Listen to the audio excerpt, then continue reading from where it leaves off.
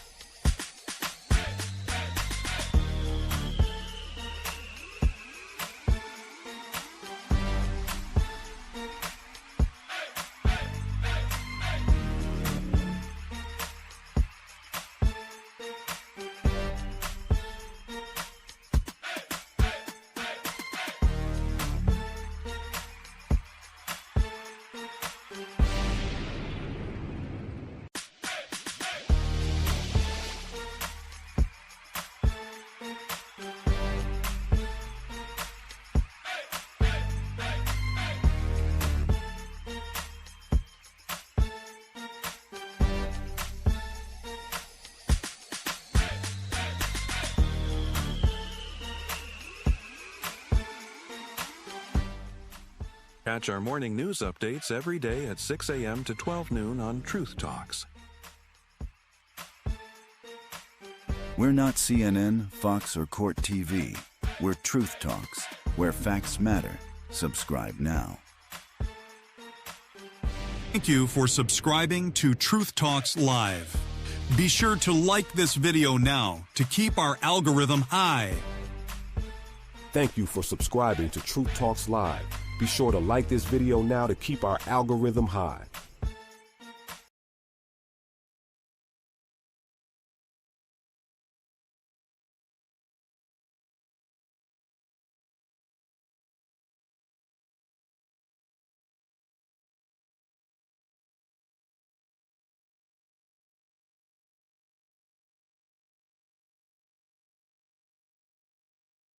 Here with the breaking news just moments ago, President Trump speaking on the war in Iran, saying of the U.S. objectives that some would say they're pretty well complete, in his words, and suggesting the war is ahead of schedule. The president speaking about the Iranian missiles destroyed, Iranian ships at the bottom of the sea. He said the war would be ended soon and warned if it starts again, Iran will get hit even harder. When asked by a reporter, what does ending soon mean, asking this week, he said no, but soon. The president fully aware of the volatility in the markets, the cost of oil and gas, and what President Trump said about Iran, naming a new supreme leader. They've chosen the son of the late supreme leader killed in the strikes. ABC's chief foreign correspondent Ian Pannell leading us off tonight. Tonight, the stunning statement from President Trump after initially saying America should prepare for weeks of war, now saying the operation will be ending soon. We're achieving major strides toward completing our military objective. And some people could say they're pretty well complete. In a move seen as a brazen act of defiance, Iran's top clerics electing the son of their dead supreme leader, 56-year-old hardliner Mujtaba Khamenei, as their new leader, despite President Trump saying he'd be unacceptable. Thousands taking to the streets of Tehran, chanting his name, pledging allegiance. Late today, President Trump speaking from Florida after warning any Iranian leader picked without his approval will not last long.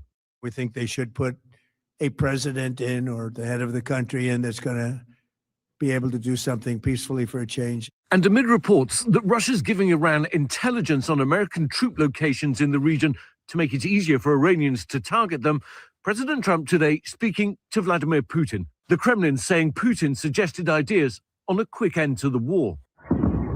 And it comes as the US and Israel hit hundreds of targets across Iran.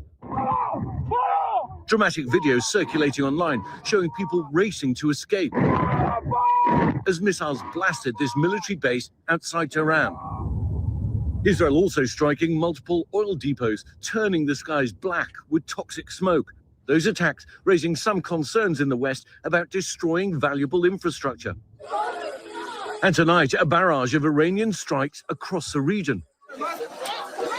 killing at least one person in central Israel. Interceptor missiles streaking over the skies of Bahrain. And Qatar releasing this video of Iranian drones shot out of the sky.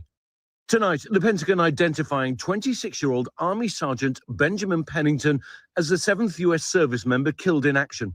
Officials say he died from injuries sustained during an Iranian missile strike on a military base in Saudi Arabia last week. Moments ago, Vice President J.D. Vance and top officials attending the dignified transfer for Sergeant Pennington at Dover Air Force Base. Over the weekend, President Trump attending the dignified transfer of 6 more U.S. service members who were killed in Kuwait. And tonight, video emerging of a strike near that Iranian girls' school where more than 160 people were killed. A close review of the video appearing to show a US-made Tomahawk missile slamming into a building next to the school. Sources telling ABC News it is possible American forces are responsible for the strike, as the US was attacking a military base in the area at the time. President Trump blaming the attack on Iran. The Pentagon says it's still investigating. David, the president's saying repeatedly that the US and Israel are winning decisively and that the war will end soon. He was pressed on whether it would end this week, replying no, giving no timetable. David. Ian Pennell leading us off here tonight. Ian, thank you. President Trump's new words suggesting the war could be ending soon comes as the cost of gas skyrockets here at home. Overnight, oil prices surging well above $100 a barrel before easing a bit late today when the president gave an interview suggesting, quote, "I think the war is very complete pretty much." The national average for a gallon of gas in the U.S. now at $3.51, up more than 50 cents in a week. Our chief business correspondent, Rebecca Jarvis, on the ripple effect across the economy and why the White House knows the president's words are moving markets. Tonight, the oil markets and gas prices here at home are riding on the president's every word and on the unfolding war in Iran. Overnight, a record surge in oil prices reaching nearly $120 a barrel before plunging late today amid word the president said the war is very complete, pretty much. The wild volatility from this war in Iran already reaching the gas pump across the U.S. tonight. Drivers like Michelle in Boston trying to fill up the tank, but stunned by what she was seeing. I'm already at $65 and still pumping. The national average tonight now $3.51 a gallon, up 57 cents from a week ago. This is truly certainly unprecedented situation. The war has triggered the biggest disruption to oil supplies in history, with the Strait of Hormuz effectively shut down. Tankers loaded with fuel have no place to go, forcing 3 major OPEC oil producers, Kuwait, Iraq, and the UAE, to cut production. Analysts have warned the longer the disruption, the higher gas prices will go, and the ripple effect far beyond the pump. Grocery prices, airfare, and the cost to do business for farmers and small companies. And for Michelle, by the time she was done at the gas pump, it cost more than $90 to fill up her SUV. If it stays like this, it's going to be pretty bad. And David, to give you a sense of just how volatile and fast-moving this situation is, just 24 hours ago, the price of oil was nearly $120 a barrel. Now it's more like $89. That is an unprecedented drop, and it shows just how price-sensitive these markets are to what the president says and what happens on the ground in Iran.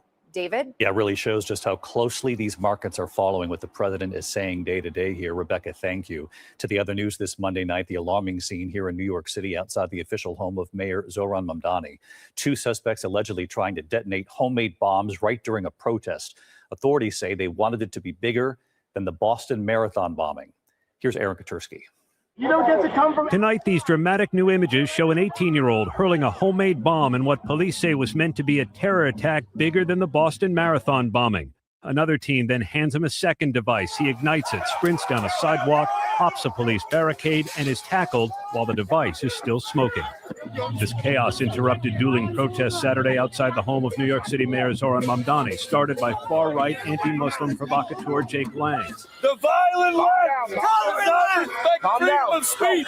Police say 18-year-old Amir Balat and 19-year-old Ibrahim Kayumi drove from Bucks County, Pennsylvania, and told investigators they were inspired by ISIS. This was not random violence. This was a planned attack motivated by extremist ideology and inspired by a violent foreign terrorist organization. The FBI says one of the teens watched ISIS propaganda videos on his phone, and the other told them he wanted to carry out an attack bigger than the Boston Marathon bombing and lamented that attack caused only 3 deaths. The devices were made from mason jars, nuts, and bolts. One of them tested positive for the highly volatile substance TATP, used in attacks around the world.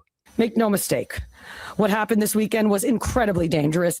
Tonight, David, the 2 teens are being held on a terrorism charge and use of a weapon of mass destruction. There were no injuries, but it's just the kind of thing authorities have been fearing with America at war in the Middle East. David? Aaron Katursky right here in New York. Aaron, thank you. Now to the travel chaos at many American airports, TSA checkpoints, the long lines, this partial government shutdown dragging on, and TSA agents haven't had a full paycheck in weeks. Here's Gio Benitez with the pictures.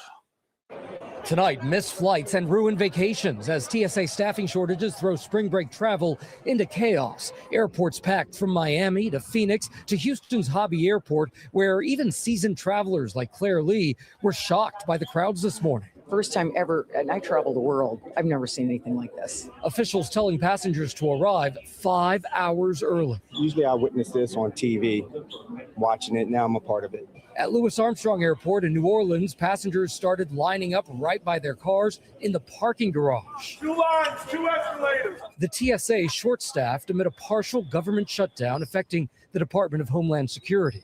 And because of that shutdown, the roughly 60,000 TSA officers who get you through security haven't gotten a full paycheck in almost a month, and many of them aren't showing up to work. To not have your full entire paycheck come through, that puts a strain on finances for your household. So they having to make very tough decisions. And David, so far big airports like Newark have been faring better, but there's a real concern here about lines the longer this shutdown goes on. David. Gio Benitez reporting tonight. Gio, thank you. Tonight, we're tracking severe storms across multiple states, 75 million Americans under alerts. This is going to extend from Texas right up into the Great Lakes over to the Northeast.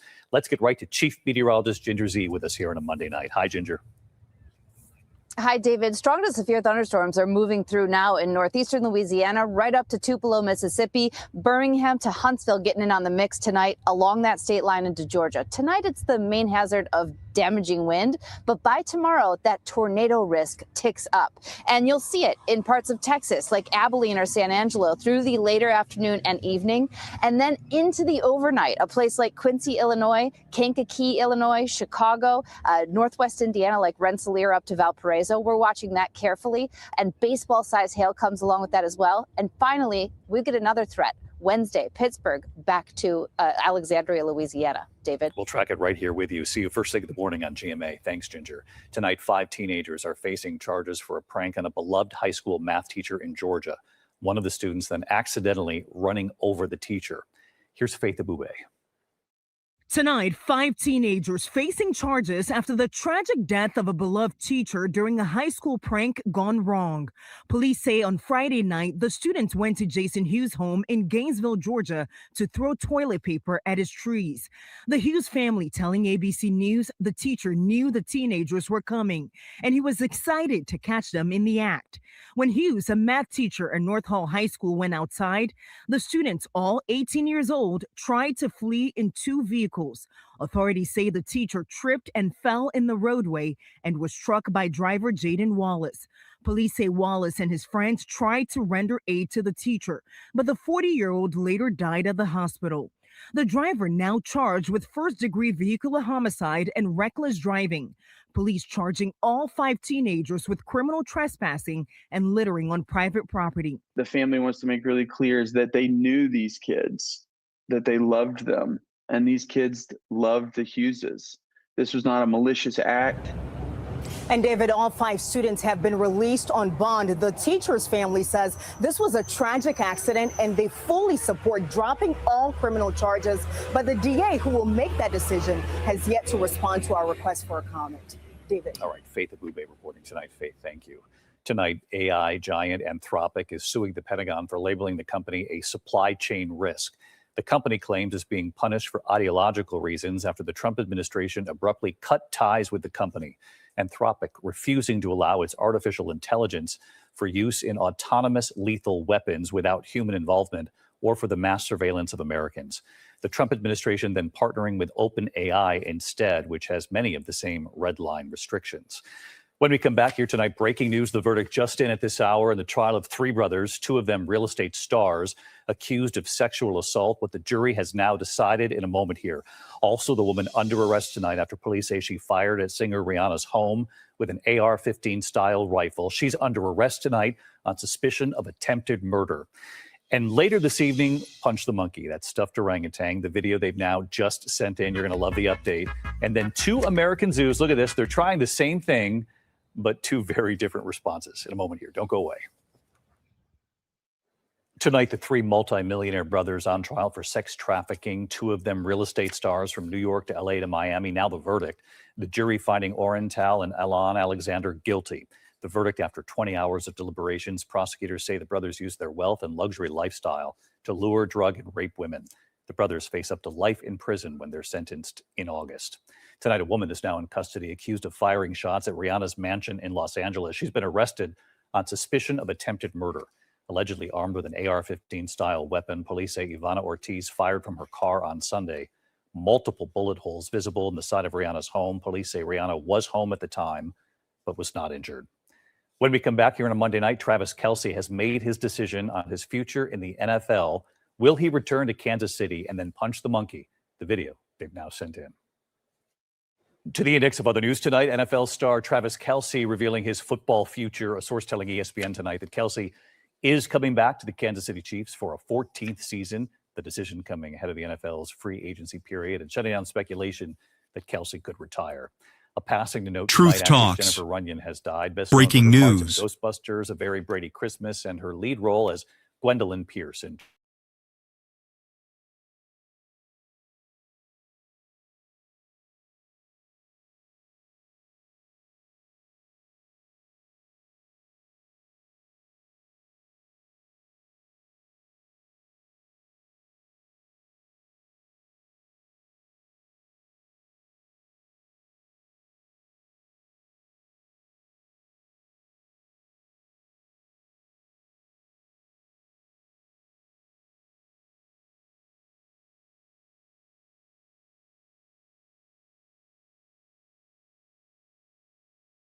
Truth Talks. Breaking news.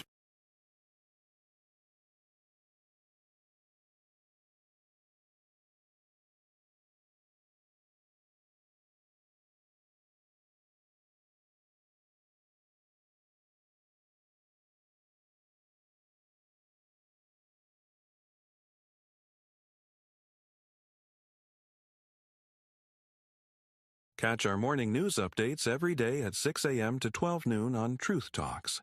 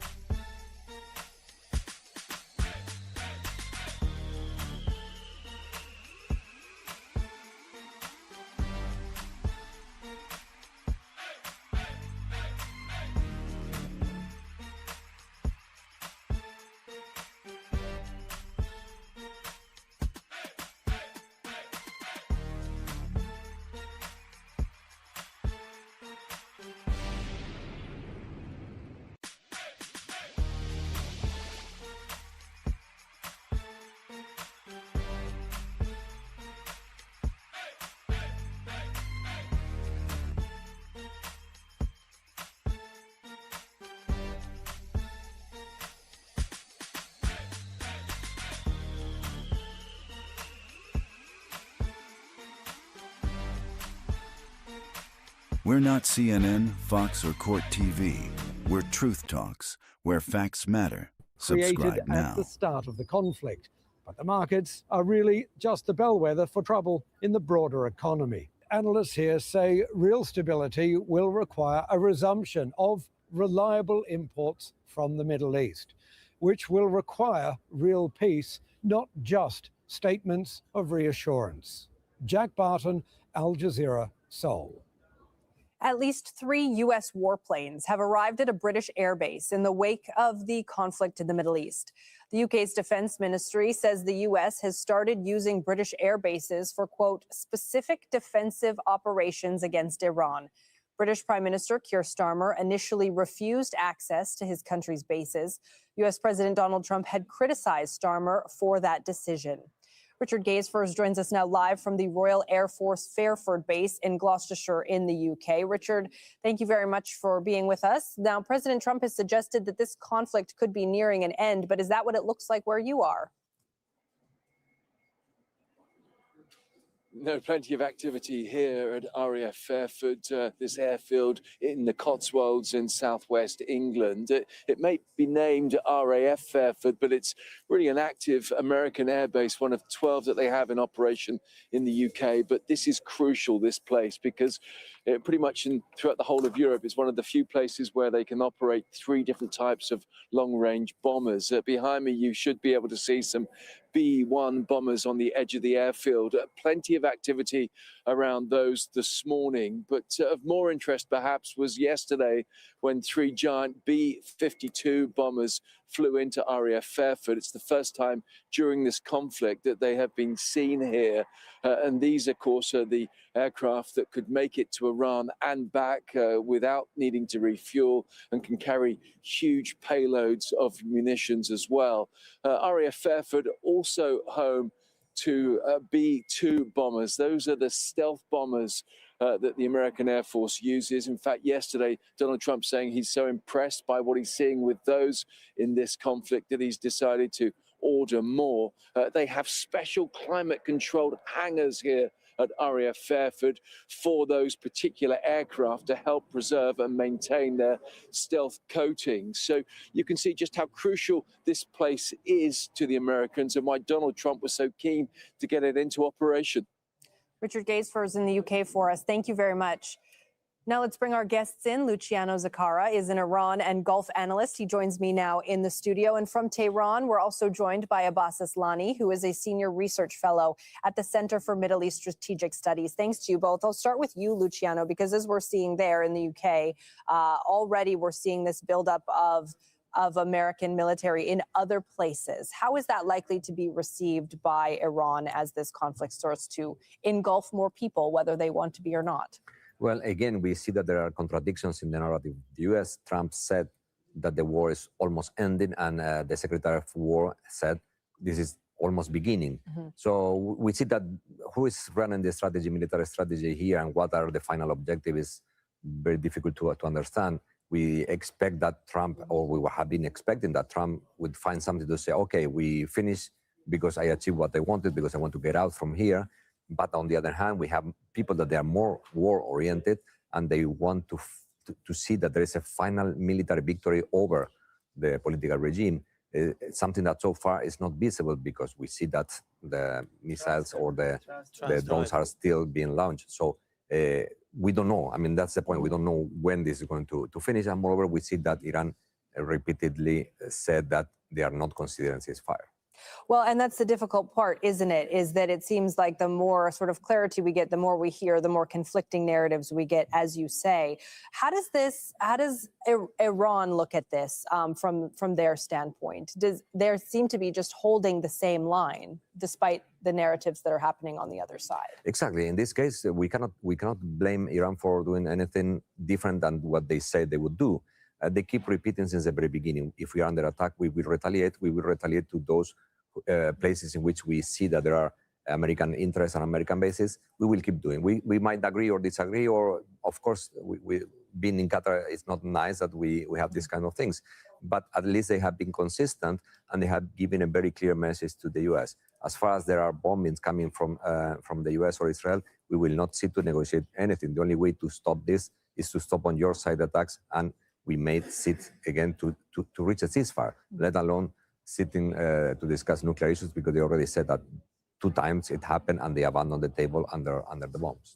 Abbas Aslani, to you in Tehran, I wonder the same thing. How are people there reacting to this narrative from the United States that the war may be winding down and may be over soon. Obviously, the IRGC does not quite believe that and is saying that they will decide when the war ends. But how are people in Tehran responding to this conflicting messaging? Well, for the past few days, people have been asking how long this could last and how could toward what direction this could be moving. But because these statements are coming from Trump's side, and he has been, making conflicting statements, so they cannot rely that much on those remarks. And some are interpreting those remarks as a sign of, let's say, trying to impact the oil prices and to contain the consequences for global energy market, because this at the same time that Trump was making those remarks here in Tehran and in the suburbs, including Karaj, we were hearing fighters flying and heavy explosions were heard. So that's why, it didn't go into, these two didn't somehow adapt to each other in terms of those rhetorics and what happens in actions. And because the oil prices had risen up, some think that he is making those remarks in order to impact that process.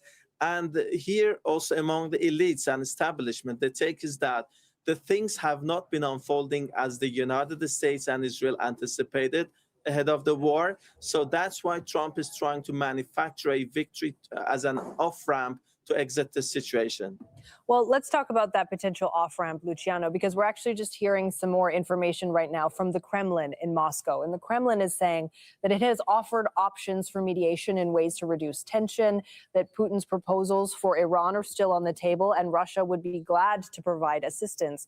Is Russia a potential mediator here that maybe both sides would be open to? I highly doubt it. I mean, I cannot see how Putin will sit with Trump to negotiate something that involves one of the main allies of Russia, and which they have very good military connections, in a context in which the Ukraine war is still active, and actually there is influence between one conflict and the other. It might work that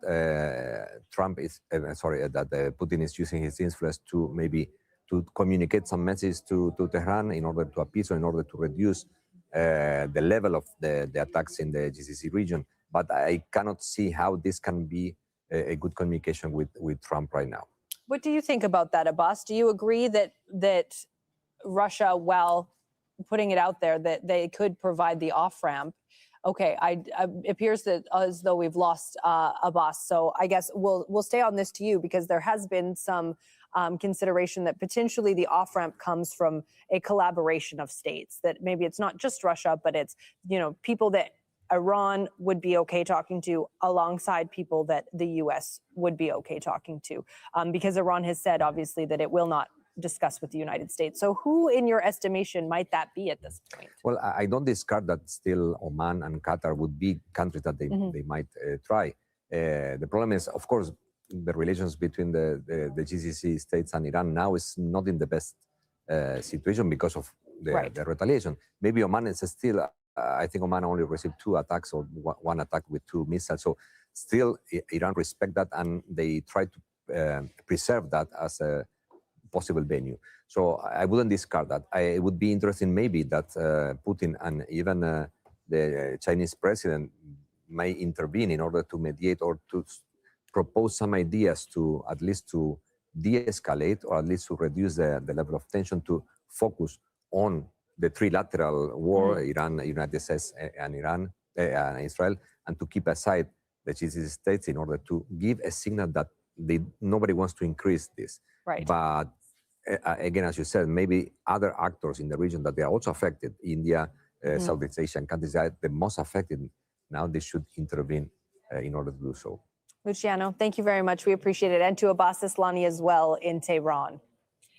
Israeli forces have launched a series of attacks across southern and eastern Lebanon. The conflict between Israel and Hezbollah has intensified since the U.S. and Israel began their war on Iran. Israeli media are reporting that Israel intends to expand its buffer zone along the Lebanese border beyond its current presence in the south. The Lebanese government has called for direct talks with Israel to end the fighting. Al Jazeera's Zaina Hodder joins us now live from the Lebanese coastal city of Sidon. Zaina, Israel continues their strikes across the country, but there is a battle happening now along this border. What can you tell us about the current situation? Well, yes, there is a battle over control of southern Lebanon.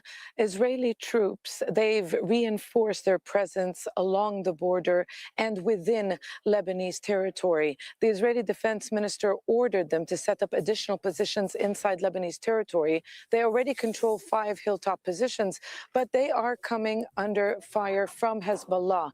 Hezbollah saying that they've been targeting Israeli Merkava tanks in villages along the border. In fact, the Israeli military has acknowledged that 2 Israeli soldiers were killed in recent days of fighting. So the Israeli troops trying to advance further their military movements, for example, trying to reach the southern town of Taibe, for example, it is clear what they're trying to do is take control of hilltop strategic areas in order to expand their presence in southern Lebanon, with the Israeli media reporting that the government is discussing this possibility to expand their buffer zone in southern Lebanon. But, you know, Israeli airstrikes, there have been numerous strikes in the past 24 hours across southern Lebanon, which really it gives us an indication that they are trying to prevent Hezbollah from moving from one area to another south of the Litani River. But we are in Haret Saida. This is a neighborhood in the southern city of Sidon, after the Israeli military issued a warning that they intend to target buildings in the distance in that neighborhood, in that residential neighborhood behind me. In the past 2 hours, most of the people here have evacuated that neighborhood, awaiting those imminent strikes. Zaina, given all of these imminent strikes and how many people in Lebanon are on the move right now, the government is obviously looking for a way to de-escalate this conflict. Is there any opening there for an end to hostilities? Yes, more than 700,000 people now officially displaced, 200,000 of them children. The Lebanese government offering direct political negotiations with Israel under international mediation. This is something Washington and Tel Aviv have been pushing for months, even before the latest confrontation began. But the Lebanese state refused to do that, saying that they will continue discussions with Israel within the framework of a ceasefire monitoring committee. So now Lebanon offering this, but yet this offer has been met with silence. No comment from any U.S. official, even no comment from Israel, with many here fearing that Israel is pushing for a military solution or an unconditional surrender. All the while, Hezbollah remains as defiant, saying that it will continue to fight, it will continue to resist because it has no other choice. Those were the words that Mohammed Raad, Hezbollah's head of the Hezbollah's parliamentary delegation, said. He also said the offer that is being given to them is not war or peace. The offer that is being given to them is war or surrender under what he called humiliating terms, which Hezbollah will not accept. So no serious mediation offer on the table. We are now in week 2 of these ongoing confrontations, with the death toll only rising. Nearly 500 people killed since the start. Thank you Zaina for Khadr, subscribing live for us to in Truth Lebanon. Talks Thank you, Zaina. Live. Be sure to like this Lebanon's video largest now stadium, to keep meanwhile, our has been algorithm transformed high. into a center to house displaced people. The government and aid groups are struggling to find enough shelter for the hundreds of thousands of people forced from their homes. Bernard Smith reports from Beirut. Lebanon's government is struggling to meet the demand for emergency shelter. This stadium is being converted into a mini tent city, but there aren't enough tents to meet the enormous demand. There are 800 people in here so far, including Marwa El Shalak, who is heavily pregnant and could give birth at any moment, but their home's been totally destroyed and they've been left sheltering here. We were staying in the southern suburbs. The strike started suddenly during the night, around 3 a.m. We took a car and went to central Beirut, and then some people brought us here to Sports City. Our situation is very difficult. I could give birth at any moment, and I'm very worried about how I'm supposed to stay in a tent in this kind of weather. The UN estimates almost 700,000 people have been internally displaced, and most of them are living in either hotels, private rented accommodation, or staying with friends. And those that don't have those options, those that don't have the means to rent or pay for hotels are in government shelters like this, and there is enormous need. And those that are here could be here now for many more weeks or even months to come. Bernard Smith, Al Jazeera, Beirut.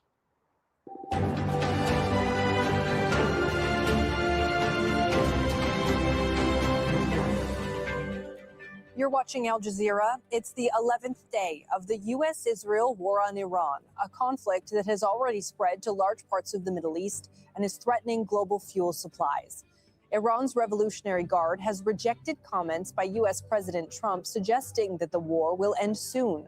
The Guard has dismissed his comments as nonsense, saying it's up to Iran to determine the end of the war. We're not The CNN, exchange Fox, of or words comes as CourtTV. people We're in Truth Iran endure Talks, some of the where most facts intense matter. bombardment Subscribe overnight. now. Emergency crews are still searching the rubble in Tehran. State media says about 40 people were killed in one attack.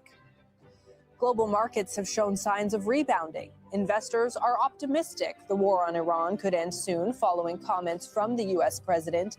Early trading shows a dip in oil prices has helped Asian markets. Saudi Arabia's oil giant Aramco has warned there could be catastrophic consequences for the world's oil markets the longer the disruption of the Strait of Hormuz goes on. President Trump has warned that Iran will be hit, quote, 20 times harder if it stops the flow of oil through the strait. The area is a transit point for 20% of the world's oil and gas. Kulsum Sharif explains. Since the start of the conflict, some of the major oil and gas producers in the Middle East have halted production one by one. So, oil exports have abruptly stopped right from Qatar to Iraq due to attacks on energy infrastructure. Now, nearly half of the world's oil reserves and production comes from this region. Now, Saudi Arabia is a leading exporter. Now, this image should explain why it was forced to halt production at one of its biggest domestic oil refinery, Ras Tanura. Debris from intercepted Iranian drone caused a fire here. Now, apart from crude oil exports, the Middle East is also a powerhouse when it comes to liquefied natural gas. Now, Qatar is a leading producer, supplying nearly 20% of global LNG.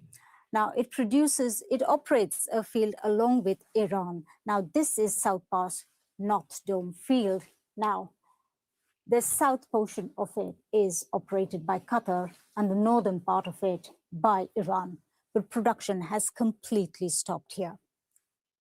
Even if production were to continue, we have another problem, the problem of transportation, because the Iranian threats have effectively shut the Strait of Hormuz. So all the oil and gas that has been produced in the region is not being supplied through.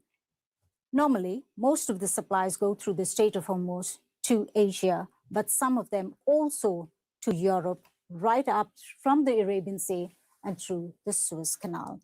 Now, the closure of the strait has already pushed up oil and gas prices. And the world has actually seen that play out after Russia's invasion of Ukraine in 2022.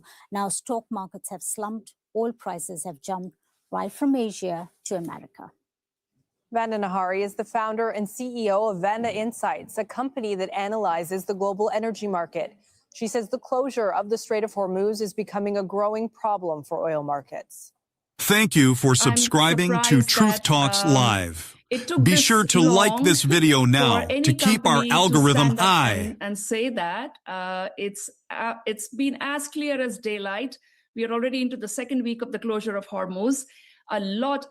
What you see on headline crude prices, of course, gets talked about, but such a long chain of ripple effect is already passing through all the way down to petrochemicals. We have a lot of force measures being declared by companies all over the world. I mean, this has already become a big mess. Even if things start going back to normal very quickly, and right about now, we could still be suffering the ripple effect of this for weeks, if not months. The countries in where the output is being shut, which is the Persian Gulf countries, Most of it has been shut in Iraq, to some extent in Kuwait, and I believe in Saudi Arabia, Bahrain. This can be resumed fairly quickly, provided that exports, once they resume at normal, resume as per normal, the sailings, that they continue at normal rates. Because, at this point, we can't even guarantee that. What is the ramp up back to normalcy? But as and when exports are normal, I would expect the production to return to normal within days. That's not a major concern. The major concern right now is, of course, the Strait of Hormuz still remains shut, despite everything that President Trump said last night. Several strikes have been reported in northern Iraq. One of them hit a camp hosting fighters from the Iranian-backed Popular Mobilization Forces near the city of Kirkuk. Iraq has faced frequent attacks since the conflict in the Middle East began last week. Our correspondent Asad Beg has the latest from Erbil in northern Iraq. Iraq is seeing multiple cities attacked overnight, just highlighting how this widening regional conflict is being played out here on Iraqi territory. Now, you've been talking about Kirkuk. Let's talk about that northern city. We understand there's been 2 strikes, at least 6 people killed, 20 injured on the 40th Brigade of the Popular Mobilization Forces. Now, we don't know who carried out that attack, but the Popular Mobilization Forces are linked to the Iraqi military, and some factions within that are aligned to Iran. Now, here in the Kurdistan region, there have been strikes on Erbil, and the authorities say that 5 drones targeted the city of Erbil. They say all of those were intercepted and shot down. From one of those drones, a debris hit near the United Arab Emirates consulate. Authorities say no one was injured or killed in that attack. Now, elsewhere in Iraq, a security source told Al Jazeera a drone targeted a US logistics camp near Baghdad airport. Meanwhile, a group calling itself the Islamic Resistance of Iraq, they say they've carried out 37 operations in the last 24 hours, targeting what they describe as enemy bases in the region. The Turkish Defense Ministry says it will not hesitate to act if its airspace or territory are threatened. The comments come after a second missile was down near Turkey. In a statement, the ministry says a ballistic missile launched from Iran and detected heading towards Turkey was intercepted and neutralized by NATO air and missile defense systems. No casualties or damage were reported. Turkish institutions began monitoring the incident immediately. Ankara emphasized its capability and determination to protect national airspace and border security, while warning that further escalation in the region must be avoided.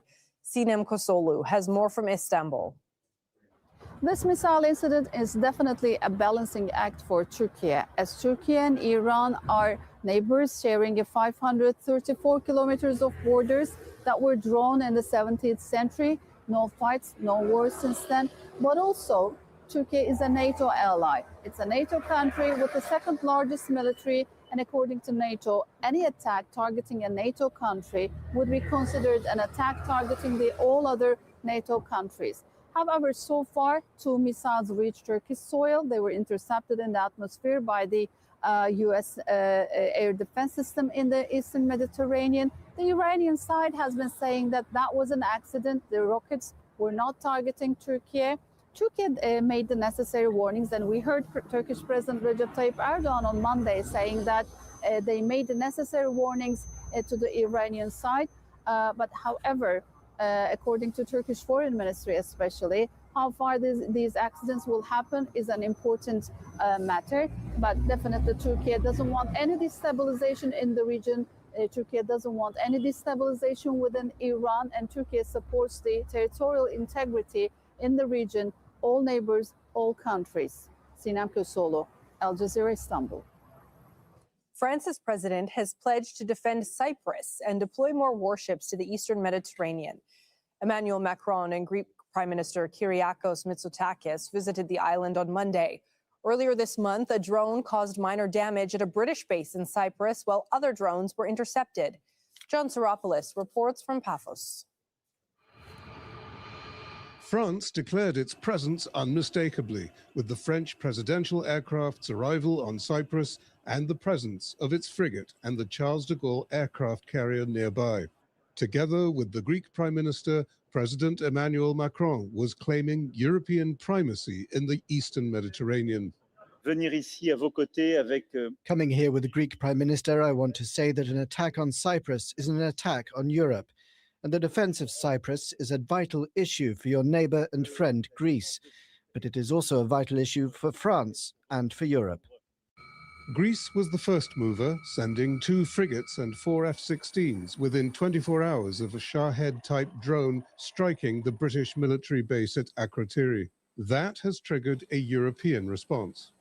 The leaders of Greece and Cyprus came to deliver messages of solidarity and autonomy, that the security of Cyprus is the security of Europe, and that Europe is capable of providing for its own security. That European presence here is set to grow in the coming days with the arrival of ships from Italy and Spain, because as the French president said, its credibility is crucial for achieving de-escalation. Both leaders strongly support European defense autonomy, and a new report from the Stockholm International Peace Research Institute on Monday revealed that Europe is moving in the right direction. It increased its arms exports by 36% in the last 5 years, faster than any other region, and now owns 28% of the world's export market for weapons. France, with its Rafale fighter jet and missile systems, leads European exporters, something showcased here with a French helicopter bought by Cyprus. And a state-of-the-art frigate Greece sent here was just delivered from French shipyards. But the ideological message was equally important. It's an initiative that in practice breathes new life into this article of the treaty, because if not now, when? If we don't act together in such a crisis, how will we face possible future crises? Now is the time to make it clear that every inch of European territory cannot be violated. And so is the economic message of this high-profile visit, that Europe will keep waterways open for international trade and energy flows. After Russia's war in Ukraine and decades of wars in the Middle East, it is determined to protect its economy from inflation. The subtext of this camaraderie among Europeans is not just that Europe doesn't need the security assistance of the United States, but that the United States has now become part of the problem rather than the solution. John Psaropoulos, Al Jazeera, Paphos Air Force Base, Cyprus. Thousands of Afghans living in Iran are fleeing across the border because of the attacks by the U.S. and Israel. According to the UN, between 3 and 5 million Afghans live in Iran. About 2,000 are crossing the border every day to seek safety. Many of them have been repeatedly displaced by decades of conflict. Arafat Jamal is a representative of the UN's refugee agency in Afghanistan. He says there are no good choices for Afghans deciding whether to remain in Iran. What we've seen is about 110,000 have crossed over this year. What I would say is that they're reporting that they are fleeing the conditions of war that all people inside Iran are experiencing. They are not at this point highlighting any specific concerns for Afghans. However, what we're witnessing here is a lot of tension and apprehension. This is just the beginning, and the repercussions of this conflict are being felt throughout the region. Of course, for these people, there are no good choices. They're fleeing one war and coming to another, because I'm sure your viewers remember that we here in Afghanistan are experiencing a second war, a war that predated the one in Iran between Pakistan and Afghanistan. So they're fleeing one conflict and entering another one at the moment. This is coming on the back of a mass movement of people last year. Last year, the movement of Afghans back to Afghanistan, 2.8 million, was the largest such movement globally. So now, as we start this year, it's picking up again, and we are seeing refugees, we are seeing migrants, we are seeing passport holders, and so on. And at the moment, it seems to be more of a preemptive move. People are describing bombs on them, a great deal of fear, but they're also describing a dysfunctional economy where these people who filled in many of the different slots in the labor market are unable to find jobs. The conflict in the Middle East is global news, but on U.S. television, it's being told through a very divided lens. The big cable news networks, which rely on advertising dollars, need to keep their audiences happy, and that's visible when you see how different their takes are. Phil Lavelle explains. War is raging in Iran and on the US airwaves too. The media reporting it in different ways, something President Trump is always laser focused on. But all we have really over here is the fake news. Fake news. They are the enemy of the people. He's not a fan. He doesn't like the big free-to-air networks. You're with who? ABC News, sir. Fake news. ABC fake news. One of the worst. One of the worst in the business. But it's the cable channels with their looser restrictions and their enormous viewerships that he often raves or rages about. And they are giving very different perspectives on the story. To the left, the likes of MS Now, highly critical of him and his policies. Maybe it's for oil, as the president daydreams himself into another 19th century war fantasy of conquering some foreign land he doesn't understand or care about, but he would like to rob them of their natural resources. To the right, Newsmax and his favorite Fox News, which he often calls into. Mr. Trump, good morning to you. Good morning. Generally offering full-throated support. He's dealing with it head on, whereas other presidents, other administrations, they would prefer to kick the can down the road, let somebody else deal with it. This president is not that kind of guy. He's going to deal with it now. And how the audience feels on Iran, well, that largely depends on how they vote. Just look at this poll from the Washington Post. 81% of Republicans support the war. 91% of Democrats oppose it. Now, the administration has long decried the way stories are being told in the media. The press does only want to make the president look bad. That's a fact, especially you. Defense Secretary Pete Hegseth has gone from being a Fox News host to running the military with little time for his former colleagues. Jennifer, you've been about the worst, the one who misrepresents the most intentionally what the president says. Even bringing in tough new restrictions for journalists at the Pentagon, deemed so severe that many gave their press credentials back rather than agree to them. And now those spaces taken by pro-Trump networks. And trust in the media, only 28% among younger Americans. They are being targeted by a social media savvy, meme-ready White House. Just take a look at this video posted on X. The war in Iran mixed with a video game, something similar to Call of Duty. One war, many stories, and it all depends on what channel you're watching. Phil Lavelle, Al Jazeera, Washington. 5 Iranian women footballers have been granted asylum in Australia. They're part of the national team taking part in the Asian Cup. The announcement follows days of lobbying by rights groups, including a protest outside the team's hotel. There were concerns for players' safety after they refused to sing the national anthem ahead of their match against South Korea. The women were branded traitors on Iranian state television for their defiance. Now let's take a look at some of the day's other news. In Gaza, Israeli artillery shelling has been reported in Khan Yunis and the center of the Strip. Palestinian officials say at least 6 people have been killed in Israeli strikes, including 3 children and a journalist. Some of the attacks hit makeshift shelters housing displaced families. More than 640 Palestinians have been killed by Israeli fire since a U.S.-brokered ceasefire came into effect in October. Crossings into Gaza remain largely closed. Aid supplies are scarce and basic goods are beginning to disappear from local markets. Our correspondent Hind Hudari has the latest from Gaza City. The past 24 hours, at least 7 Palestinians have been killed. There were a couple of airstrikes in different areas across the Gaza Strip, in the eastern parts of Khan Yunis, in Abasan, in Nusayrat, and also in the Gaza City, in the northern parts of the Gaza City. And a journalist has been killed. 3 Palestinian children were also killed. And this makes the death toll of Palestinians killed since the beginning of the ceasefire to 648. There has been more than 1,000 violations committed since the ceasefire has took place. And every single day, even when the war between Israel and Iran started, there has been relentless explosions every single night, either from bulldozers destroying lands and residential areas beyond the yellow line, or from the warships and the naval ships in the sea. So there has been no quietness across the Gaza Strip, despite the fact that Israel is busy with something else. A corruption trial has begun for Istanbul's jailed mayor, Ekrem İmamoğlu.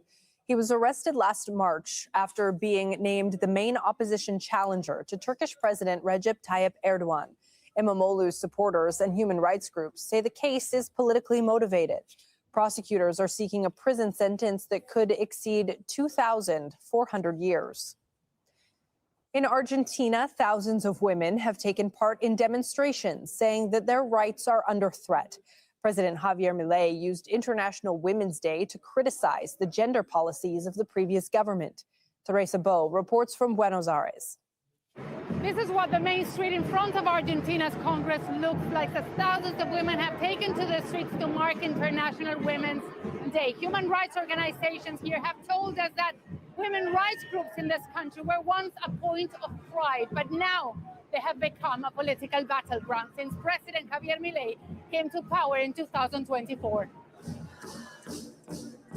As part of his austerity plan, Milei has implemented significant cuts to programs and institutions related to gender policies and women's rights.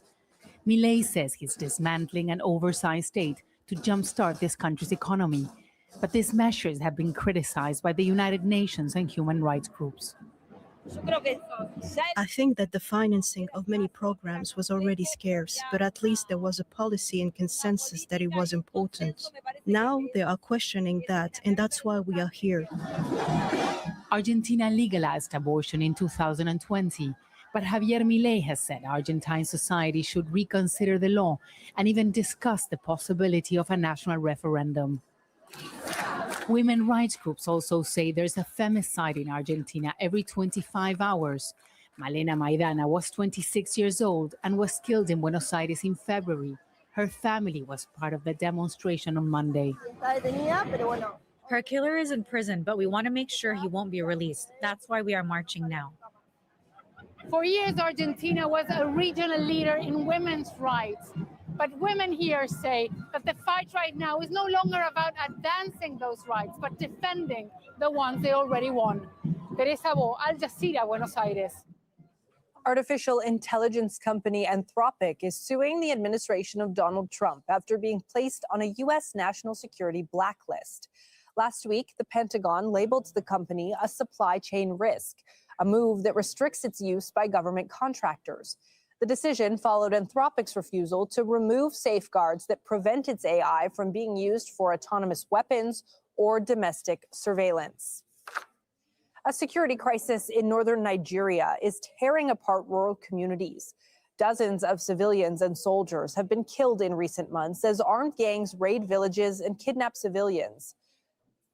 All right, let's listen now to Qatar's foreign ministry spokesman. Hello, everyone, and welcome to this briefing where we will follow the development in the region and the Qatar diplomatic movement.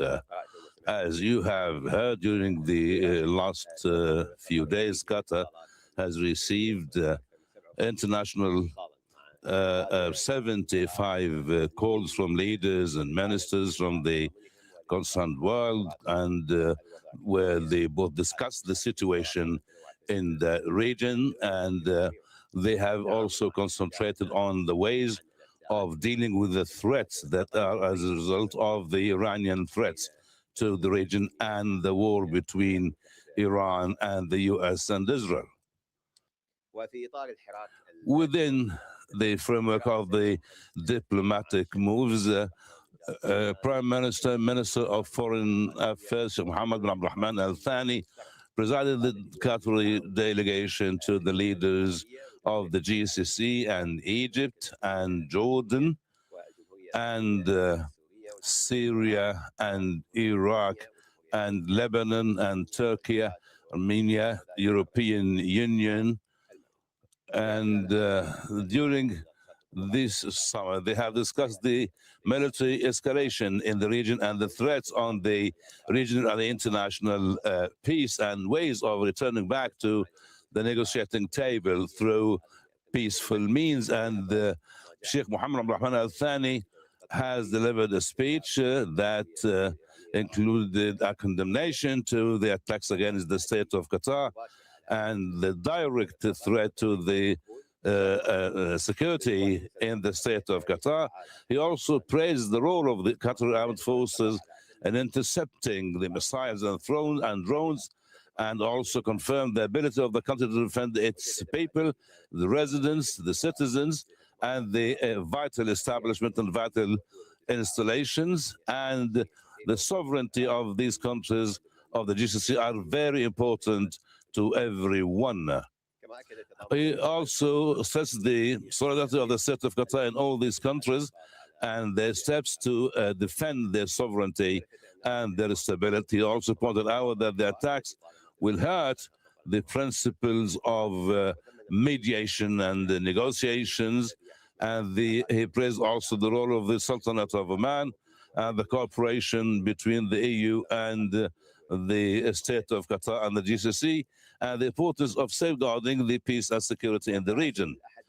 He also, Sultan Saad al-Mriki, Minister of State for Foreign Affairs, have presided over the Qatar delegation to the Arab League meeting, the ministerial meeting, through the virtual. And the state of Qatar has issued certain statements during the last few days. The state of Qatar has condemned on Friday the attacks of Iran against Bahrain, and also Qatar expressed on Sunday its condemnation, severe condemnation to the Iran attacks against housing establishment in the Kingdom of Saudi Arabia. The Qatar statement also condemned all the justifications used and the pretexts and the claims of Iran in this regard. At the same context, the state of Qatar has sent a message to Antonio Guterres, the UN Secretary General, and Mike Walsh, the U.S. Permanent Representative to the United Nations, regarding the situation in the Middle East and the attacks of Iran against the state of Qatar. The message was delivered by the Qatari Permanent Representative to the United Nations, Sheikh Ali bin Ahmed Qatar. This all what I have, and you have any more questions, I'm ready for that.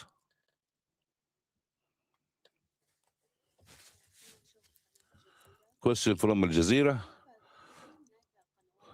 Are there any direct contacts and with the Iranians, and how have you dealt with the apology made by the Iranian president and the military threats after that?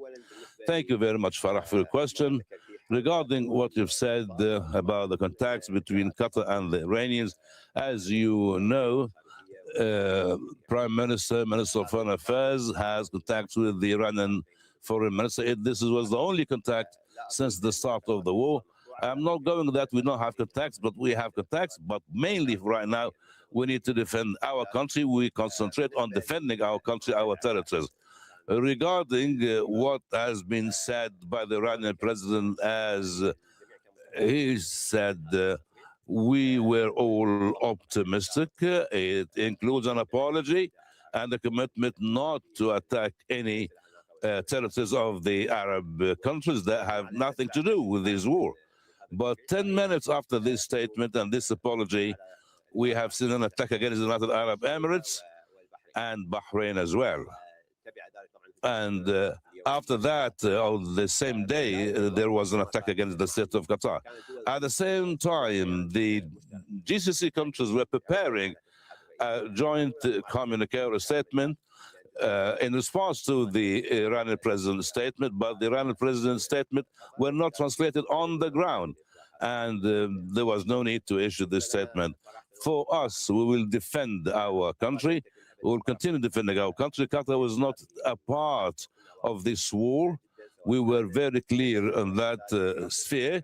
We were rejecting to be part of this war. We reject our territories to be used as a platform to attack any other country, and we still believe that diplomacy is the best choice and the optimum choice for everyone to deal with the situation. Any aggression on the state of Qatar is aggression on our sovereignty, and our response will be equal.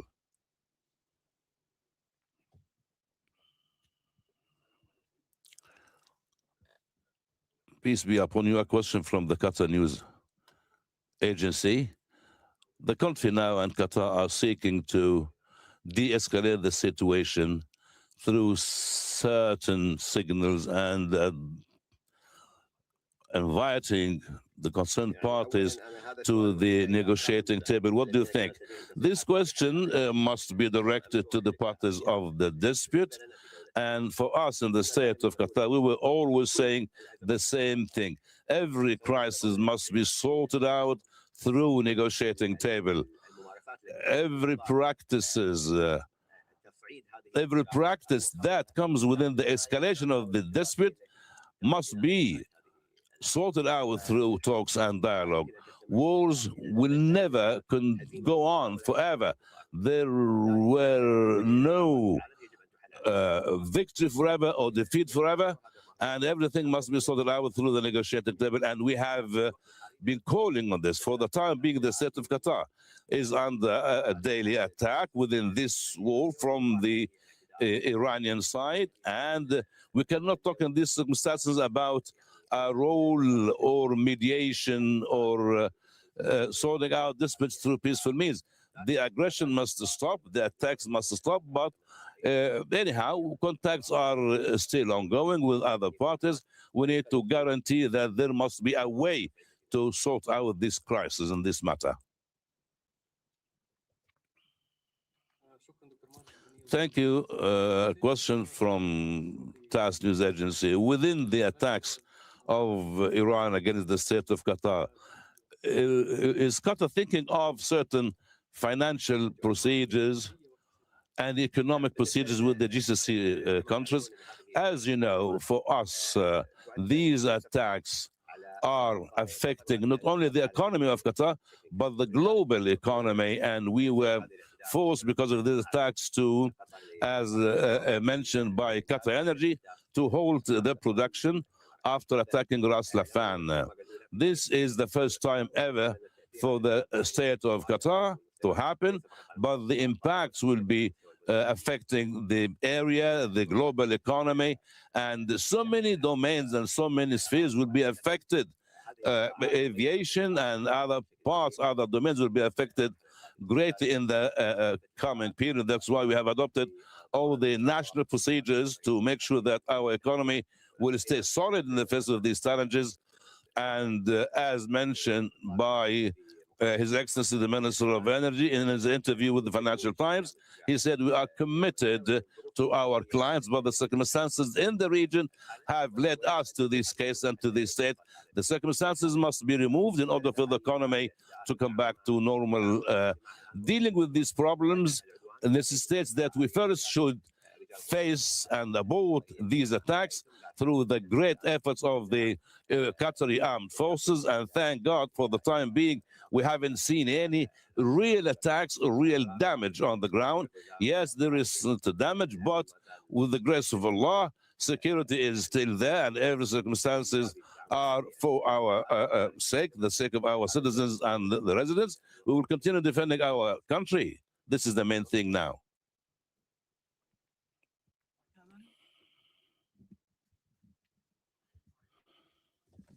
مرحبا دكتور ماجد. مرة أخرى الميكروفون الصوت غير واضح.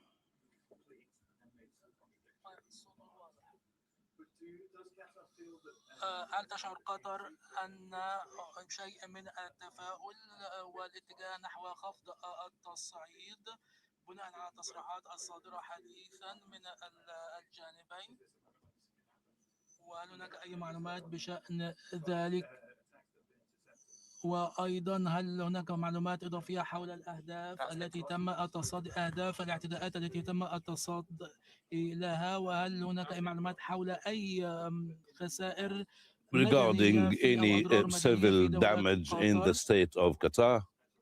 وفيما يتعلق بمنشآت الغاز. So let me answer that second question. You've been seeing the statements by the Qatari armed forces on the attacks that have been taking place on Qatar, especially in the last 2 days. The majority of these attacks, as I have said, were targeting Qatari. I mean, all of them were targeting our sovereignty. We are not prepared right now to discuss every attack and where the target was, but what I can assure you is that the targets on civilian infrastructure still continue. And therefore, we urge the international community to use all its capacity to make sure that these attacks on our sovereignty here in Qatar and in the region stop immediately. And we rebuke any justification that the Iranians are offering for this attack. This is an attack on our sovereignty, an attack on our people, an attack on our economy, an attack on our infrastructure and vital infrastructure. And therefore, this is not to be accepted and will be dealt with accordingly.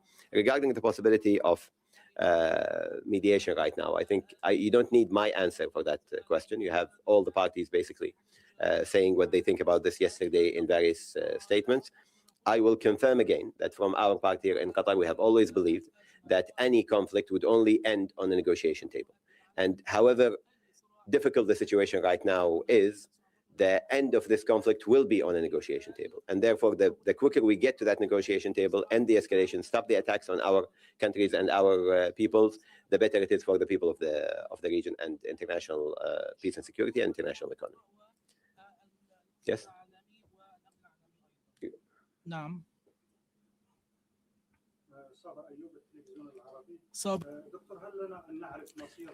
Can we know the fate of the crew of the two aircraft that has been robbed?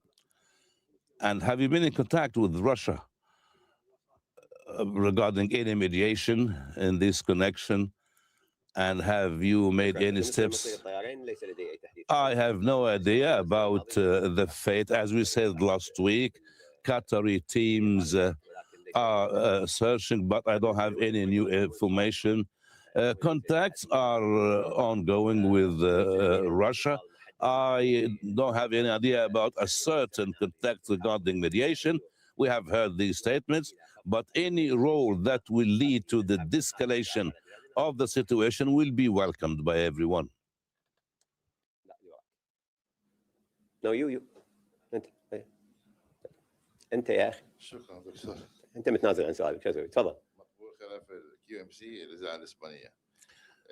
Question from Spanish radio. I have two questions within the escalation in the region. How can you develop the diplomatic contacts with the international and regional partners to keep the stability and security? Another question, is the Qatari diplomacy heading towards launching new initiative for the sake of de-escalation, or your priority now is to deal with the crisis? I don't know about which calmness you talk, but with the coordination with our partners, as you heard, we had daily contacts, probably more than once, every day with our regional and international partners. And we appreciate very much the contacts and calls of solidarity from different countries and the procedures that has followed through the defensive support and the cooperation in so many other domains. The coordination is going on, and there are so many calls and contacts between the leaders on a daily basis because everyone understands how serious the situation on the stability and security of the region and on the global security. The leaders of our region are doing a great job in order to de-escalate and to stop the situation and to stop the aggression against our countries. Regarding the ongoing initiative, as you've said, we are hearing from here or there about these efforts, and we see that whatsoever this war will take time, we need to sort out everything through talks. You need a mic.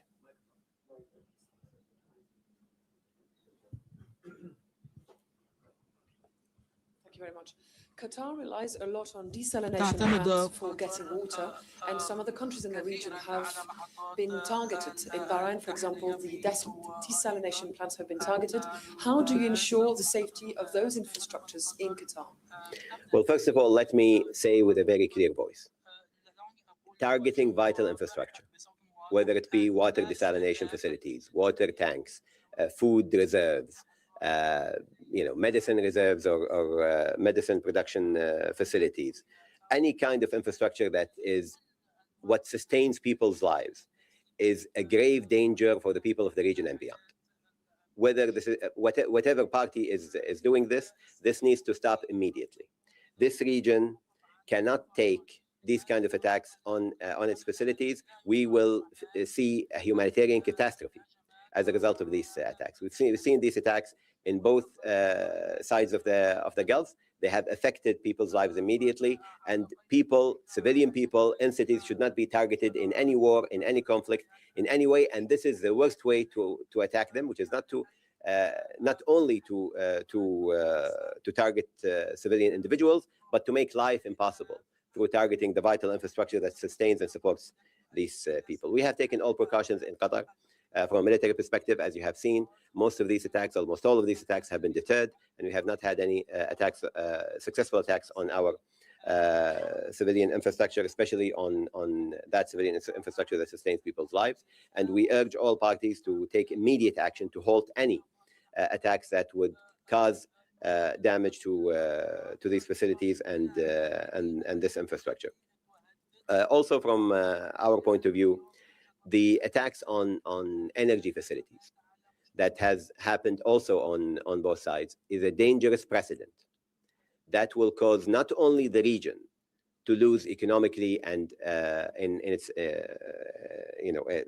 in our business models here in the region, but it will cause repercussions throughout the world. The ripple effects of attacking the energy facilities in this region, the ripple effects of blocking maritime navigation that's taking place right now, it will be felt across the world.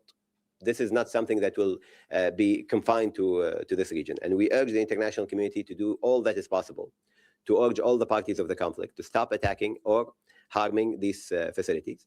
And for us in the region, we have taken all, as I said, all possible precautions to make sure that that doesn't happen, including, of course, halting production and minimizing production in other areas to make sure that the safety of the people who are working in these facilities is of paramount importance to us, but also to make sure that the facilities are safe and the production is safe for the future. And as soon as the situation that has put us in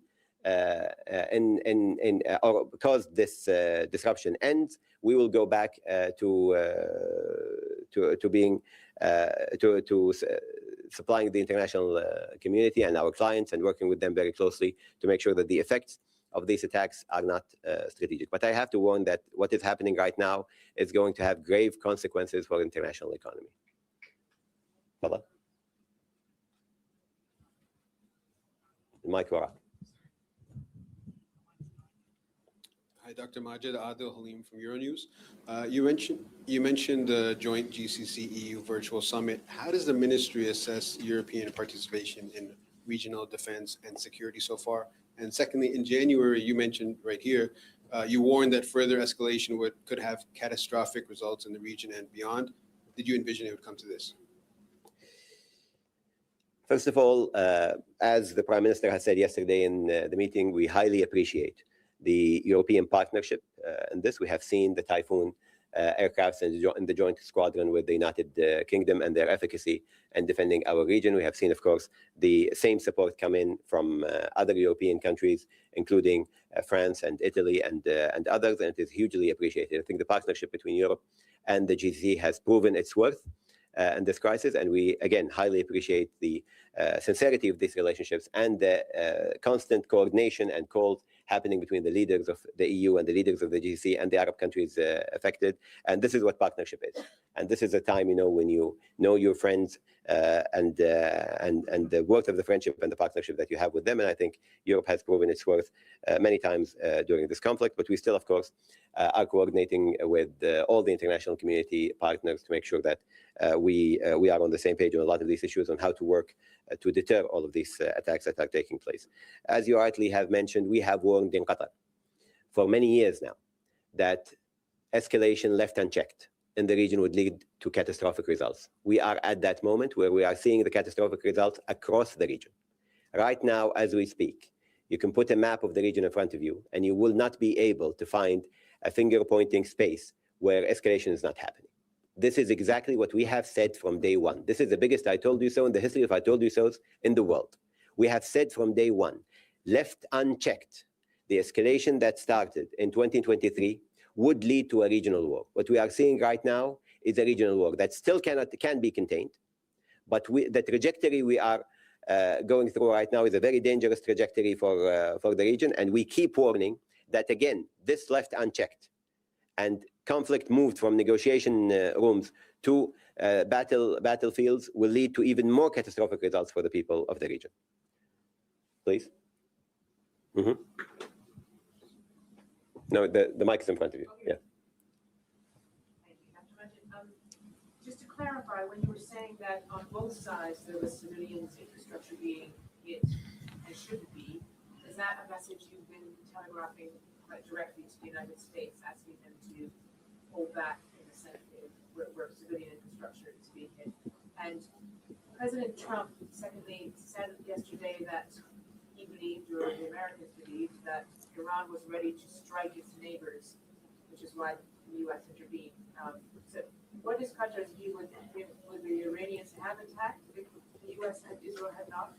And then just finally, what is Qatar's response to the appointment or the selection of Mujtaba Khamenei as the only Oman and Iraq have responded officially to the new leader in Iran? Thank you.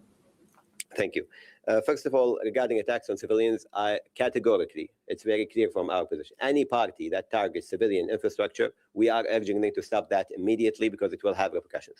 If the civilian infrastructures are struck on the Iranian side and there is a reciprocal attack on our side, it will harm people on this side of the Gulf as well as the other side. We are communicating to all parties the same message. The civilian infrastructure should be out of this escalation and cannot be accepted. And we're communicating this not only to the parties of the conflict, but to every interlocutor we have in the international community. They need to stop this immediately. Regarding if the Iranians were ready to strike before this war, what we know is that there were no attacks on our sovereignty in the past year except for 2 attacks. One attack by Iran on the Qatari Al Udeid base, and one attack by Israel in the residential neighborhood very close to where we are right now.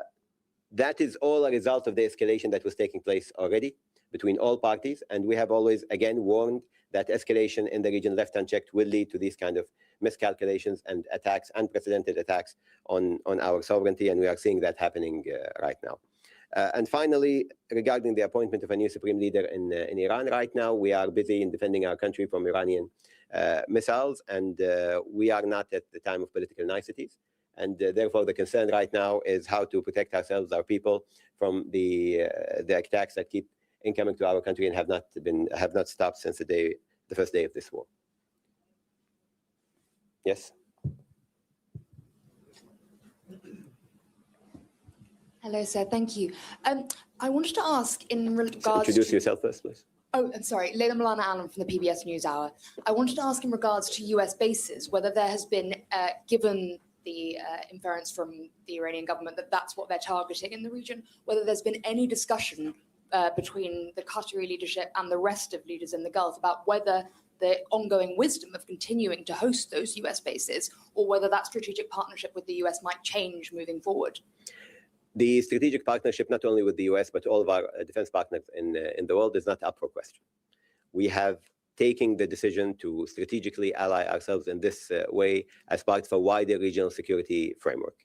Obviously, the current conditions and the conditions of the past two years have or are leading us to strengthen our situation when it comes to international partnerships, when it comes to defense and security, but that has no bearing on the strategic positioning with the United States when it comes to security here in the region. I think it's very clear that right now, while our Patriot systems are defending the country alongside our American friends and allies and others from Europe and beyond, that these security partnerships are the main stopgap against any and deterrent against any attacks on our countries. Obviously, right now the question is, well, if they were a deterrent, then why are we being attacked right now? Well, this is the nature of the beast when it comes to international politics. When things go out of control, when conflict spirals out of control, the result is that deterrence does not work. This has happened every time in history, but that doesn't mean that you shouldn't have deterrence. It means that you should strengthen your deterrence. And this is exactly what we are doing right now.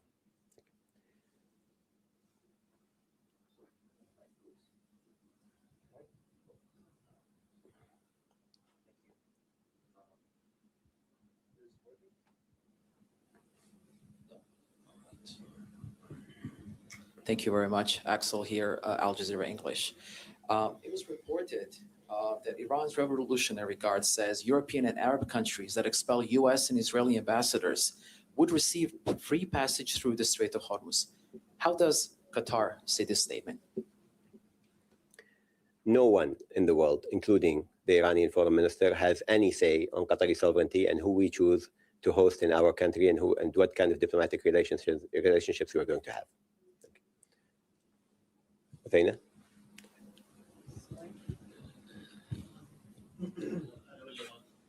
كيفكم ما تفهموا. شكرا دكتور بوسينة عبد الجليل إذاعة Thank you, قطر. Doctor. Question from Qatar Radio. When it comes to the economy, we know the problem of energy. A force majeure has been declared by Qatar Energy. When can you think the production will resume? Second, the attacks against the GCC countries is a violation to diplomacy, and it will pave the way for a joint GCC efforts. Do you think that?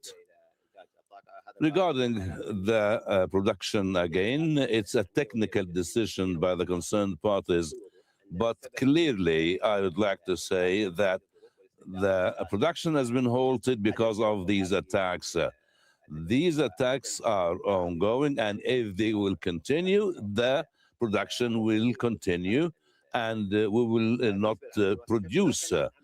Now we have diplomatic efforts, and the GCC foreign ministers are having and making efforts. There is a great concern, a great coordination between the GCC members. This is also ongoing. You spoke about the statement that was supposed to be issued after the apology of the Iranian president regarding the attacks. Do you think this can be resumed, such communiques between the GCC countries? And what do you think this aggression will have impact on the region, because also the ceasefire is not being welcomed? Regarding the statement that we spoke about, it was in an interview with the Prime Minister, Minister of Foreign Affairs with Sky News. Yes, there was a work on such a statement after the apology of the Iranian president.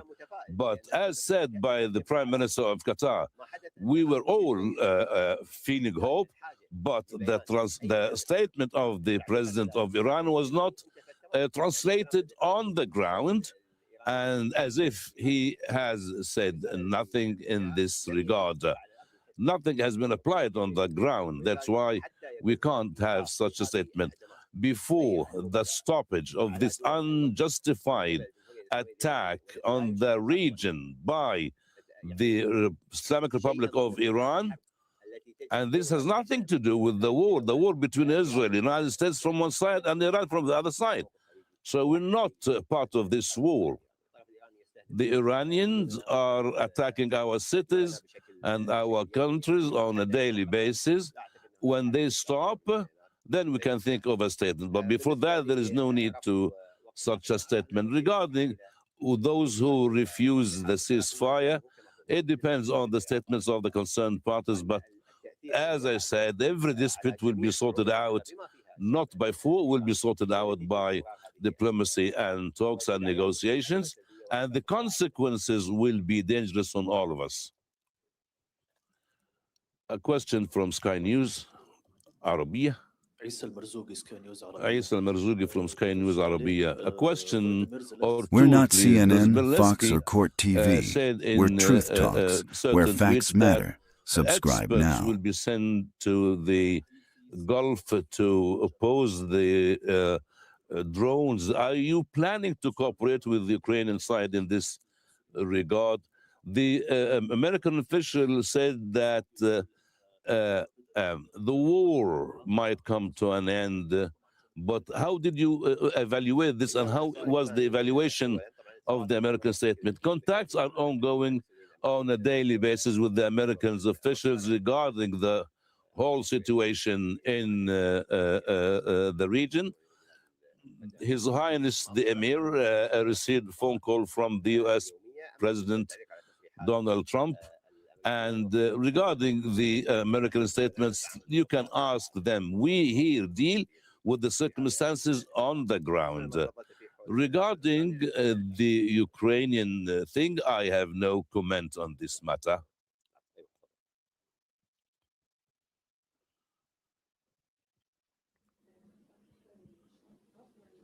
Let's share the mic.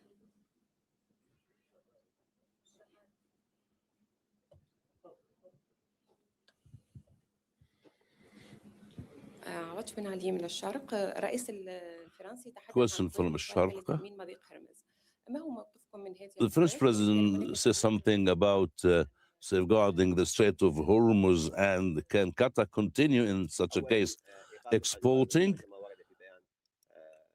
As said by the Qatar Energy statement, the halt of production was because the attacks on some facilities. The closure of the Strait of Hormuz is something else. When it comes to the Strait of Hormuz, we confirm our situation that halting and attacking the maritime routes is not something that we can accept. These things are very dangerous, and these straits are not only for oil, they are for oil, they are for foods, they are for production. And with the grace of Allah Almighty, we have other routes, but closing the Strait of Hormuz is a great threat to everyone. We will resort to diplomacy in order to sort out this problem, in order to avoid in the Arab Gulf and the Strait of Hormuz any escalation. Thank you, Dr. Majid. Andrew Mills from Reuters. So just to clarify and build on that last question, you know, if the United States and France and others put together this naval escort scheme, that's not something that Qatar Energy and Qatar would be see as a viable solution to securing transiting the strait? A viable solution would be stopping attacks against our facilities that produce energy. That's the first thing. The reason of the force majeure we have taken, along with the dangers to the Strait of Hormuz, is the attacks on our country right now that includes the facilities on energy production. طيب يعطيكم العافية. نلتقي إن شاء الله الأسبوع القادم.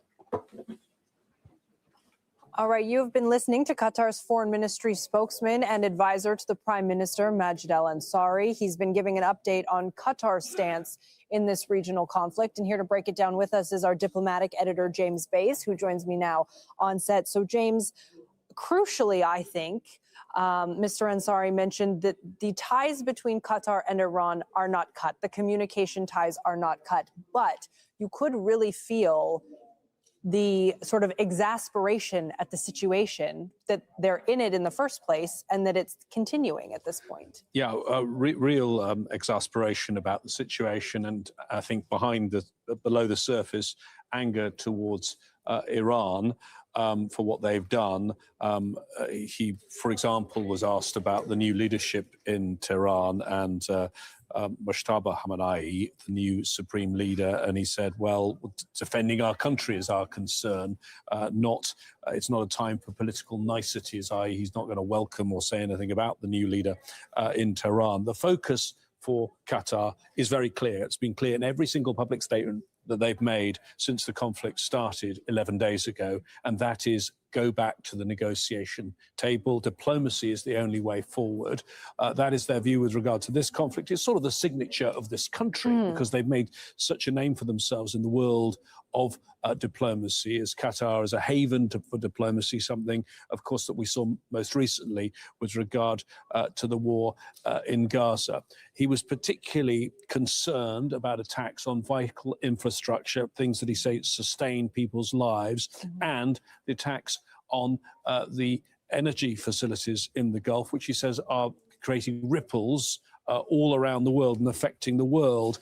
And I thought one of the most important quotes in that was, and it shows, again, exasperation is the right word, this is the biggest I told you so in the history of I told you so's. Qatar had said all along war was not the right option, conflict was not the right option, negotiation was the way forward. He said you could put a pin in a map anywhere in this region and you would currently see escalation. And he warned that if this continued, he used the word catastrophe. And we've been seeing that. In fact, while we were listening to that press conference, the warning alerts went off on everybody's phone. Qatar now says it's intercepted a missile attack. So obviously that will not be well received either.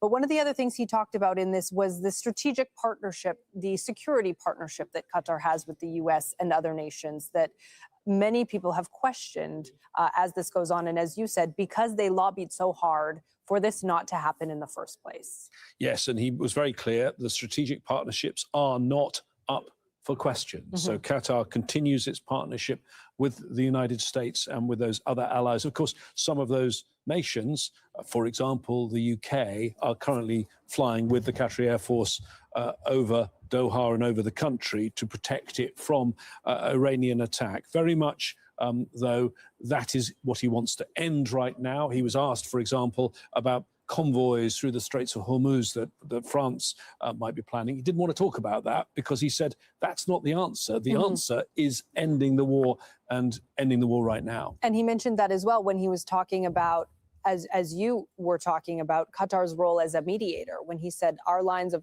communication are open, but there is no mediation from here while attacks keep happening. No, which begs the question, where would the mediation come from?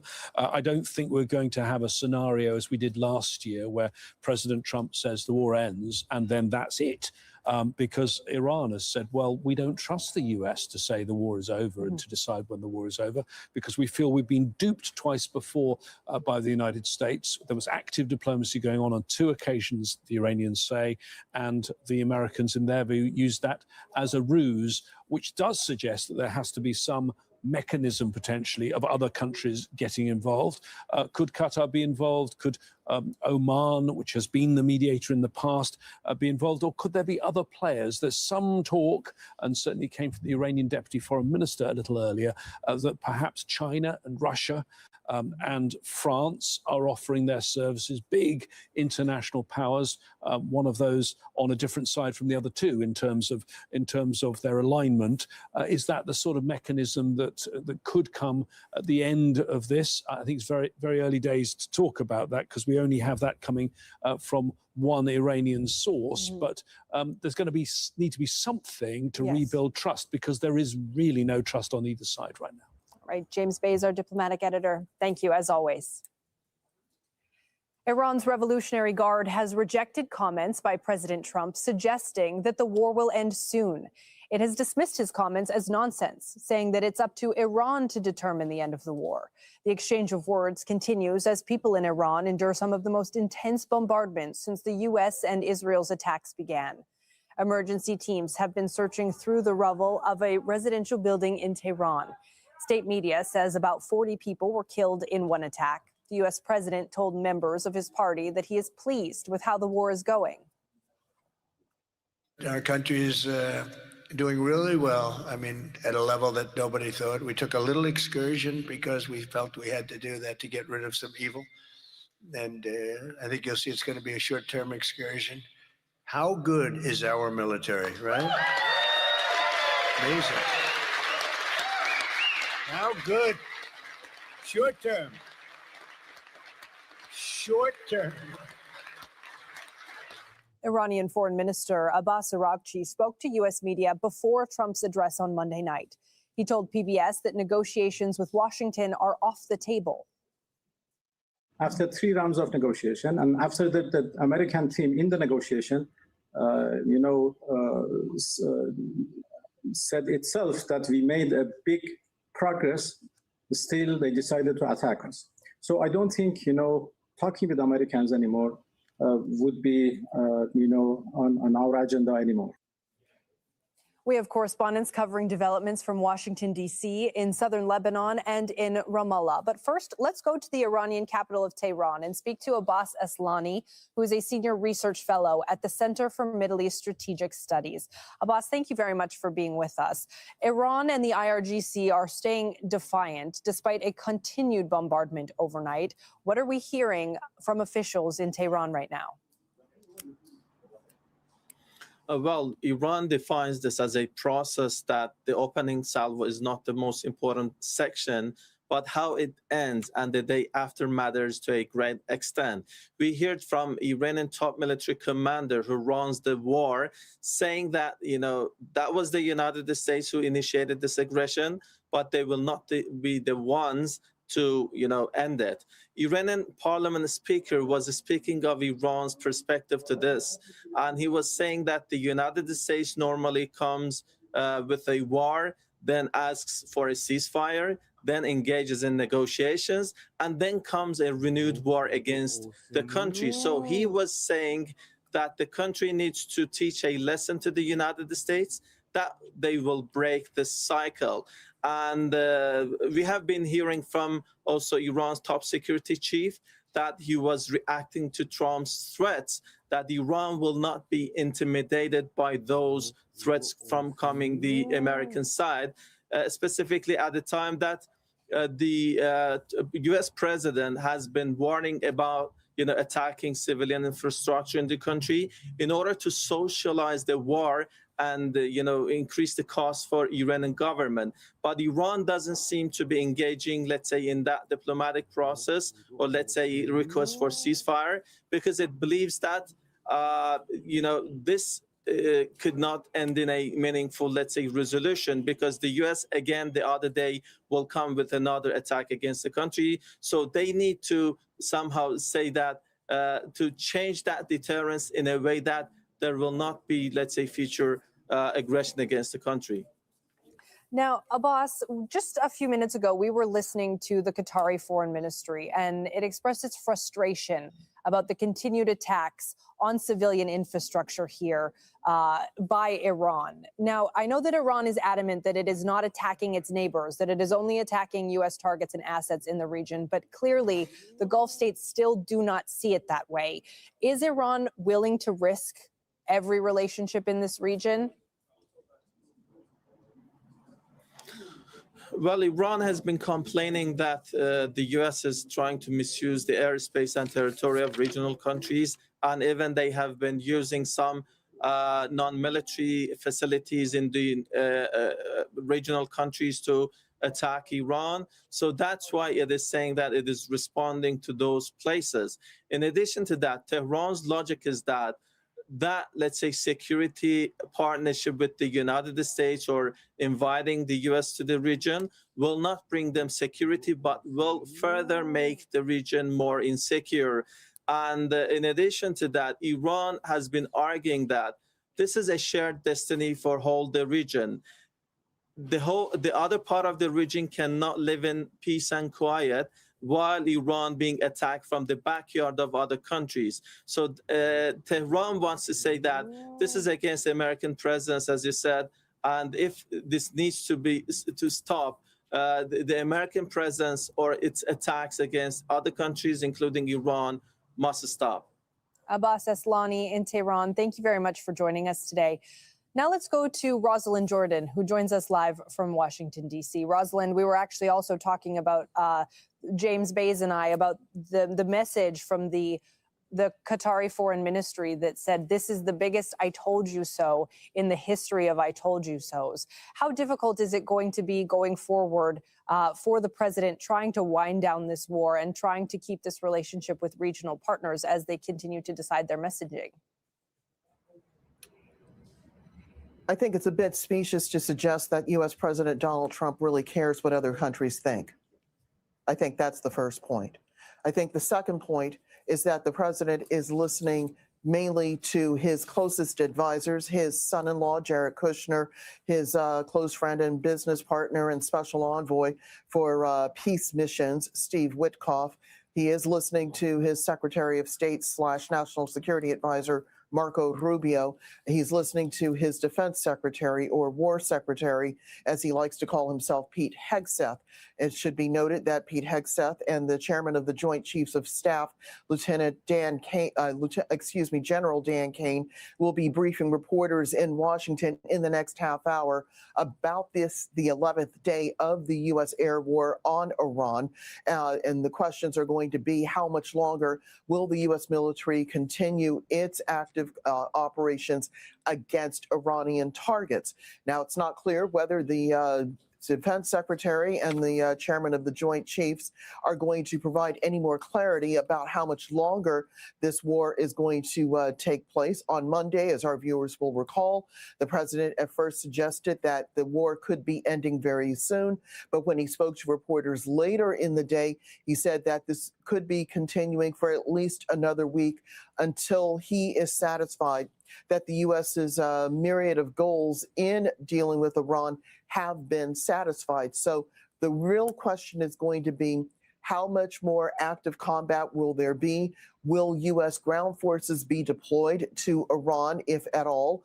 What will be the terms of surrender? The president has talked before about wanting to see some sort of complete or ultimate surrender by the Iranian government. The president has also talked about his basic displeasure with the naming of a new supreme leader who happens to be the son of the late supreme leader, and his dissatisfaction with that political development. So there are still a lot of questions, especially given that as this war continues, there does seem to be more and more economic instability, not just here in the United States in the oil and gas markets, but globally as well, and then the spill-on effect to the global stock markets. A lot of questions and a lot of really big questions, as you outlined there. Rosalind Jordan, live in Washington, D.C. Thank you, as always. Now let's go to Nida Ibrahim, who is live for us from Ramallah in the occupied West Bank. Nida, how are Israeli officials viewing President Trump's comments that this war might be, in fact, winding down?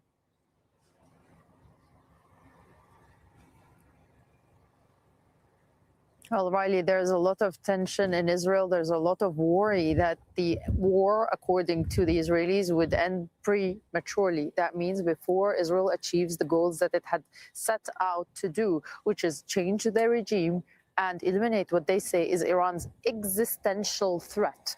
Now, they believe that while the U.S. has other interests to worry about, they think that they still need more time to achieve these goals.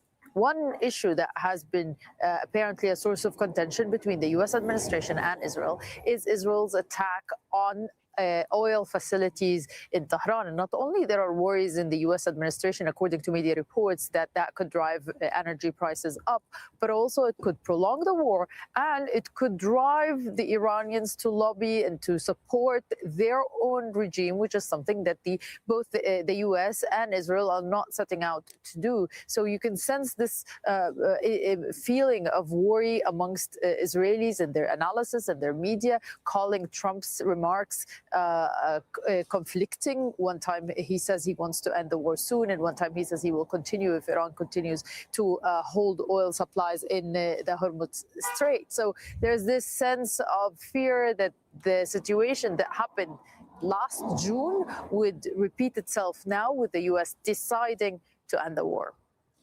And Nida, there have been several rocket attacks across several areas in Israel. What more can you tell us about what's happening there?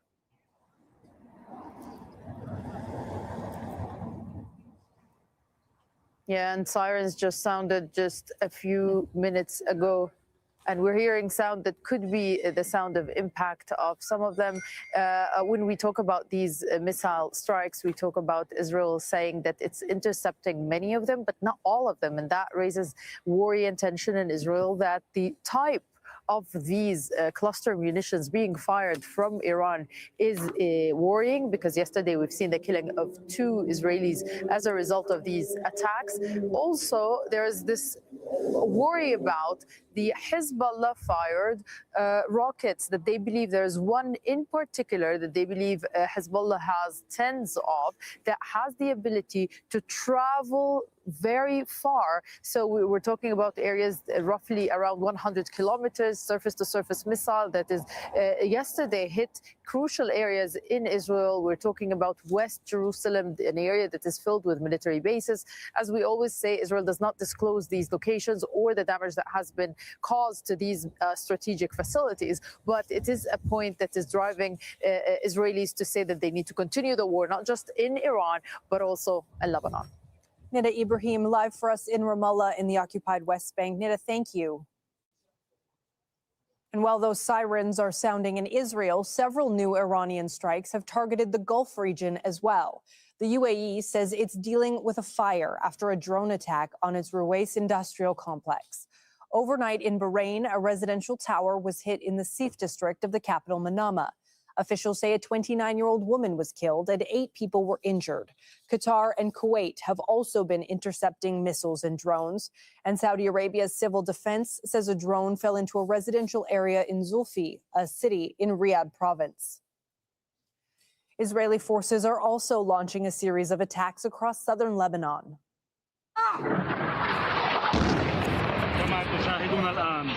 The army says that it's targeting Hezbollah military infrastructure, and it warned residents south of the Litani River to leave. Israeli media are reporting that the military intends to expand its buffer zone along the Lebanese border beyond its current limit. The Lebanese government has called for direct talks with Israel to end the fighting. Al Jazeera's Zaina Hodder joins us now from the Lebanese coastal city of Sidon. Zaina, Israel continues to strike across the country, and there is a battle along the border. What can you tell us about the latest developments?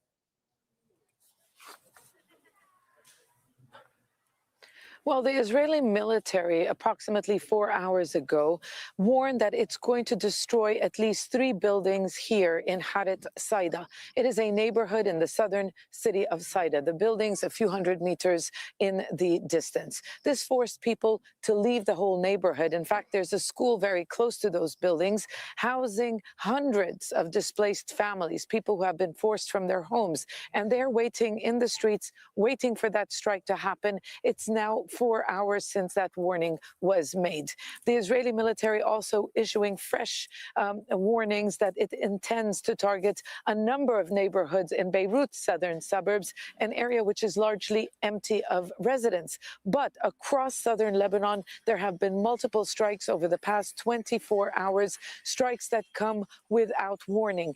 It is clear what the Israeli military is trying to do is to gain the upper hand in an area close to the border as their troops try to make advances into Lebanese territory. But they are facing resistance from Hezbollah. Hezbollah saying that they're engaging in direct combat with Israeli troops as they try to advance in some border towns like Khayyam, like Aitarun. The Israeli military itself acknowledging that 2 of its soldiers were killed in recent days of fighting along the border. And the Israeli media reporting that Israel intends to expand its presence in southern Lebanon. So you have this, this ground, if you like, almost like an invasion, because what the Israeli military is trying to do is take additional territory in southern Lebanon. It has already controlled 10 square kilometers of territory over the past 2 years, despite a ceasefire. But as all of that happens, Zaina, as you mentioned, all of these people are being told to leave and to go away from their homes and to find somewhere safer. It's hundreds of thousands of people who are on the move, who are being displaced. And the Lebanese government is now wanting direct talks. But is there any opening here really to end these hostilities?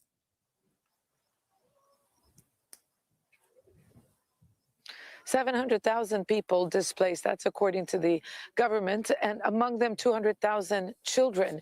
Lebanon's president, Joseph Aoun, putting forward a diplomatic initiative, a 4-point initiative that involves direct negotiations with Israel under international mediation. This is something both Washington and Tel Aviv have been really demanding over the past recent months. Lebanon has come under a lot of diplomatic pressure, military pressure to agree to those direct negotiations. Now Lebanon says it's ready and willing to do that, but that offer has been met with silence. No comment from the U.S. administration, no comment from Israel. It is raising a lot of concern here that Israel is pushing for a military solution, an unconditional surrender, with Hezbollah remaining just as defiant, saying that it will continue to fight. It has no choice but to resist because the option that it is being given is not war or peace, but war or surrender. Zaina Hodder live for us in Lebanon. Zaina, thank you. Meanwhile, Lebanon's largest stadium has been transformed into a center to house displaced people. The government and aid groups are struggling to find enough shelter for the hundreds of thousands of people that have been forced to flee their homes. Bernard Smith reports from Beirut. Lebanon's government is struggling to meet the demand for emergency shelter. This stadium is being converted into a mini tent city, but there aren't enough tents to meet the enormous demand. There are 800 people in here so far, including Marwa El-Shalak, who is heavily pregnant and can give birth at any moment, but their home's been totally destroyed and they've been left sheltering here. We were staying in the southern suburbs. The strike started suddenly during the night, around 3 a.m. We took a car and went to central Beirut, and then some people brought us here to Sports City. Our situation is very difficult. I could give birth at any moment, and I'm very worried about how I'm supposed to stay in a tent in this kind of weather. The UN estimates almost 700,000 people have been internally displaced, and most of them are living in either hotels, private rented accommodation, or staying with friends. And those that don't have those options, those that don't have the means to rent or pay for hotels, are in government shelters like this. And there is enormous need. And those that are here could be here now for many more weeks or even months to come. Bernard Smith, Al Jazeera, Beirut. At least 3 U.S. warplanes have arrived at a British airbase in the wake of the conflict in the Middle East. The UK's Ministry of Defence says the U.S. has started using British bases for, quote, specific defensive operations against Iran. British Prime Minister Keir Starmer initially refused access to his country's bases. U.S. President Donald Trump has criticized Starmer for that decision. After days of rapid increases in oil prices, there has been some reprieve after Trump's comments on ending the war. But let's take a look at just how volatile the market has been. Brent crude, the most traded type of oil, surged past the $100 mark at its peak, but has now dropped down to about $88 a barrel. West Texas Intermediate, or WTI, is the other benchmark. It broke through $100 on Monday before coming down to about $90 a barrel. Global markets have also shown signs of rebounding. European stock markets recovered as energy prices eased, with increases of more than 1.4% reported from Paris, London, and Frankfurt. Stocks in China and Hong Kong have also bounced back from their lowest levels since December and August. Jack Barton reports from Seoul. U.S. President Donald Trump's suggestion that the war could, in his words, be over soon was enough to send stock markets across Asia surging, with South Korea's Kospi rising more than 6% so quickly that buying was temporarily suspended. The upside of a stock market roller coaster that also saw selling suspended on Monday after the Kospi fell 8%. The turbulence underlines the region's dependence on Middle East oil and gas and petrochemicals, essential for everything from farm fertilizer to skin cream and plastic goods. South Korea imports almost all its energy needs, so is particularly vulnerable to price shocks, which translate to the consumer as inflation. The South Korean government has been working to stabilize the markets with a special fund created at the start of the conflict. But the markets are really just the bellwether for trouble in the broader economy. Analysts here say real stability will require a resumption of reliable imports from the Middle East, which will require real peace, not just statements of reassurance. Jack Barton, Al Jazeera, Seoul. Thousands of Afghans living in Iran are fleeing across the border because of the attacks by the U.S. and Israel. According to the UN, between 3 and 5 million Afghans live in Iran. Around 2,000 are crossing the border every day to seek safety. Many of them have been repeatedly displaced by decades of conflict, violence, and poverty. Arafat Jamal is a representative of the UN's refugee agency in Afghanistan. He says there are no good choices for Afghans deciding whether to stay in Iran. what we've seen is about 110,000 have crossed over this year. What I would say is that they're reporting that they are fleeing the conditions of war that all people inside Iran are experiencing. They are not at this point highlighting any specific concerns for Afghans. However, what we're witnessing here is a lot of tension and apprehension. This is just the beginning, and the repercussions of this conflict are being felt throughout the region. Of course, for these people, there are no good choices. They're fleeing one war and coming to another, because I'm sure your viewers remember that we here in Afghanistan are experiencing a second war, a war that predated the one in Iran between Pakistan and Afghanistan. So they're fleeing one conflict and entering another one at the moment. This is coming on the back of a mass movement of people last year. Last year, the movement of Afghans back to Afghanistan, 2.8 million, was the largest such movement globally. So now, as we start this year, it's picking up again, and we are seeing refugees, we are seeing migrants, we are seeing passport holders, and so on. And at the moment, it seems to be more of a preemptive move. People are describing bombs on them, a great deal of fear, but they're also describing a dysfunctional economy where these people who filled in many of the different slots in the labor market are unable to find jobs.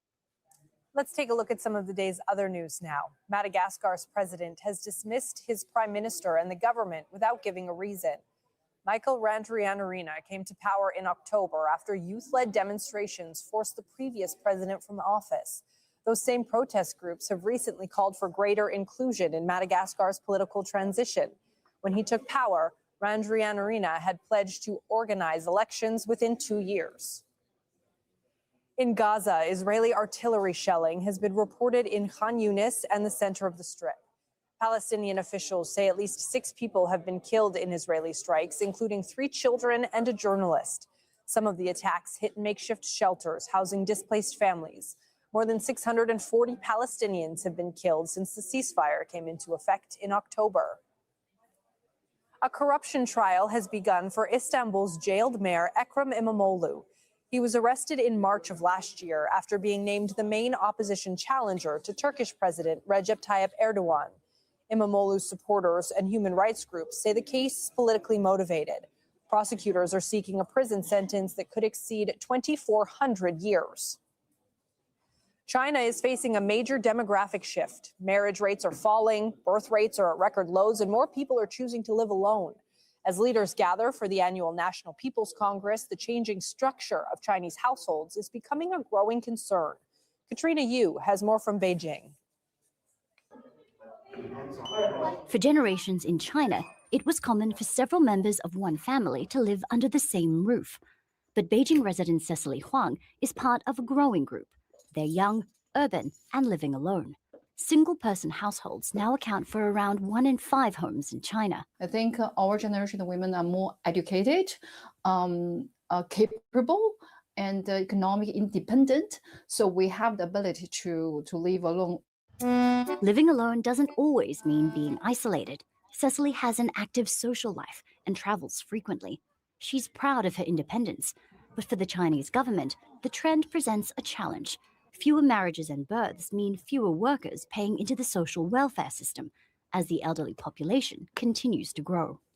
By 2035, the number of people aged 60 and over is expected to exceed 450 million, roughly 1/3 of the population. That would give China one of the highest proportions of elderly people anywhere in the world. Finding ways to slow population decline and manage its consequences is high on the agenda at this year's National People's Congress. Last year, Beijing rolled out a nationwide childcare subsidy and announced plans to make childbirth free under state insurance.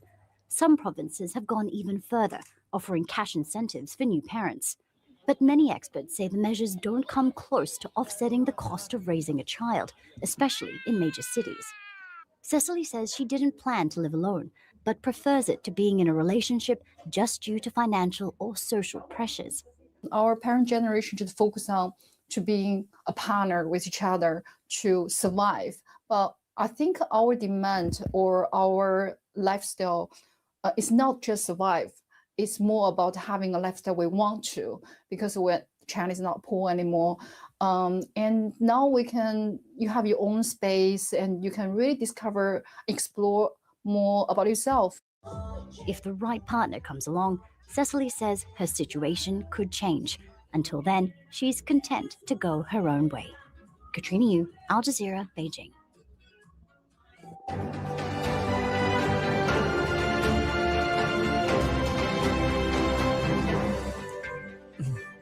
I'm Cyril Vanier, and you're watching Al Jazeera's continuing coverage of the conflict between the U.S., Israel, and Iran. Devastation in Iran after one of the heaviest nights of attacks by the U.S. and Israel. State media says more than 40 people were killed in a single strike in the capital, Tehran.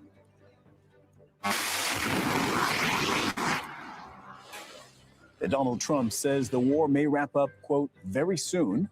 But Iran's Revolutionary Guard dismisses those remarks, saying it is up to them when the conflict ends. Thousands of Afghan refugees are displaced again as they flee Iran for Afghanistan. Global oil prices ease and share markets rise on hopes that the war will end quickly.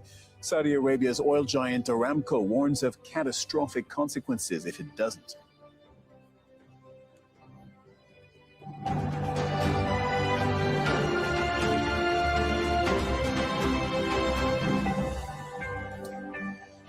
Iran's Revolutionary Guard has rejected comments by President Trump suggesting that the war might end soon. It has dismissed his comments as nonsense, saying it is up to Iran to determine the end of the war. The exchange of words continues as people in Iran endured some of the most intense bombardment since the U.S. and Israel's attacks began. Emergency teams have been searching through the rubble of a residential building in Tehran. That's what it looked like. State media says about 40 people were killed in one attack. The U.S. president told members of his party that he is pleased with how the war is going. Our country is doing really well. I mean, at a level that nobody thought. We took a little excursion because we felt we had to do that to get rid of some evil. And I think you'll see it's going to be a short-term excursion. How good is our military, right? Amazing. How good? Short-term. Short-term. Iranian Foreign Minister Abbas Araghchi spoke to U.S. media before Trump's address on Monday night, and he told PBS that negotiations with Washington right now are off the table. After 3 rounds of negotiation, and after the American team in the negotiation, said itself that we made a big progress, still they decided to attack us. So I don't think, talking with Americans anymore would be, on our agenda anymore.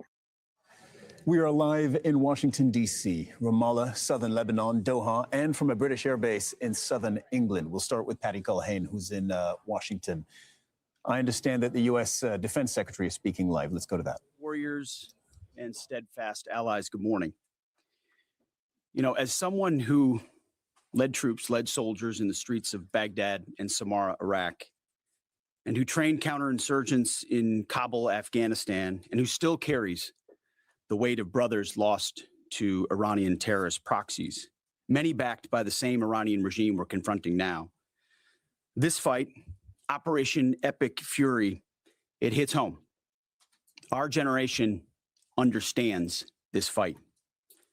For 47 years, these barbaric savages in the Iranian regime have murdered our brothers in arms, my guys, your guys, our guys, through their terrorist proxies and cowardly attacks. Now they race toward a nuclear bomb to hold the world hostage.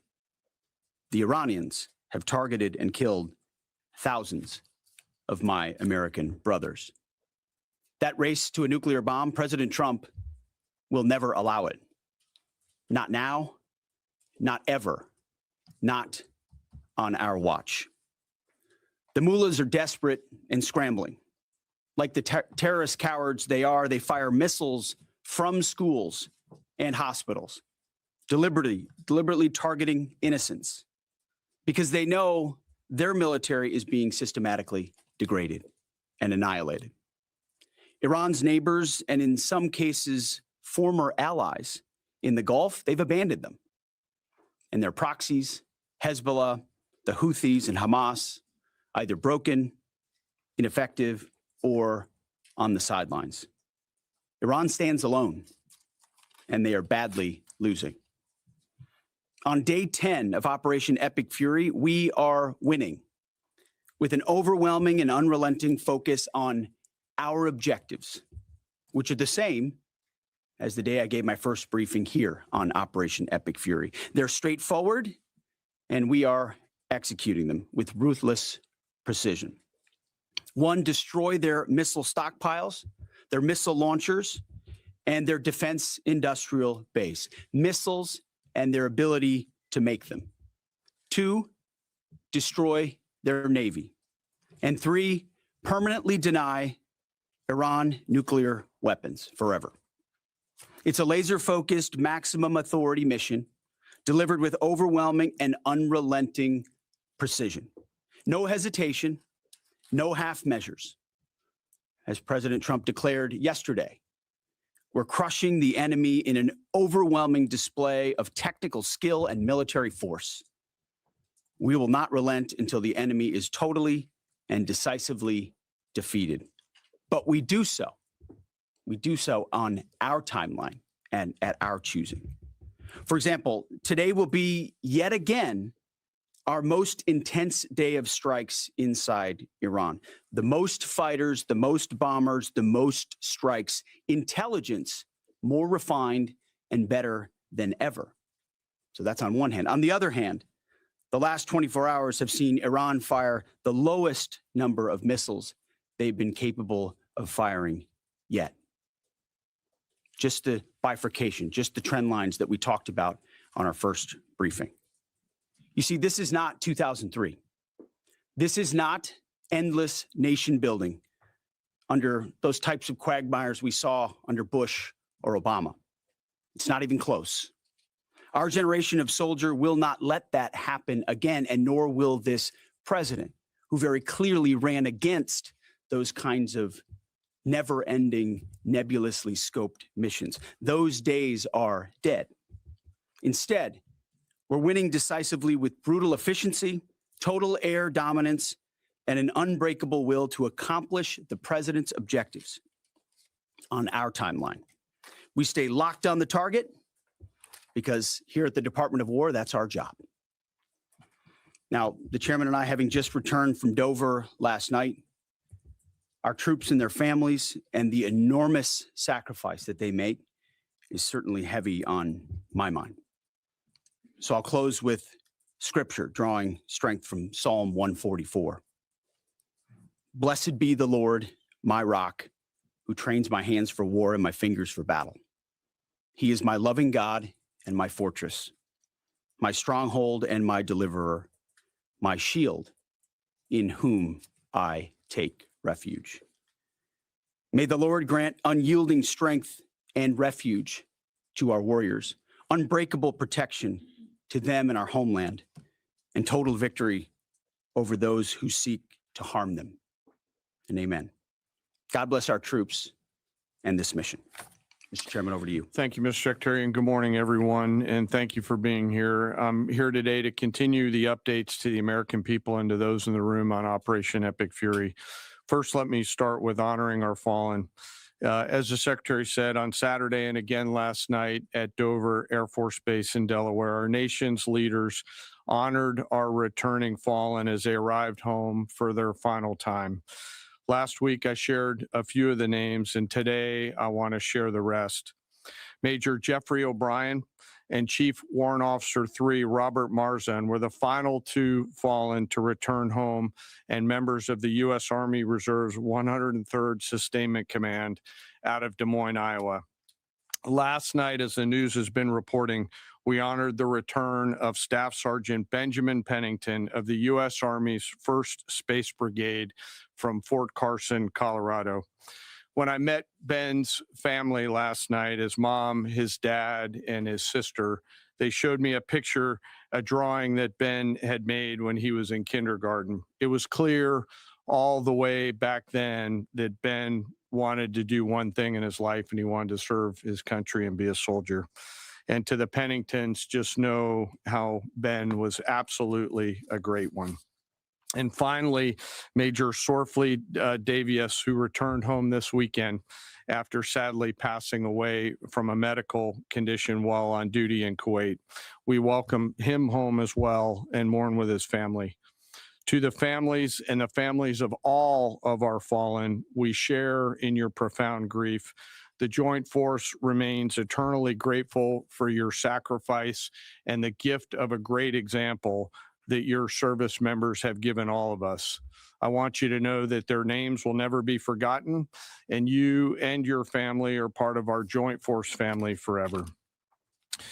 Let me talk a little bit about the progress thus far, acknowledging that Admiral Cooper will likely continue to give updates from CENTCOM.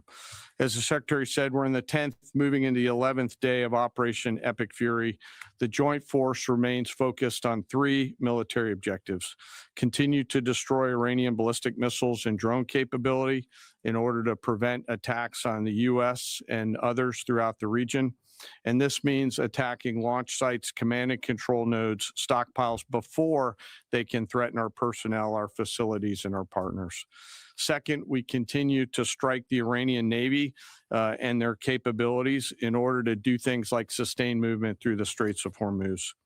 And third, we continue to start working on and going deeper into Iran's military and industrial base in order to prevent the regime from being able to attack Americans, our interests, and our partners for years to come and project power outside their borders. This means servicing production facilities, research and development sites, and infrastructure. Let me turn to the map. We're going to try digital today to prevent laser injury. Since our last update, CENTCOM continues to make progress across the southern flank. To date, they've struck more than 5,000 targets. U.S. Strategic Command bombers recently dropped dozens of 2,000-pound GPS penetrating weapons on deeply buried missile launchers across the southern flank. We also have struck several one-way drone factories to get at the heart of their autonomous capability. And of course, alongside our regional partners along the southern flank, continue to execute intercepts against one-way attack drones using fighters and attack helicopters. Our strikes mean we've made significant progress in reducing the number of missile and drone attacks out of Iran. Ballistic missile attacks continue to trend downward, 90% from where they've started, and one-way attack drones have decreased 83% since the beginning of the operation. A testament to our air defenders and our air defense systems, and as I said, our partners in the region continue to do great work as well. Second, we're making substantial progress towards destroying the Navy. In the first 10 days of the conflict, we're more than 50 Iranian naval ships into the campaign using a combination of artillery, fighters, bombers, and sea-launched missiles. As Admiral Cooper noted last Thursday, we struck and sank an Iranian drone carrier ship, and U.S. CENTCOM continues today to hunt and strike mine-laying vessels and mine storage facilities. This work will continue. Third, against our objectives, we've begun to target Iran's military and industrial complex, again, focusing on centers of gravity to get upstream of the shooters out in the field in order to deny them the ability to continue to generate those one-way attack drones. Let me spend a minute talking about the Joint Force. Across the area of responsibility, this is gritty and tireless work, and I cannot begin to explain how incredibly proud I am of the extraordinary courage, tenacity, and grit and professionalism within the Joint Force. Last time I had a chance to talk about the Army's incredible logisticians who are out there sustaining the fight. Today, I want to highlight a few groups of sailors. First, I want to thank the men and women of the Ford Carrier Strike Group and their families, and let all of them know how grateful I am for their leadership and service. The crews on board this strike group have already been endured months at sea only to get their deployment extended. These exceptional Americans, rogered up, all supported by their families, continue to stand the watch, taking the fight to the enemy over and over again, night after night. Aboard ships like the USS Ford and the Abraham Lincoln are a special group of sailors I want to highlight today. These are the men and women, the sailors up on the roof running operations on the flight deck. With an average age of the early 20s, these are the unsung heroes of naval aviation. These young sailors, known for wearing yellow shirts, are in charge of the catapults, taxiing jets around on the flight deck, shooting jets off the front end, and recovering jets off the back end. They are literally involved with every single movement on the roof on an aircraft carrier. They are the last ones that a naval aviator sees before getting shot off the front end, and the first one that a naval aviator sees after safely trapping on the back end. And just for a minute, imagine you're standing on that aircraft carrier flight deck. There's 30 knots of wind in your face. The deck is slippery, covered in grease. It's noisy. There are propellers spinning. There's jet blast everywhere. The helicopters are running. Your head is on a swivel, and you're trying to direct a multi-million-dollar fighter into a 1-foot square box so that those naval aviators can be shot off into the black of night to go do America's work. Those jets are fully loaded with missiles and bombs, and they are a world-class team combined with the naval aviation and the aviators in those jets. This beautiful symphony of American spirit is the definition of perfectly organized chaos. And these crews do it every single time the carrier is at work. Oh, by the way, in the middle of the night and oftentimes in the pouring rain. These are dedicated young people who take the road less traveled to serve their great nation, doing the deeds that we need them to do. America's enlisted force is the pride of every nation's military, certainly ours, and the envy of every other one as well.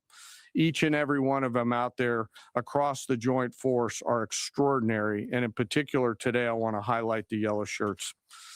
Ladies and gentlemen, our work continues. It'll continue to be difficult. I ask every American to keep our deployed force and their families in our thoughts. Combat deployments can be tough on the force and the families, and it's important that we continue to remember that. I remain deeply humbled by the 2.8 million members of the Joint Force, and I'll end where I started, and that's remembering our fallen and their families whose sacrifice will be felt forever. And with that, I'll take some questions with the Secretary. A beautiful symphony of American spirit. Well said, Mr. Chairman. Thanks, sir. And I will just note that no other country in the world is capable of executing what the chairman just described, day after day, night after night, unrelenting.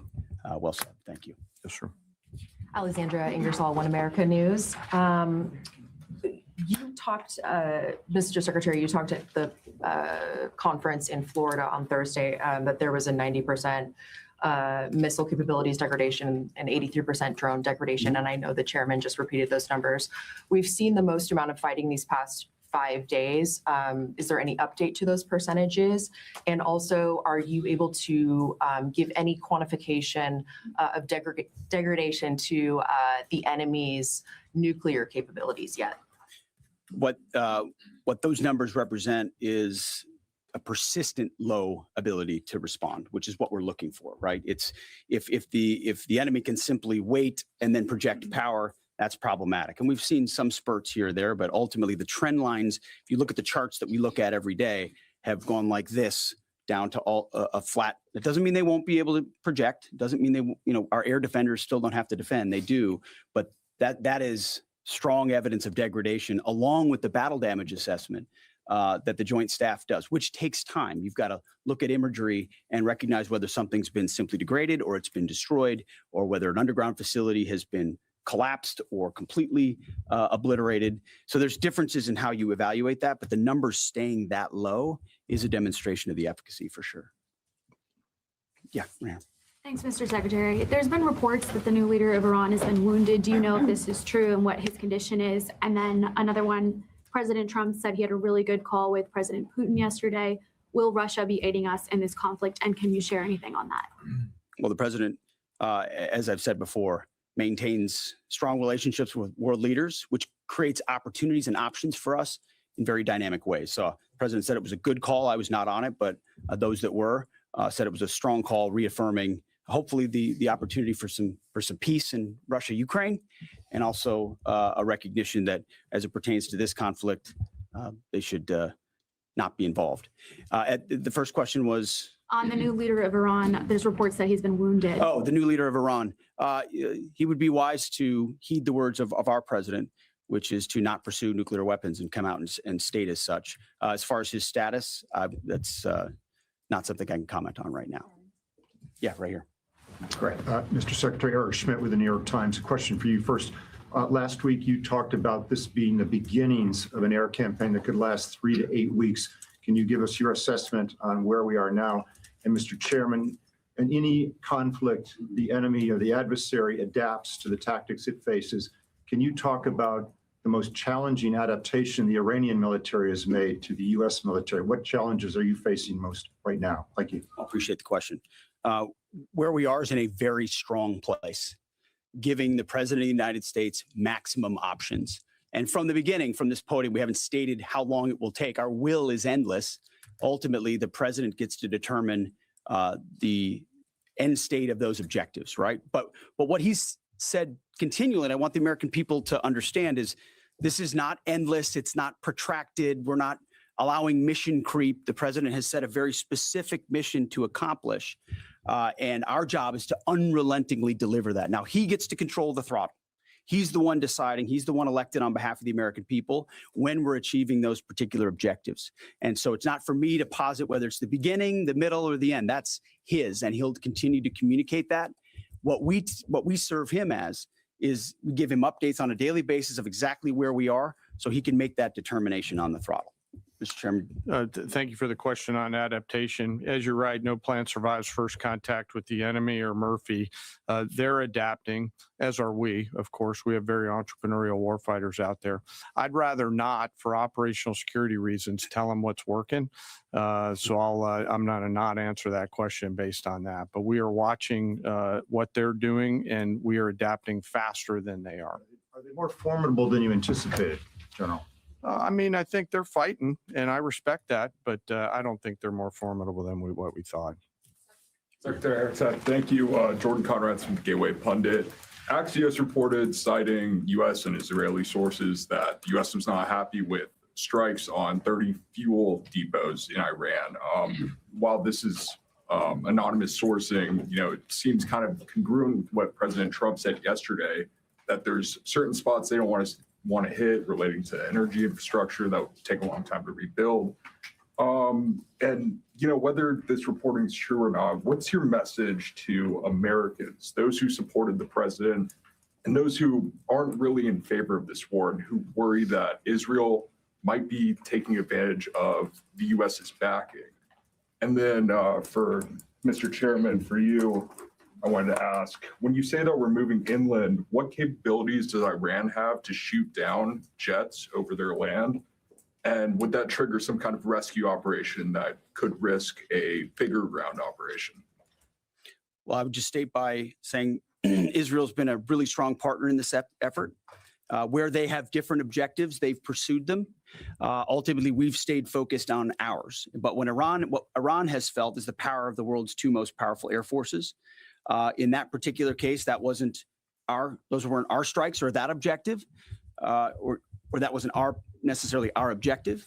But the president has made it clear to those concerns that we're not getting pulled in any direction. We're leading. The president is leading. He's determining where we want to go, what the outcome will be, what the end state is, with a very keen eye. And I understand those concerns because I've heard from a lot of people who I went through 20 years of those wars myself. Worried about getting dragged in, worried about mission creep, worried about nation building or democracy expansion. That's never the perspective the president has pursued on this. Just because previous presidents and previous secretaries have decided to just pour more resources and more people in toward some unguided end state doesn't mean that's the way the world needs to look today. In fact, the American people voted for a different approach. But what the president also stated from the beginning was Iran can't have a nuclear weapon. And it's one thing to say it. It's easy to say. Anybody can say that. I mean, Barack Obama said that. But to do something about it takes courage and resolve. But in that courage and in that resolve, you can also be very scoped in what you're trying to execute to ensure that the sacrifice of Americans, American treasure, American lives, all of those properly meet the objective that you're trying to accomplish. And certainly, as someone I talked out front about what the Iranians have done to our generation, yes, we're clear-eyed about it.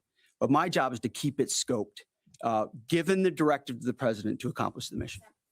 Thank you for the question. Most of their higher end surface-to-air missile systems are not factors at this point in time. We're able to move around fighters that are moving deeper with relative impunity. Always some risk out there. I don't want to say that there isn't, and we'll always maintain and retain capability of doing search and rescue type of things. But I don't want to get into the details. But thank you for the question. Shelley. Thanks, Mr. Secretary. President Trump told our team on the ground early this morning that the thing that has surprised him the most during the course of this operation so far has been the Iranian regime attacking countries that are not attacking them. I'm curious if that surprised you as well. And General, curious if you are open to the possibility of escorting vessels through the Strait of Hormuz, and if you could describe some of the challenges of doing so. Big mistake by the Iranian regime to start targeting its neighbors right away, exposing who they are and what they're all about, indiscriminate targeting, flailing recklessly at the beginning. I can't say that we anticipated necessarily that's exactly how they would react, but we knew it was a possibility. And I think it was a demonstration of the desperation of that regime then and that regime now, that they still think their pathway out is to try to alienate their Arab partners even more, who've instead decided to come to us and have been willing to go on the offense, have been giving us access, spacing, and overflight in a new partnership that will continue to remake the region the way that President Trump did with the Abraham Accords. So you're pushing those countries in our direction to support this effort, further alienating Iran. And I think it's worth underscoring. I see in the media banners that say, war expanding or war spread. It's actually the opposite. It's actually quite contained, and more of those countries are coming on side, recognizing that you can't live under a conventional umbrella with nuclear ambitions with a radical regime like that. Again, properly scoping the objectives in the process.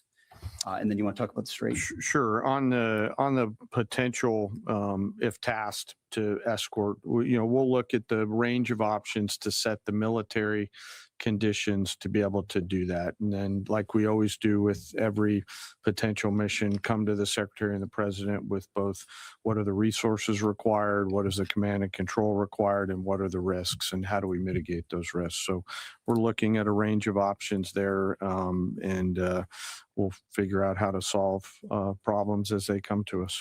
But I would reiterate also to add to what the chairman said, the truth the president posted last night about that, saying if Iran does anything to stop the flow of oil within the Strait of Hormuz, they will be hit by the United States of America 20 times harder than they have been hit thus far. He goes on to say, death, fire, and fury will rain upon them. You've seen the truth and read it, but he takes very seriously the condition of that straits. We have capabilities that no other nation on earth has, and we're certainly working with our energy partners across the administration to control for that. That's part of that scoping of this. The world needs to understand this doesn't have, this isn't intended to be, nor is it something that will expand. We know exactly what we're attempting to achieve here, scoped properly, and the American people can count on that for sure. Thank you so much, Secretary Hegseth. President Trump has long said that he wants to minimize the loss of life in war, which wherever it occurs in whatever country, which so many people obviously appreciate. Can you detail the specific measures the Pentagon is taking to minimize civilian casualties and strikes inside Iran? And secondarily, is the Pentagon prioritizing replenishment of precision-guided munitions, long-range strike weapons, or air defense interceptors? And can you share any details on which systems are being prioritized? Yeah, seeing it from the inside every single day, including this, no nation takes more precautions to ensure there's never targeting of civilians than the United States of America. from the boat strikes in the Caribbean, where every single strike is assessed to this campaign here. No nation in the history of warfare has ever attempted in every way possible to avoid civilian casualties. And frankly, that's a point that just isn't appreciated enough. Where things happen that need to be investigated, we will investigate to the question shouted in the back.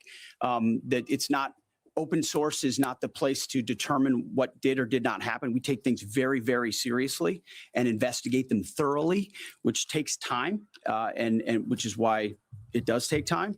But ultimately, unlike Iran, who targets civilians indiscriminately, who we've seen in the intel moving rocket launchers into civilian neighborhoods, near schools, near hospitals, to try to prevent our ability to strike. That's how they operate. And then they set the targeting of drones and missiles toward civilian targets, hospitals, hotels, airports. CENTCOM's been very good about putting that information out. That's how terrorist regimes fight. They target civilians. We do not. And I can tell you this administration and this Pentagon focuses on that very, very closely. Does it have Tomahawk missiles? Go ahead. You will Right here. hold someone Thank you. accountable if it turns out that that Sir, was a this US morning, munition that hit the school? Iranian government is saying a lot. They continue to say they're prepared for a long war. If that's the case, what could you tell the American people as far as the steps the Department of War is taking to make sure our troops have the protection and the resources they need as the mission continues?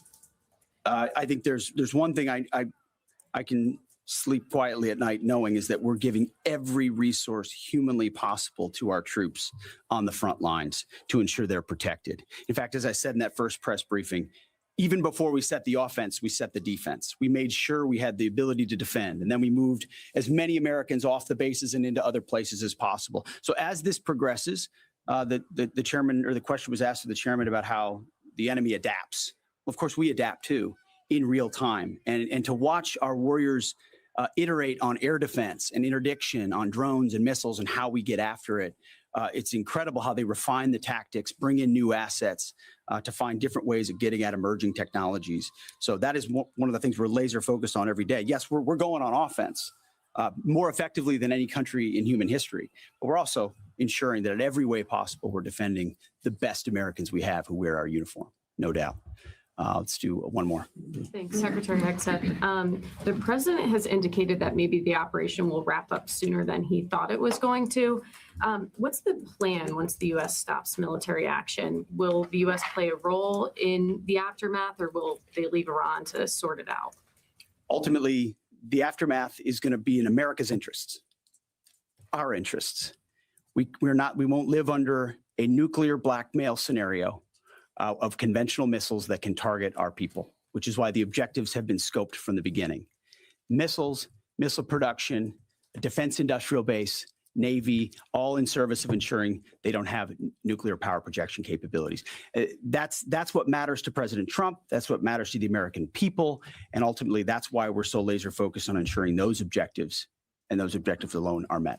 Thank you. I appreciate it. Thank you. And you have just been hearing from the U.S. Defense Secretary, that's Pete Hegseth, along with the head of the U.S. military, that's the chairman of the Joint Chiefs of Staff, General Dan Kane. And they were giving a military briefing on where the U.S. feels it is in this campaign. Now, they projected, unsurprisingly, a high level of confidence. They said that their campaign was very successful. They're going after the same targets, essentially, that they laid out at the beginning of the war. They're going after Iran's missile capability. That's the stockpile, the manufacturing capabilities, and the launchers, the Iranian missile launchers, in addition to the Iranian Navy. And this seems to be now the new horizon, military horizon for the U.S. They're going after Iran's what they call military and industrial base to prevent Iran from, again, the words of Pete Hegseth here, to prevent Iran from rebuilding and continuing to be a threat for years to come. Let's go to Patty Culhane, who's been following this from Washington, D.C.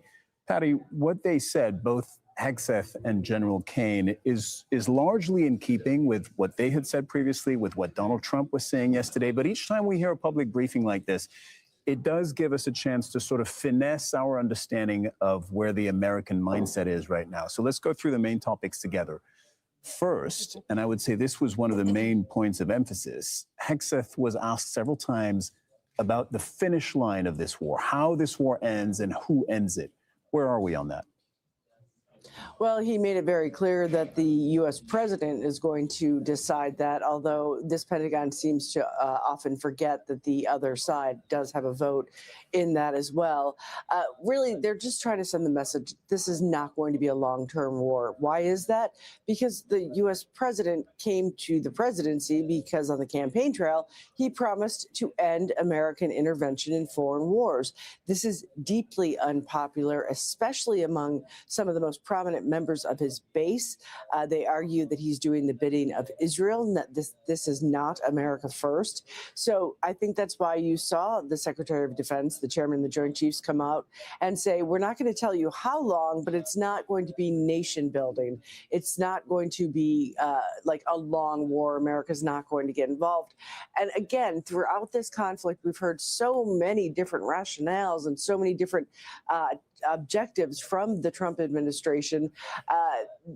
At the beginning, we heard the president say it's time for the Iranian people to take to the streets, to take back their government. Now, the Secretary of Defense, Pete Hegseth, is saying, well, that's not really our goal. We just need to get rid of the infrastructure.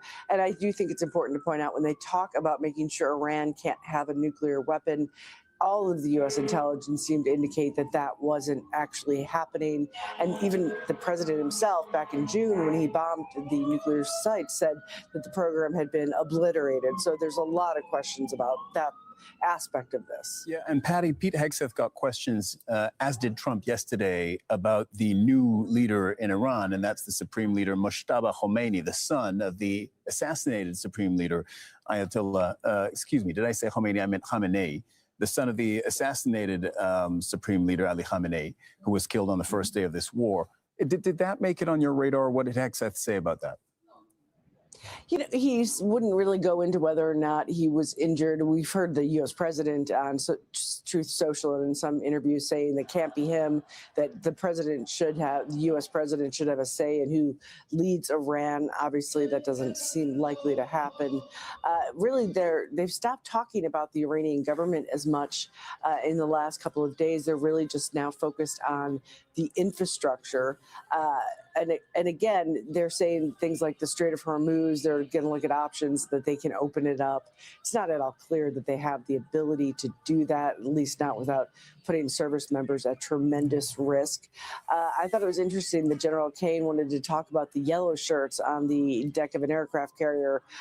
It's, by the way, not slippery, but they're really trying to put the focus on highlighting American troops, because if you look at the American public, they support the military. They do not support this military action. So trying to connect those two is sort of a PR kind of move, not necessarily going to work, but that's obviously what they're trying to do. Yeah, and Patty, you mentioned the Strait of Hormuz, which was also a topic. I'm just going to put this on our viewers' radar. It's not a question, but when General Dan Kane, who again is the head of the U.S. military, was asked about that, he said, bearing in mind that Donald Trump has said, we're going to make sure the oil flows through the Strait of Hormuz to the rest of the world. He said, quote, we're looking at a range of options.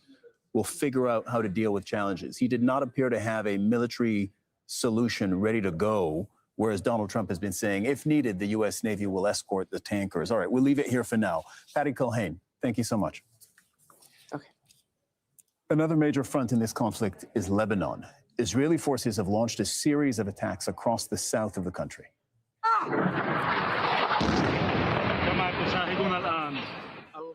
The army says it is targeting Hezbollah military infrastructure and warned residents south of the Litani River to leave. Israeli media are reporting that the military intends to expand its buffer zone along the Lebanese border beyond its current limit.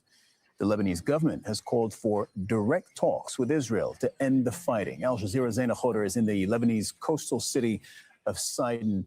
Walk us through, Zaina, this forced evacuation that is now targeting a big area of Lebanon. We said southern Lebanon. That's at least a 30-kilometer stretch of land with towns and cities and everybody who lived there.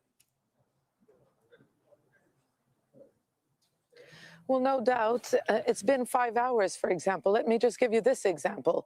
The Israeli military issued an evacuation order approximately at 9:30 a.m., saying that they intend to target 3 buildings in this neighborhood, Haret Saida. This is in the southern city of Sidon.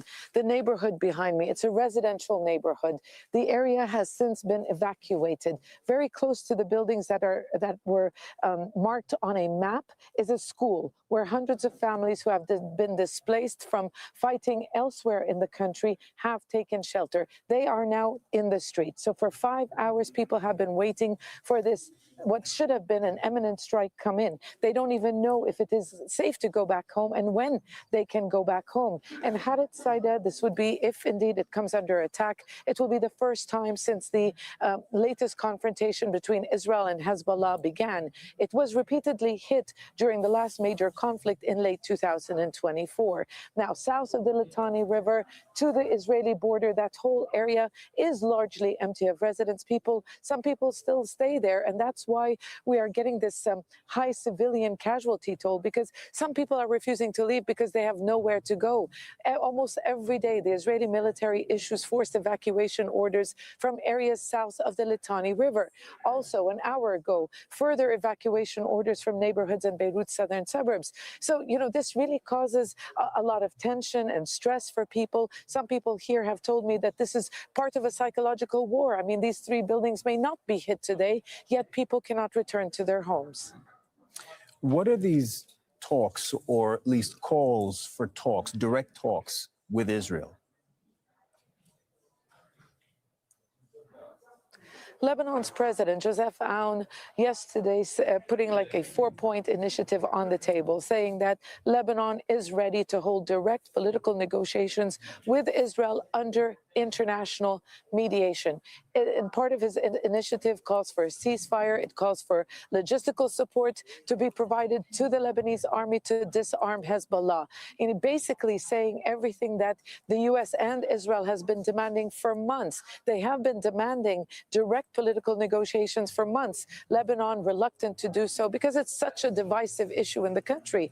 Now Lebanon saying, yes, we're ready. But like I said, no response, neither from the Trump administration, not from the Israelis. So people are really concerned that Israel is pushing for a military solution, an unconditional surrender, all the while Hezbollah remaining very much defiant. Following that offer by Joseph Aoun, Hezbollah said that they have no choice but to fight, saying the choice that they are being given is not between war and peace, but between war and surrender to humiliating terms. That's the words that they used, and that they will not accept that. Zaina Hoda reporting from Sidon, where there has been this evacuation order for the neighborhood that's immediately behind you. You're monitoring that for us. As soon as you see or hear something more, we'll be speaking to you. Thank you, Zaina. Several new Iranian strikes have targeted the Gulf region. In Bahrain, a residential tower was hit in the Sif district of the capital, Manama. Officials say a 29-year-old woman was killed and 8 people were injured. The UAE and Kuwait say they have also been intercepting missiles and drones, and Saudi Arabia's civil defense says a drone fell into a residential area in Zulfi, that's a city in Riyadh province. And speaking at a press briefing in Doha, Qatar's foreign ministry spokesperson warned against any further escalation. We have warned in Qatar for many years now that escalation left unchecked in the region would lead to catastrophic results. We are at that moment where we are seeing the catastrophic results across the region. Right now, as we speak, you can put a map of the region in front of you, and you will not be able to find a finger-pointing space where escalation is not happening. This is exactly what we have said from day one. This is the biggest I told you so in the history of I told you so's in the world.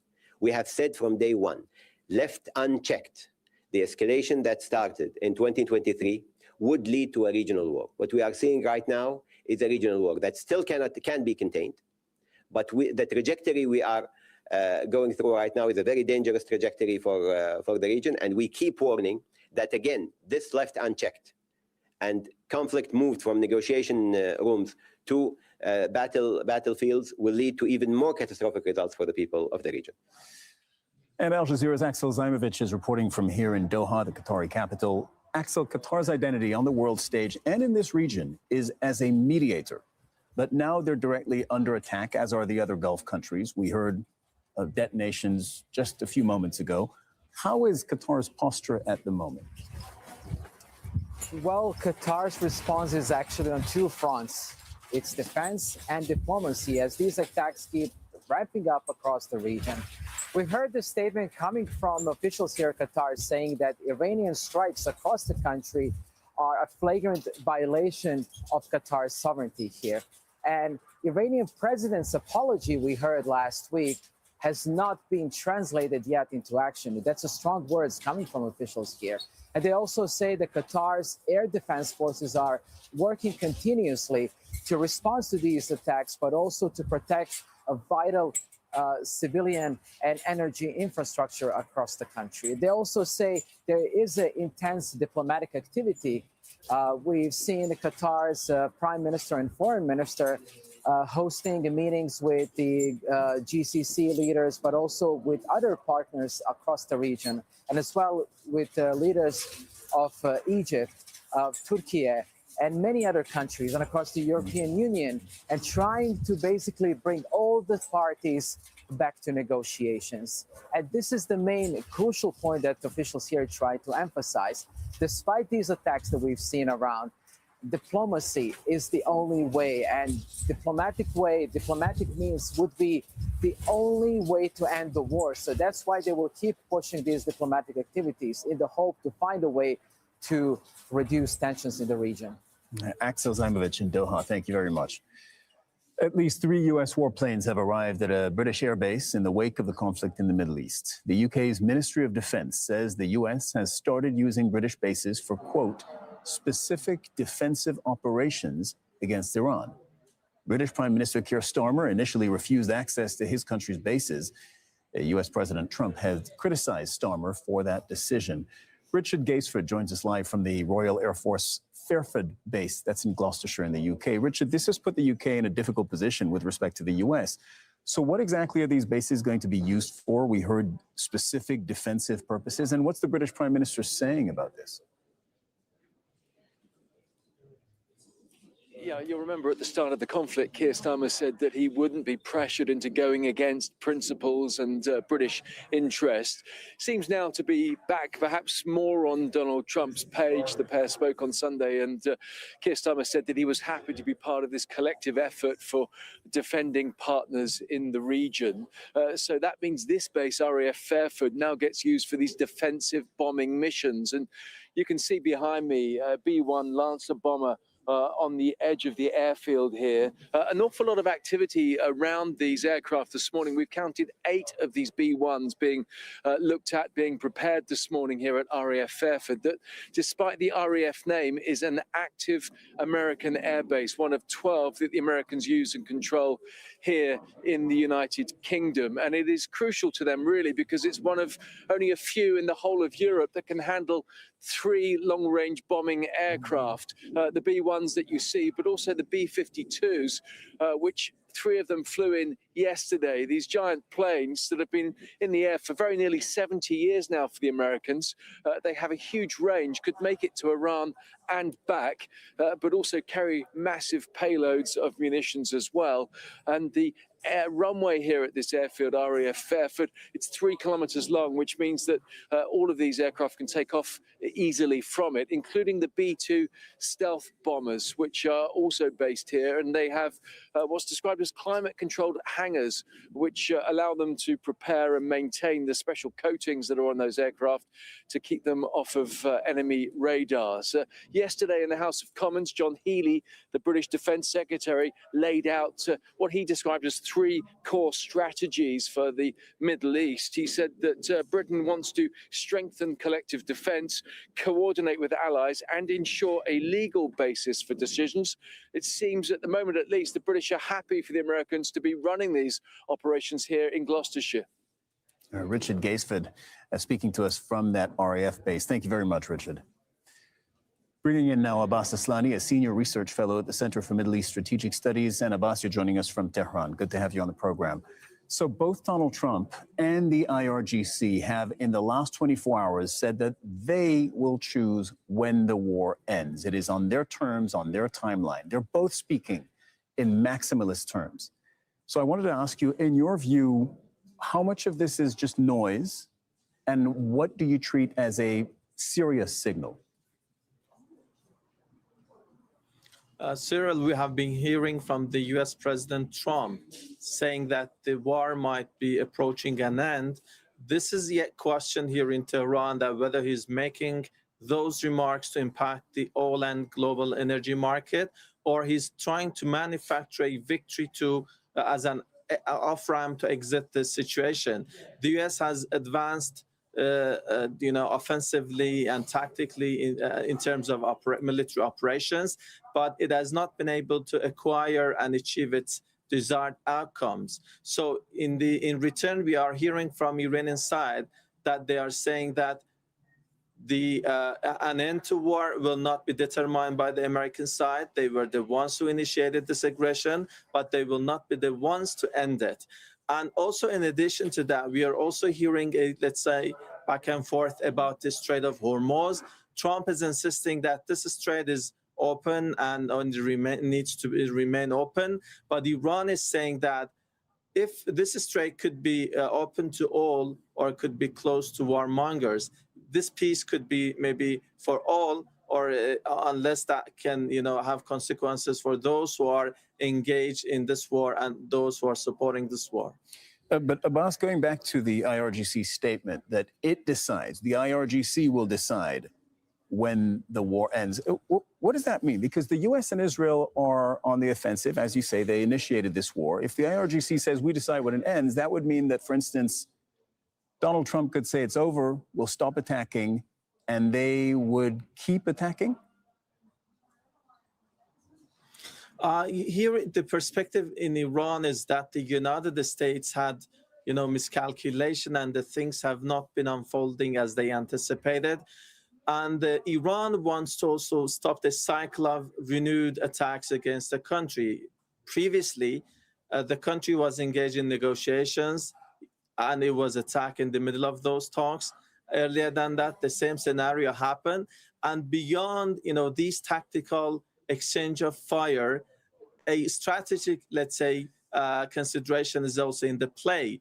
Iran wants to make sure that there is a kind of deterrence that will stop future Israeli-American attacks against the country. So that's why we are hearing from Iranian military and political officials insisting that this war will be over when Iran feels that it has been able to teach lessons to the US and Israel that they should not attack the country again in future. And that's why we have this, let's say, narrative from Tehran.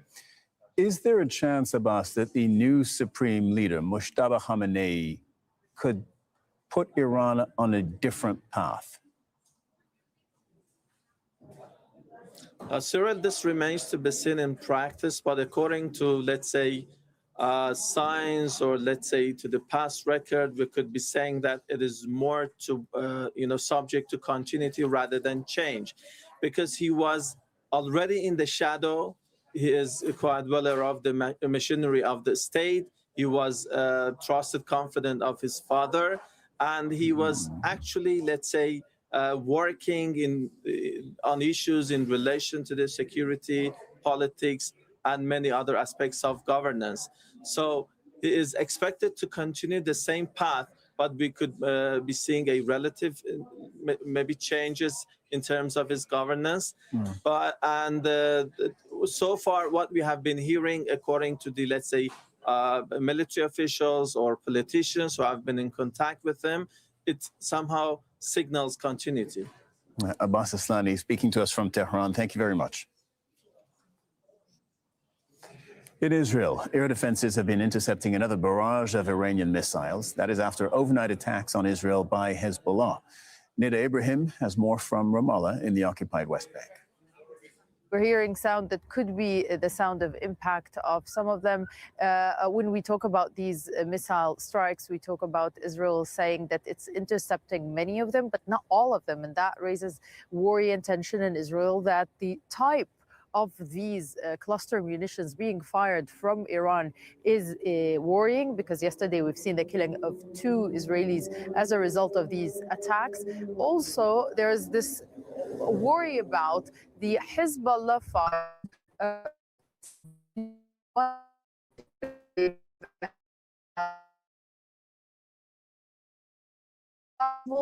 very far. So we're talking about areas roughly around 100 kilometers, surface-to-surface missile that is yesterday hit crucial areas in Israel. We're talking about West Jerusalem, an area that is filled with military bases. As we always say, Israel does not disclose these locations or the damage that has been caused to these strategic facilities, but it is a point that is driving Israelis to say that they need to continue the war, not just in Iran, but also in Lebanon. After days of rapid increases in oil prices, there's been some reprieve following Trump's comments on ending the war. Let's take a look at just how volatile the market has been. So Brent crude is the most traded type of oil, and it surged past $100 mark at its peak, but it has now dropped down to about $88. West Texas Intermediate, WTI, is the other benchmark, and it broke through $100 on Monday, but then went back down to about $90.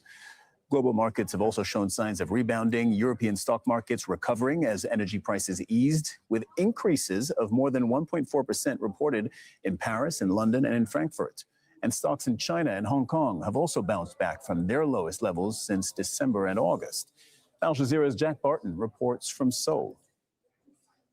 U.S. President Donald Trump's suggestion that the war could, in his words, be over soon was enough to send stock markets across Asia surging, with South Korea's Kospi rising more than 6% so quickly that buying was temporarily suspended. The upside of a stock market roller coaster that also saw selling suspended on Monday after the Kospi fell 8%. The turbulence underlines the region's dependence on Middle East oil and gas and petrochemicals, essential for everything from farm fertilizer to skin cream and plastic goods. South Korea imports almost all its energy needs, so is particularly vulnerable to price shocks, which translate to the consumer as inflation. The South Korean government has been working to stabilize the markets with a special fund created at the start of the conflict. But the markets are really just a bellwether for trouble in the broader economy. Analysts here say real stability will require a resumption of reliable imports from the Middle East, which will require real peace, not just statements of reassurance. Jack Barton, Al Jazeera, Seoul. Motorbikes and cars continue to form long queues at fuel stations in Bangladesh, and that's one of the ripple effects of the war in Iran. That's after the government implemented fuel rationing. The move follows the limited exports of oil and gas from the Middle East due to the conflict. Bangladesh is reliant on imports for 95% of its energy needs. I see a long queue here. There is adequate fuel, but people are worried if the fuel goes stocked out. Hence, many people are filling the tanks in advance. Also, Eid is nearby. There will be huge traffic then, so people are a bit worried. I also had some fuel in my tank. Still, I loaded it now again. The queue is shorter today. The authorities increased the limit to 5 liters for motorcycles, and people are in less rush now. If it continues, there won't be any problem. 5 Iranian women footballers have been granted asylum in Australia. They are part of the national team taking part in the Asian Cup. The announcement follows days of lobbying by rights groups, including a protest outside the team's hotel. There were concerns for players' safety after they refused to sing the national anthem ahead of their match against South Korea. The women were branded traitors on Iranian state television for their defiance. The plane carrying the rest of the team has departed Australia, according to local media. And thousands of Afghans living in Iran are fleeing across the border because of the attacks by the U.S. and Israel. According to the United Nations, between 3 and 5 million Afghans live in Iran. Around 2,000 are crossing the border every day to seek safety. Arafat Jamal is a representative of the UN's refugee agency in Afghanistan, and he says that there are no good choices for Afghans deciding whether or not to remain in Iran. What we've seen is about 110,000 have crossed over this year. What I would say is that they're reporting that they are fleeing the conditions of war that all people inside Iran are experiencing. They are not at this point highlighting any specific concerns for Afghans. However, what we're witnessing here is a lot of tension and apprehension.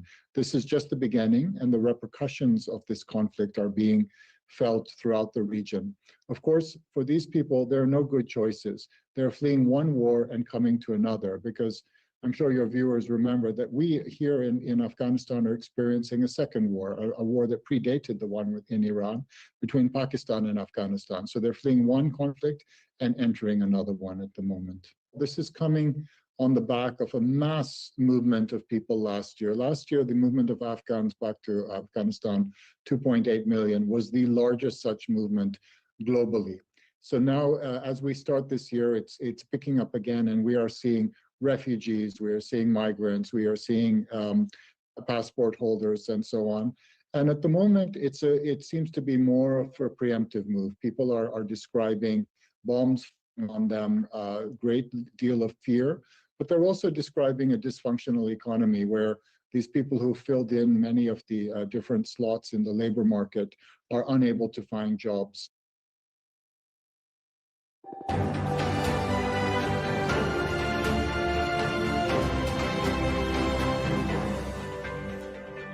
I'm Cyril Vanier, and you're watching Al Jazeera's continuing coverage of the conflict between the U.S., Israel, and Iran.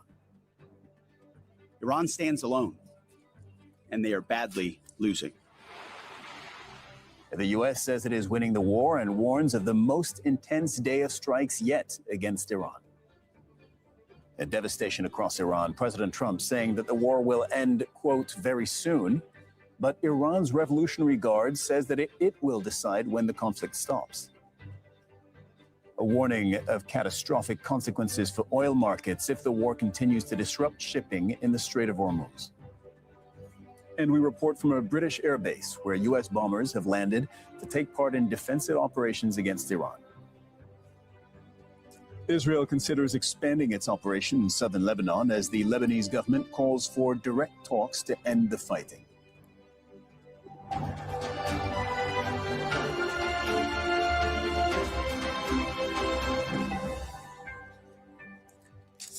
U.S. Defense Secretary says the American will is endless, and it's up to President Donald Trump how long the war with Iran will last. In the past hour, Pete Hegseth spoke from the Pentagon to give an update on the conflict, which is now in its 11th day. We haven't stated how long it will take. Our will is endless. Ultimately, the president gets to determine the end state of those objectives, right? But what he's said continually, and I want the American people to understand, is this is not endless. It's not protracted. We're not allowing mission creep. The president has set a very specific mission to accomplish. And our job is to unrelentingly deliver that. Now, he gets to control the throttle. He's the one deciding. He's the one elected on behalf of the American people when we're achieving those particular objectives. Earlier, Iran's Revolutionary Guard rejected comments by President Trump suggesting that the war will end soon. It dismissed his comments as nonsense, saying it is up to Iran to determine the end of the war.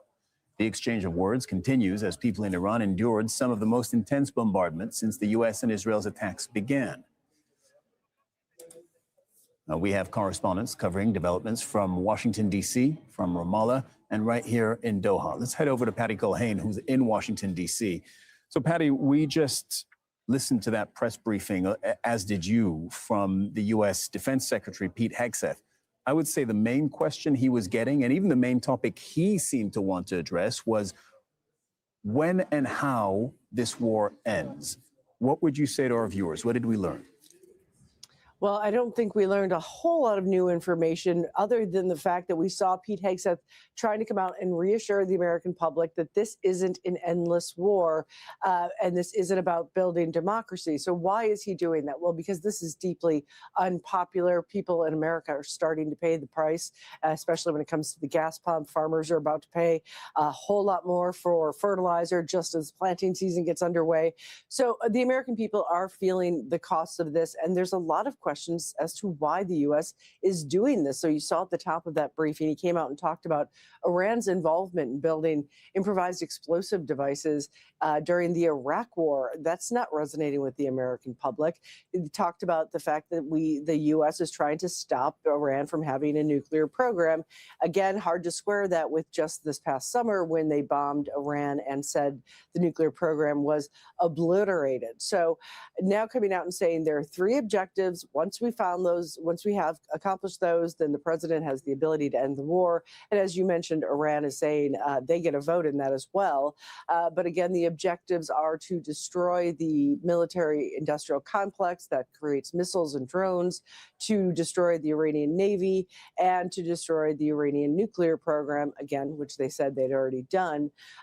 And then there was less talk about the Strait of Hormuz. The president has been very vocal about that, saying that he might take it over. The Navy has said they might escort ships because, again, it is having an impact on the American people. Saying they're going to do it is a much different thing than being able to do it. It's a very narrow strip of water. There are concerns about mines. So that is less clear as to what the Pentagon's objective is when it comes to the Strait of Hormuz. Going now to the White House, our chief U.S. correspondent, Alan Fisher, is there. Alan, the U.S. is signaling, and we heard it from Hegseth, and yesterday we heard it from Trump. They are signaling that this war begins and ends with the U.S. president. And the advice he gets from his military advisors. Look, Donald Trump, over the last 24 hours, has sent out fairly conflicting messages about how long this war is going to last. Late yesterday afternoon, he called a reporter and said that they were very complete, pretty much, as far as the war was concerned. The timing of that was important because what it did was stabilize the markets, both the price of oil and also on share prices as well. So that wasn't a coincidence. And then he had a news conference when he said that if Iran decided to block the Straits of Hormuz, the United States was going to hit them harder than they've ever hit them before, which would indicate that this war isn't over. Now, he was also asked, is it likely that the war will end this week? And he said, no, but pretty soon. Donald Trump has been flexible with deadlines in the past. They don't actually mean a great deal. He will make the decision. The decision is definitely in his gift. He's got to listen to military advisors. But he's also got to think about the PR of this. He's got to be able to declare a win. He's got to show what they actually achieved. Now, he wanted regime change right at the start. That clearly isn't happening at the moment. They still hope that somehow they might be able to ferment some form of revolution. He thinks that they have destroyed the Navy, the Air Force, and have air superiority over Iran. That's probably close to being true, and that they won't pose a threat outside their borders anytime soon. But he's got to try and sell, as Patty was saying, that to the American people. And at the moment, they're simply not buying it. You look at the opinion polls, only 30% of people support the war. And if there was troops on the ground, the disapproval rate goes up to more than 60%. So this is a very fine line for Donald Trump to walk. Patty, back to you. You mentioned the Strait of Hormuz. Alan mentioned as well. It, of course, is directly tied to oil prices because 20% of the world's oil goes through the Strait of Hormuz. And right now, ships aren't going through because, I mean, one can understand intuitively because of the risk involved and because it's right in the middle of the war zone. Hegseth and the head of the U.S. Armed Forces, General Dan Kane, were asked about this. What did they say about Trump's idea of keeping it open by force and with U.S. Navy help if needed? Well, they said they were going to look at different options and present them to the president, which is slightly unusual because if you talk to anybody who's ever covered the Pentagon, the thing they like to say the most is they have a plan for everything. So the fact that they have not presented that plan, somewhat interesting because it is an incredibly difficult task. And this is, we've seen a big frustration for the U.S. president because, again, it's not just oil, it's fertilizer from that region that is pivotal to American farmers, and they're about to be in planting season. So and it's shipping, all kinds of shipping. It impacts the entire global supply chain. So looking at ways they could do it, the president has said, well, we'll insure ships because insurance companies have simply said, we're not going to insure you if you go through there, that the U.S. military is going to escort those ships that could potentially put American sailors in harm's way. I mentioned mines earlier. That has been a huge concern for the Pentagon. They were trying to attack the facilities that house those mines in the early days. But as far as there's been a lot of talk about America making sure that the Strait of Hormuz is open, but as of yet, we haven't seen really any action. Patty Culhane, Alan Fisher at the White House, thank you very much to both of you. Let's head to Ramallah now. Noor O'Day is there. Noor, you're covering the Israeli side of things. What have they been saying about how this war ends and who ends this war?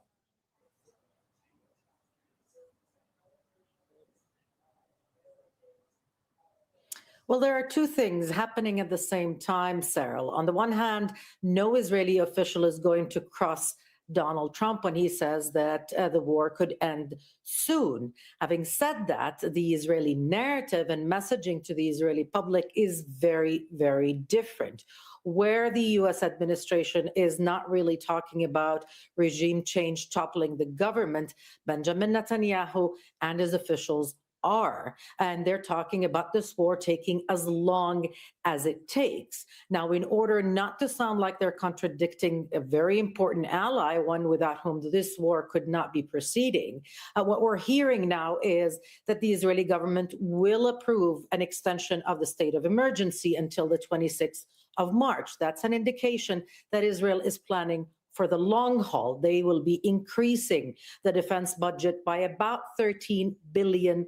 And already Israelis are filing for compensation, about 10,000 requests so far, nearly half of them from Tel Aviv. So that tells you that enough damage is being done for Israelis to begin asking for compensation, for the government to need extra budgeting. But Benjamin Netanyahu has made it very clear this is the chance of a lifetime for Israel. They will continue to do this. They will continue to pound Iran until they can create the conditions for ending the Islamic Republic in Iran, ending the control of the current government. We heard from senior military sources in Israel already talking about tonight being one of the most decisive in the war so far. The idea is that Israel will create as much damage as it can so long as the U.S. will continue in this war effort. Noor O'Day in Ramallah, thank you very much. Let's bring in now our guest, Andreas Krieg. Andreas is an associate professor at the School of Security Studies at King's College London. Andreas, good to have you on the program. This is day 11 of the war. The U.S. and Israel, each time they give a public briefing, they project absolute confidence. And I mean, they seem to be almost giddy at how well they feel their military campaign is going. What is your assessment? Obviously, the Pentagon gives briefings on the operations and how the operations are being conducted and how they unfold. Hegseth is supposed to be, as the secretary, he's supposed to be the link between operations and strategy. And he's obviously has a very tactical mindset. Clearly, his speech was very much about tactical achievements, operational achievements, nothing about strategy, nothing about how these operational achievements will be tied into a bigger, broader strategy. And that's the problem that is missing here. That's the part that's missing, is how do you translate these operational successes into a political outcome that is better for the region, that's better for Iran, better for the Gulf, and also better for the United States. And that question has not been answered so far. And so that's kind of where we stand at the moment. So from a tactical point of view, a lot of success. The US operations are unfolding as planned, very successfully as predicted. The problem with this is it's actually creating more anxiety, more anger, and more will to resist within Iran.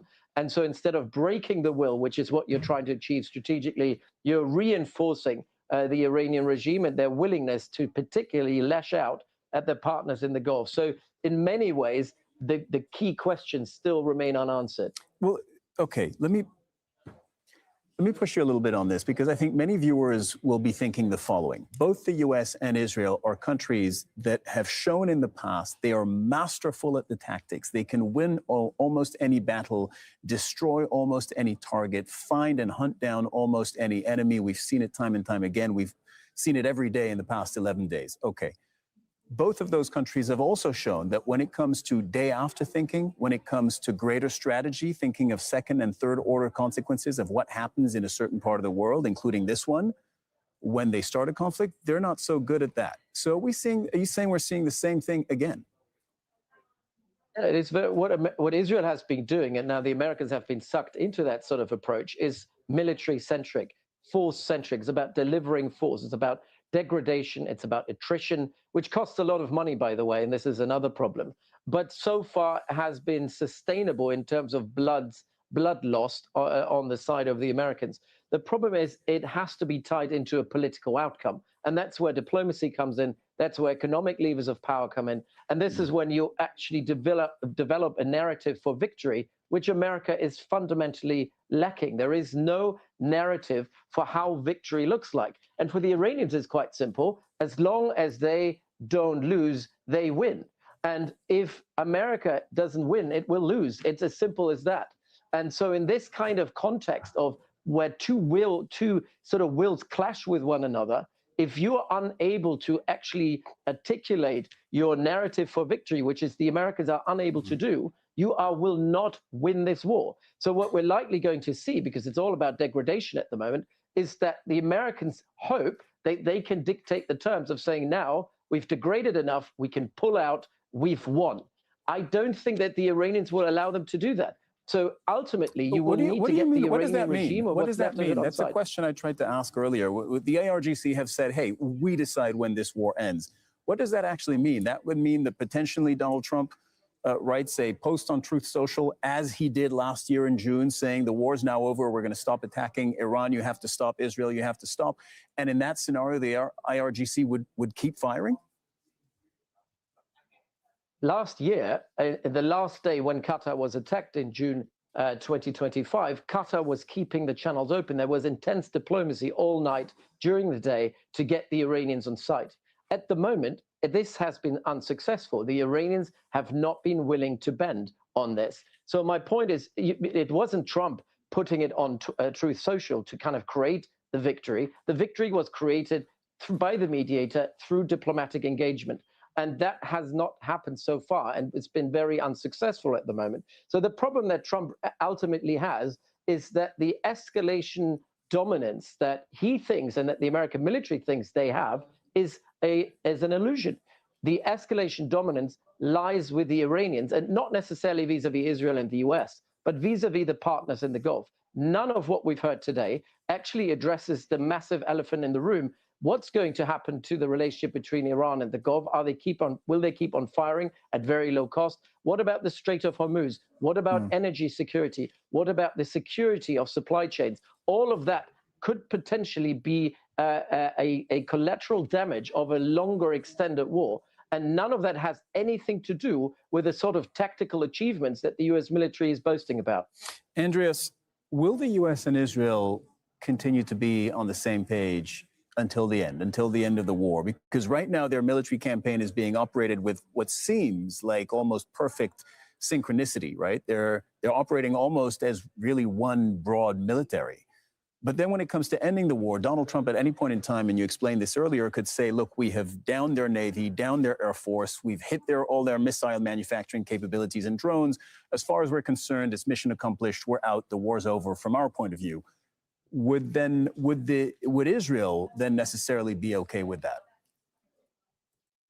Well, Israel is probably the most resilient in all of it, like the Iranians, equally resilient like the Iranians. I think at the moment, the willpower in Israel and Iran is at its height. The vulnerable element to it is the willpower of the Gulf states to sustain this, but what they're going to do about it, and then the willpower of Donald Trump. The cost is rising gradually. We're now at a point of diminishing return. Every single day this war continues, the costs are rising, but the benefit that you get from further targeting the Iranian regime will diminish. So in this kind of context, Trump will be the one who to call it quits at some point. And he seems to be quite eager to get to this point. The Israelis might not be happy with it, but they might keep on going, and ultimately they'll have to succumb to whatever the US is saying. But it will be Trump who will try to get out of this war. The Israelis will not say this is mission accomplished because they can keep it going for quite some time.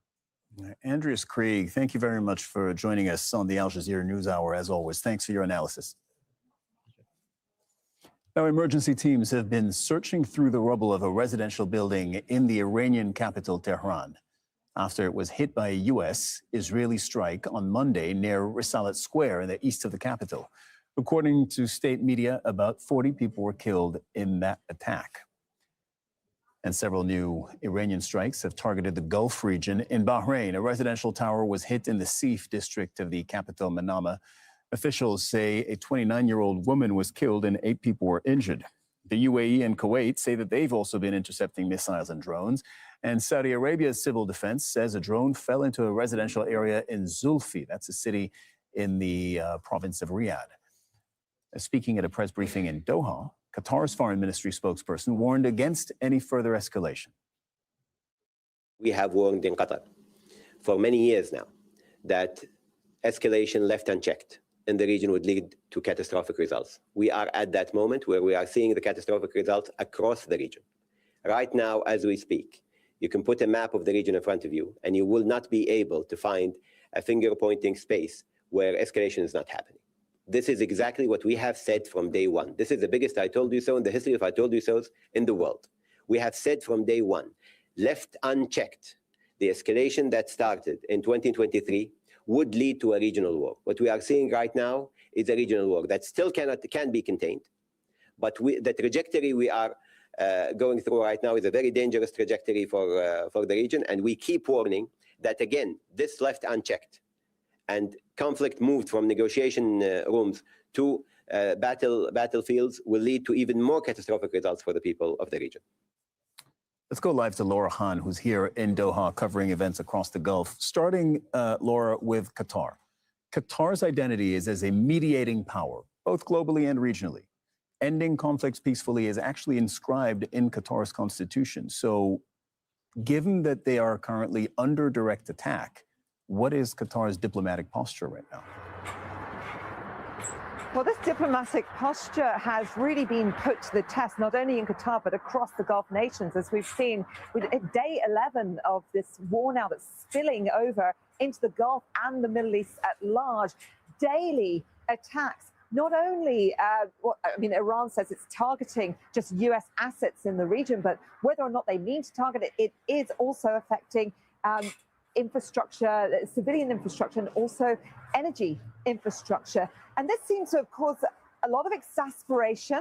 Qatar, you heard Dr. Majid Al-Ansari, the spokesperson from the foreign ministry, essentially saying, look, point to any place in the region and it's been affected. Any place in the Middle East, this has been affected. And essentially said that the lines of communication are still open with Tehran. They're still talking. And across the Middle East, all of the Gulf region is essentially saying that they're going to choose de-escalation over direct conflict. Qatar this is part of their identity. They've always chosen this. But they've continued at just 2:05 this afternoon local time. We had alarms going off on our phones to say that there's a security threat. The Ministry of Defense of Qatar said that they had intercepted a missile attack coming into the country. Yesterday, there were 17 missiles intercepted and 6 drones. So even though the lines of communication seem to be open, this is continuing on a daily basis. And essentially, he's urging all parties to continue trying to get everyone to the negotiating table, saying this is the only answer. And Laura, we all heard, as you said, that the detonations a little earlier from the what I believe were interceptions over the skies of Qatar. Meanwhile, attacks are continuing across the Gulf region. Brief us on what you're learning about today's attacks. Yeah, absolutely. We'll go to Bahrain first, where sadly there has been one fatality, a 29-year-old woman in the early hours of the morning. Local reports and the Interior Ministry essentially says that a drone had fallen in the area. Whether or not that was a direct target, we don't know. One person's killed, 8 other people injured. We saw a picture of smashed glass. This is in their capital in Manama. So this is going to be very devastating. It's a tough blow on Bahrain.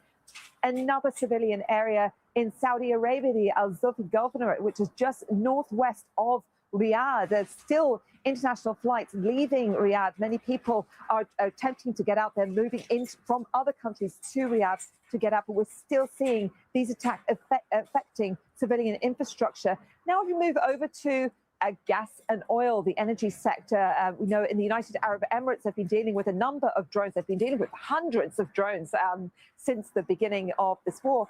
But we understand from their Interior Ministry that the Al Ruwais field was hit. This is a very large oil processing plant, but we haven't got many more details coming from there. But of course, this is across the board, across the region, and really exacerbating all the leaders here who keep on saying, let's get back to that negotiating table. Laura Hahn reporting from Doha. Thank you very much, Laura. During the Pentagon press conference, U.S. Defense Secretary Pete Hegseth also called Iranian attacks on the Gulf region a big mistake. Iran has been launching missile and drone attacks, as Laura explained, on its neighbors who host U.S. military assets. Big mistake by the Iranian regime to start targeting its neighbors right away, exposing who they are and what they're all about, indiscriminate targeting, flailing recklessly at the beginning. I can't say that we anticipated necessarily that's exactly how they would react, but we knew it was a possibility.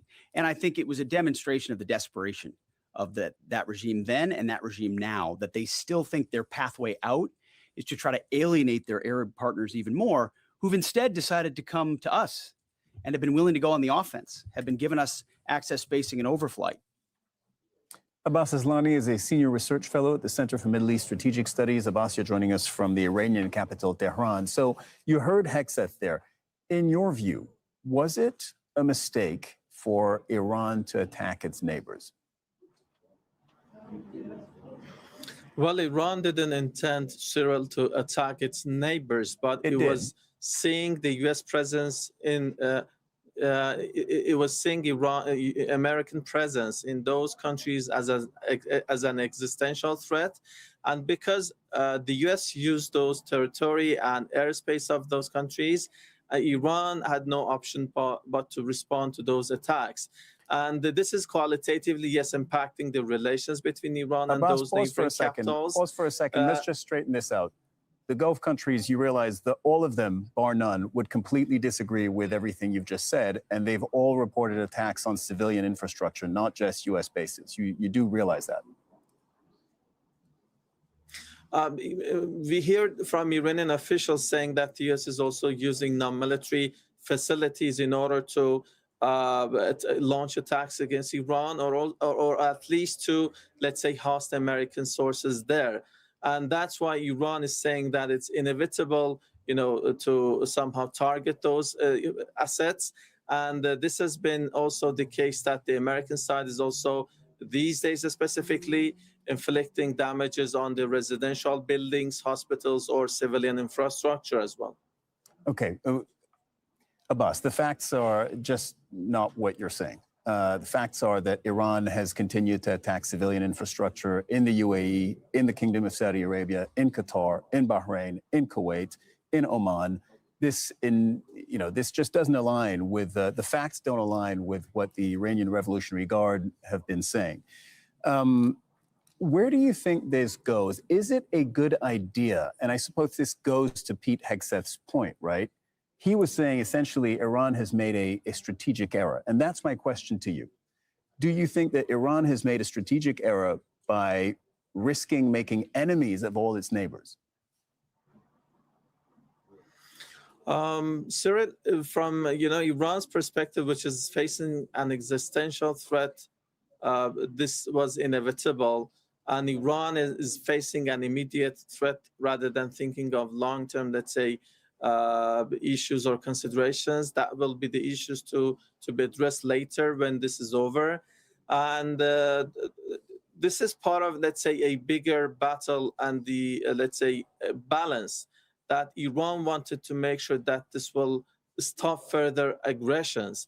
Iran is pursuing seemingly a principle of it's going to be all or none. It's a shared destiny that if, this security could be applied to all actors in the region, or if, the backyards of other countries are used to attack Iran, this is going to be also cost for other players in the region.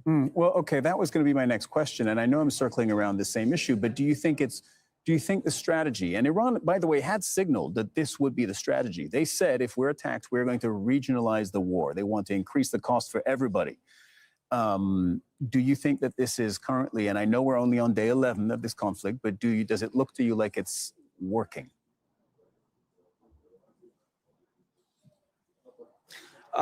This is not coming as a surprise to regional countries. Tehran had been warning about this, and they were at the negotiating table. All of a sudden, the US and Israel initiated this aggression against Iran. So that's why, according to the predetermined plan, this is taking place. And the US is misusing those, let's say, facilities or infrastructure in the neighboring countries.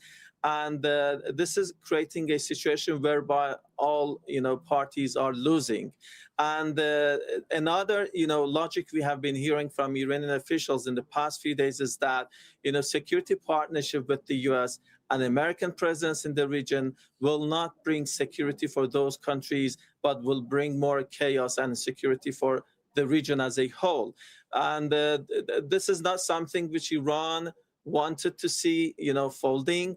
But as a result of the aggression which was initiated by the US and Israel, Iran is forced to respond to those attacks and to target the assets in the region, most specifically those who are aligned with the United States, or sometimes it can go beyond that. And what Tehran has been trying to do is to stop the aggression and to respond to those attacks coming. All right, Abbas Aslani,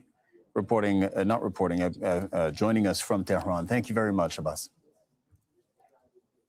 Now, at least 3 U.S. warplanes have arrived at a British airbase in the wake of the conflict in the Middle East. The UK's defense ministry says that the U.S. has started using the bases for, quote, specific defensive operations against Iran. Prime Minister Keir Starmer had initially refused to give the U.S. access to British bases. President Donald Trump had criticized Starmer for that decision. Richard Gaisford is outside the Royal Air Force Base in the UK. No, plenty of activity here at RAF Fairford, this airfield in the Cotswolds in southwest England. It may be named RAF Fairford, but it's really an active American airbase, one of 12 that they have in operation in the UK. But this is crucial, this place, because pretty much throughout the whole of Europe, it's one of the few places where they can operate 3 different types of long-range bombers. Behind me, you should be able to see some B-1 bombers on the edge of the airfield. Plenty of activity around those this morning, but of more interest perhaps was yesterday when 3 giant B-52 bombers flew into RAF Fairford. It's the first time during this conflict that they have been seen here. And these, of course, are the aircraft that could make it to Iran and back without needing to refuel and can carry huge payloads of munitions as well. RAF Fairford also home to B-2 bombers. Those are the stealth bombers that the American Air Force uses. In fact, yesterday, Donald Trump saying he's so impressed by what he's seeing with those in this conflict that he's decided to order more. They have special climate-controlled hangars here at RAF Fairford for those particular aircraft to help preserve and maintain their stealth coating. So you can see just how crucial this place is to the Americans and why Donald Trump was so keen to get it into operation. All right, you're watching Al Jazeera. The U.S.-Israel war in Iran has already spread to large parts of the Middle East and is threatening global fuel supplies. U.S. Defense Secretary says the American will is endless, and it is up to President Donald Trump how long the war with Iran will last. Pete Hegseth also warned Iran will face the most intense day of bombing on Tuesday. Hegseth's comments come after President Trump said the U.S. and Israel are close to completing their objectives in Iran. Trump said that the war will end very soon, but not this week. Iran's Revolutionary Guard has dismissed his comments as nonsense. And people in Iran endured intense bombardment overnight. Emergency crews are still searching the rubble in Tehran. State media says about 40 people were killed in one attack. Bringing in our guests now, Luciano Zakara, who is an Iran and Gulf analyst, joins me here in the studio. And Ahmed Al-Ibrahim is a strategic advisor and Saudi affairs expert. You're joining us from Riyadh, Ahmed. Can you run us through the position of Saudi Arabia right now? We have said multiple times that the Gulf has been in this very delicate position. They did not want the Middle East to be engulfed in war again. The Gulf specifically banks on stability, economic prosperity, and a vision for the future. But yet, here they are. Everybody is coming under daily attack from Iranian missiles and drones. So in light of that, what is Saudi's position on day 11 of this war? Thank you for having me, and greetings to you and to the viewers. And what's happening is basically Saudi Arabia and the GCC countries are basically holding their cool with day 11 of all attacks, and they're trying to prevent this, and protect the security of the nationals and the expats over here. And every time there is an attack, they reserve the right to retaliate. But to be honest with you, I think the Saudi Arabia and the GCC country have done something it's unusually been done. They are actually, equating, the pros and cons of actually doing a retaliation against Iran. We're not saying that Saudi Arabia is not any short of harming Iran as much as they are harming us and harming our citizens. But usually, this region is always played different. We always ask for diplomacy rather than actually militarization, because the lines of diplomacy, it actually take you further than actually the line of military. We're not going to gain anything. And we do understand the strategy of Iran actually by pulling the whole region into a war. Also putting in mind when this war actually started, the objectives of the Israelis and the Americans wasn't aligned. And I'm surprised actually they announced that their objectives is going to be reached. What is the objectives of Israel and America and Iran? Is it a regime change? Is it what exactly? Because this is how we started by a regime change, and now we are seeing that there's a lot of assets has been bombed in Iran, and this might actually retaliate on us on the same retaliation that actually they are bombing Iran. So Saudi Arabia and the GCC country, they are trying to do their lobbies. They are in basically the driver's seat in actually taking these negotiate with the U.S. and who's everybody, their parties involved in this kind of war and trying to de-escalate. I know that Saudi Arabia and Qatar probably they have a direct communication with the Iranian government in order basically to do that. And also a couple of times the Iranian government has announced that they're going to stop attacking the GCC country, but we only see words, we don't see actions. And the cost of the GCC country in order to go to this kind of wars against Iran is going to drag for a long time. It's going to shift us from our vision where we want to do the prosperity and all of the above. Luciano, are Gulf countries aligned on how to respond to this when we're talking about Qatar, about Saudi Arabia, the UAE, even Oman, Bahrain? Are they all on the same page? I think so far they are on the same page. As my colleague said, there is a common understanding that they did not start this war. They don't want to be dragged into this war, that they claim that they would be able to facilitate any kind of de-escalation, possible de-escalation. Even Oman is still open, and Qatar are open to negotiation or to mediation if that is possible and is accepted by all the other, by the conflicting countries. The point is that the only point that I would like to make a difference here is that how the different countries have been targeted. It's true that both Oman and Saudi Arabia were attacked, but only very minimal. A lot less than, say, the UAE, exactly. Which has borne really the brunt of the attacks. Exactly. The UAE getting more missiles, more drones. UAE was the worst case, then Kuwait, and then Qatar. So even Qatar, that is a country that is been trying to mediate with Iran, has been on the front line receiving hundreds of missiles. So it's difficult to see where the strategy, even though they are all in the same line, the same page, and trying to prevent to being dragged into the conflict, the way in which Iran is dealing with all these states is a different way. I assume that the strategy is because they know that it's more complicated. On one hand, they want to give priority to Oman as a hub for possible mediation in the future with the United States. It's more trusted, I don't know why, in comparison with Qatar. And Saudi Arabia, because they believe that these are the ones that they would be the threshold, the lowest threshold in terms of retaliation, that maybe Saudi Arabia would be more not accepting more missiles to come without retaliating. So I think that this is a strategy to be analyzed from the Iranian side, that they don't attack the same countries in this way. They know that some countries are less willing to accept entering into a war, and maybe other countries are more willing to enter if they see that this is going too far, which is also dangerous for for Qatar, for Bahrain, Kuwait, and Emirates, that they are receiving more because obviously they don't want to engage in this war, but on the other hand, they need to be very assertive in the way that they are showing that they are going to defend their countries, because this is what they have to do, and this is what they have been doing without hesitation.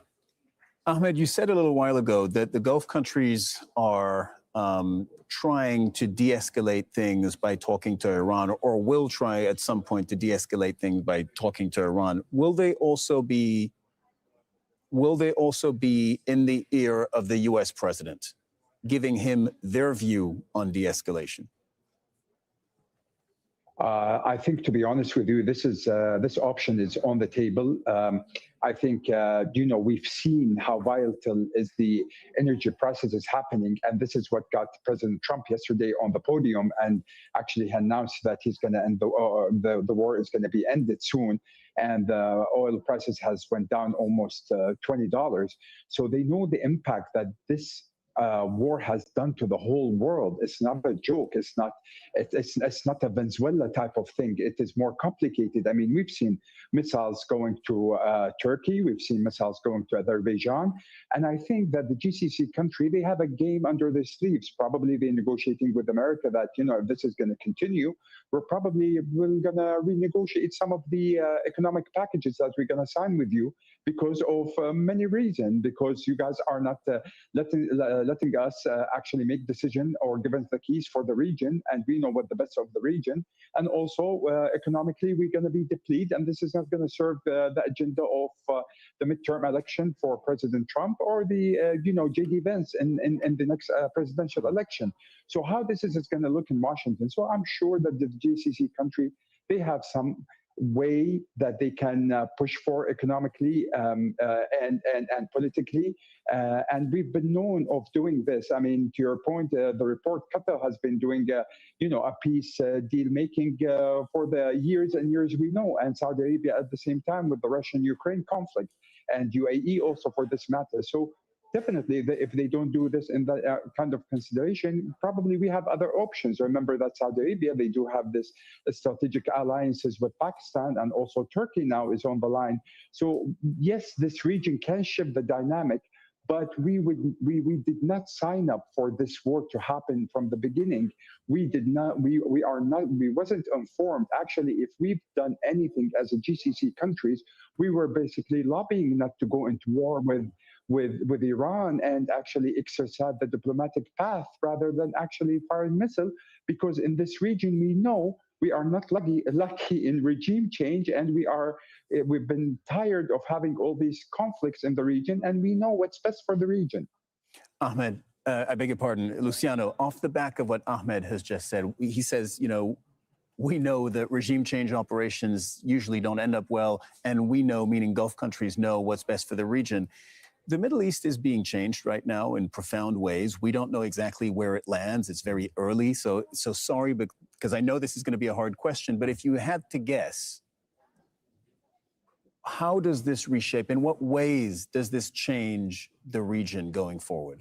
Well, I think that the change started in October 2023, and with all the things that we keep seeing that they haven't finished. I mean, if we look back and we see, and Majid Al-Ansari mentioned this morning, there is an ongoing situation that was not solved, and because of that, there has been an escalation since then.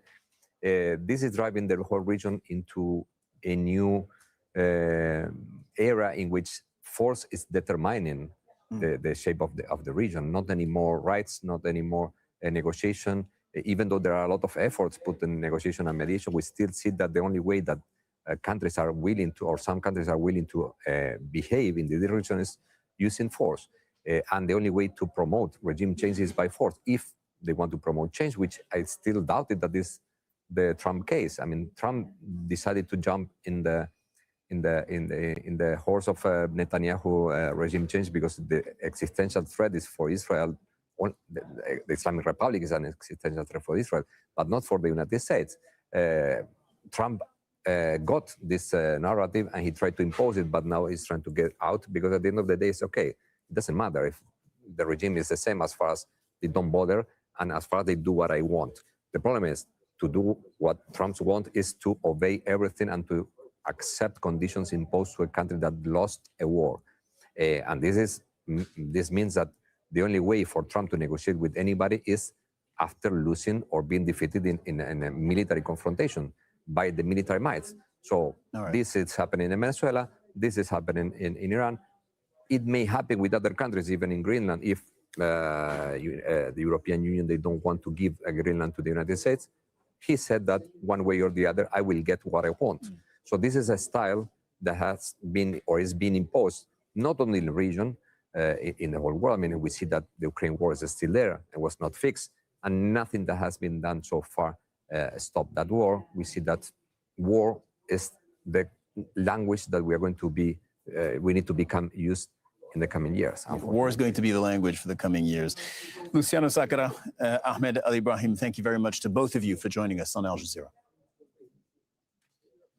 And President Donald Trump has warned that Iran will be hit, quote, 20 times harder if Iran stops the flow of oil through the Strait of Hormuz. Now, Iran's top security official has responded.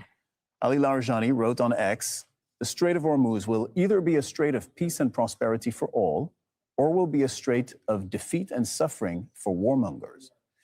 Saudi Arabia's oil giant Aramco has warned that there could be catastrophic consequences for the world's oil markets the longer disruption at the Strait of Hormuz goes on. The area is a transit point for 20% of the world's oil and gas.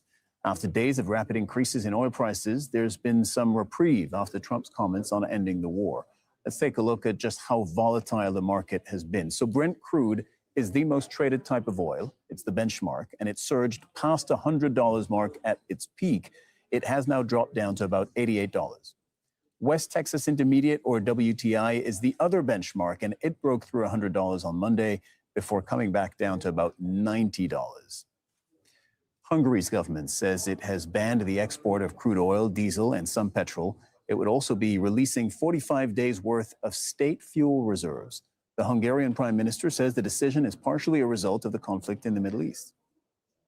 Due to the war in Iran and the Ukrainian oil blockade, Hungary has unfortunately also been affected by the explosion in international oil prices.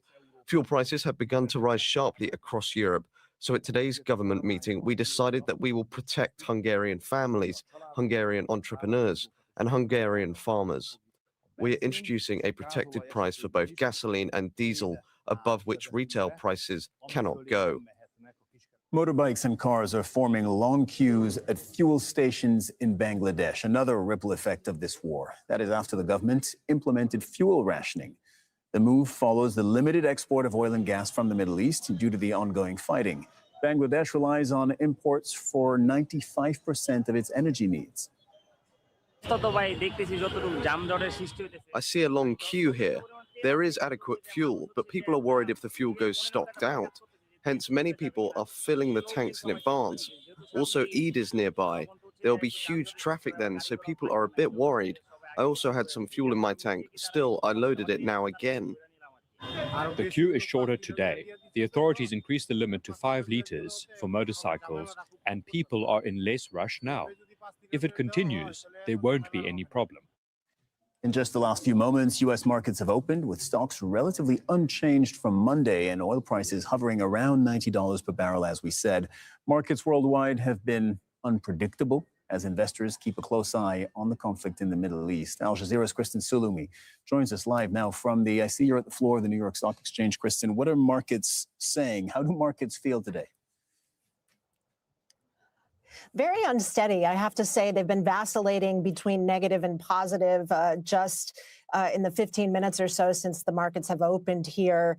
The Dow Jones Industrial Average now I'm seeing down much less than a point. It was up for a little bit.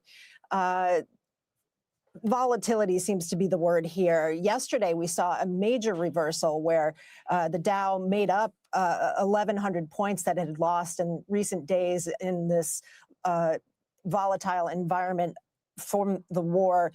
The higher climb of the Dow Jones Industrial Average seemed to be in response to many comments by President Donald Trump yesterday attempting to reassure the public and the markets that the war was on track in Iran, that the U.S. was achieving its objectives, that it would all be over soon. That sent the markets higher. But that optimism didn't last long. There were more uncertainties, more changes. We saw overnight the futures plunge. Now things are trading about evenly. I think people are hanging on the president's every word and every move, including European leaders gathering about releasing strategic reserves to possibly offset prices there. That's something that they're going to be watching today. So basically, we're seeing investors holding steady, volatility, concern, but not panic.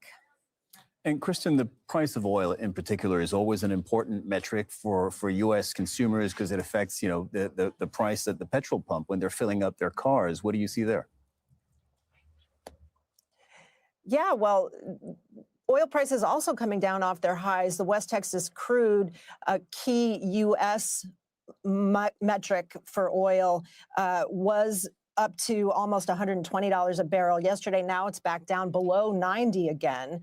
But consumers are just now starting to really notice the increases at the pump. I was at a gas station, a petrol station yesterday, talking to drivers, and they were really starting to notice with the cost of a gallon of gas going up 50 cents here just in the last week or so. They were starting to get worried. So this is what I found when I talked to them. At petrol stations across the United States, sticker shock as fuel prices hit their highest levels in 4 years. It went to like $3.15. Now it's at $3.96. So it's a crazy jump. A conflict halfway around the world with seemingly no end in sight is hitting home for Americans. I don't have a choice because I have to drive to work every day. So it seems like I have to swallow it. Yeah. Yes. Yeah. Are you worried? I am actually, yes. Yeah.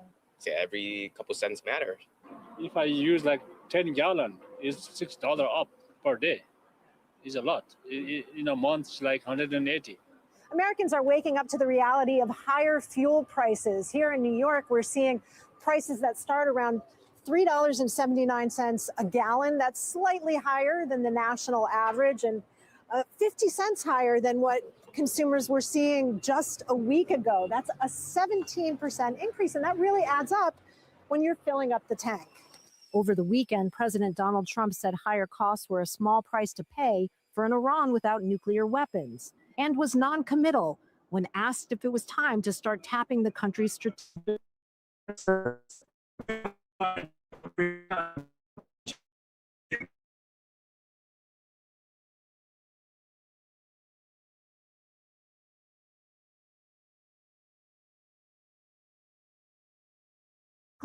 Production in the region, which is responsible for about 20% of the world's oil supply. What's more, tanker traffic through the vital Strait of Hormuz has ground to a virtual halt because of the fighting. And pressure on the U.S. president is building. The U.S. Senate's opposition leader, Chuck Schumer, criticized the president's position, saying on social media he couldn't care less about petrol prices. The U.S. may be the largest oil producer in the world, but shortfalls in production elsewhere will mean higher oil prices everywhere. And Americans paying the price for an attack polls say only 1 in 4 supported. Kristen Salumi, Al Jazeera, New York. Israeli forces have launched a series of attacks across southern Lebanon.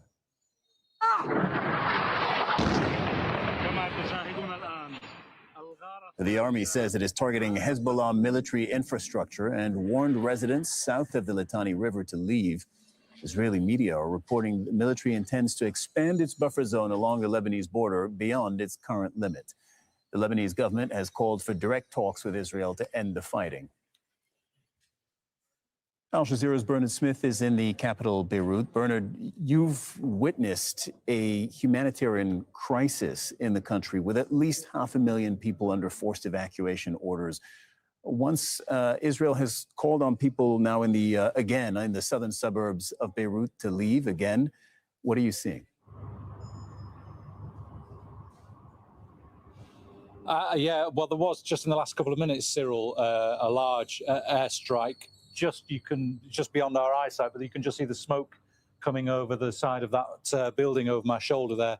That's where there was an evacuation ordered for that area a couple of hours ago, and that's the airstrike that's just come in. There have also been evacuation orders in Sidon, a coastal town down towards the south. Although no buildings have been hit there yet, we understand, and there have been other airstrikes in southern Lebanon. They don't ordinarily or always come, I should say, with warnings, and they can hit at any time. But what the Israelis are trying to do, certainly down in the south, is establish, of course, some sort of superiority or some sort of superiority over the Hezbollah forces. Hezbollah is confirming that they have come into direct contact combat with Israeli forces on the ground. So there is there is fighting going on down there, and we know that earlier on in the week 2 Israeli soldiers were killed in direct contact down there. Bernard, what are you learning about possible talks or calls for talks between the government of Lebanon and Israel? Well, it's clear that there's pressure is mounting on the Lebanese government, and look at it in this context. The UNHCR says lives have been upended on a massive scale in Lebanon. Just under 700,000 people now registered on the government's website as internally displaced, and that went up 100,000 in just a day. Joseph Aoun, Lebanon's president, he said that Hezbollah is working to collapse the state. So there's this report that he's given this 4-point initiative that he wants the US or the international community to mediate with Israel to lead to an establishing a full truce, with Israel, and would give them logistical support for the disarming of Hezbollah. But at the same time that he says that, Hezbollah's political arm in the Lebanese parliament says, we will defend our existence whatever the cost. So when Lebanon's president says that, the political arm of Hezbollah responds, and you can see why we're having reports from the US that the initiative from Aoun is being met with deep skepticism. And that also suggests that the Israelis are not at the moment necessarily interested in talking. They might still prefer to pursue some sort of military solution to really degrade Hezbollah's capabilities. So Bernard Smith reporting from the Lebanese capital, Beirut. Thank you very much, Bernard. And let's take a look at some of the day's other news. In Gaza, Israeli artillery shelling has been reported in Khan Yunis and the center of the Strip. Palestinian officials say at least 6 people have been killed in Israeli strikes, including 3 children and a journalist. Some of the attacks hit makeshift shelters housing displaced families. More than 640 Palestinians have been killed by Israeli fire since a U.S.-brokered ceasefire came into effect in October. Crossings into Gaza remain largely closed, aid supplies are scarce, and basic goods are beginning to disappear from local markets.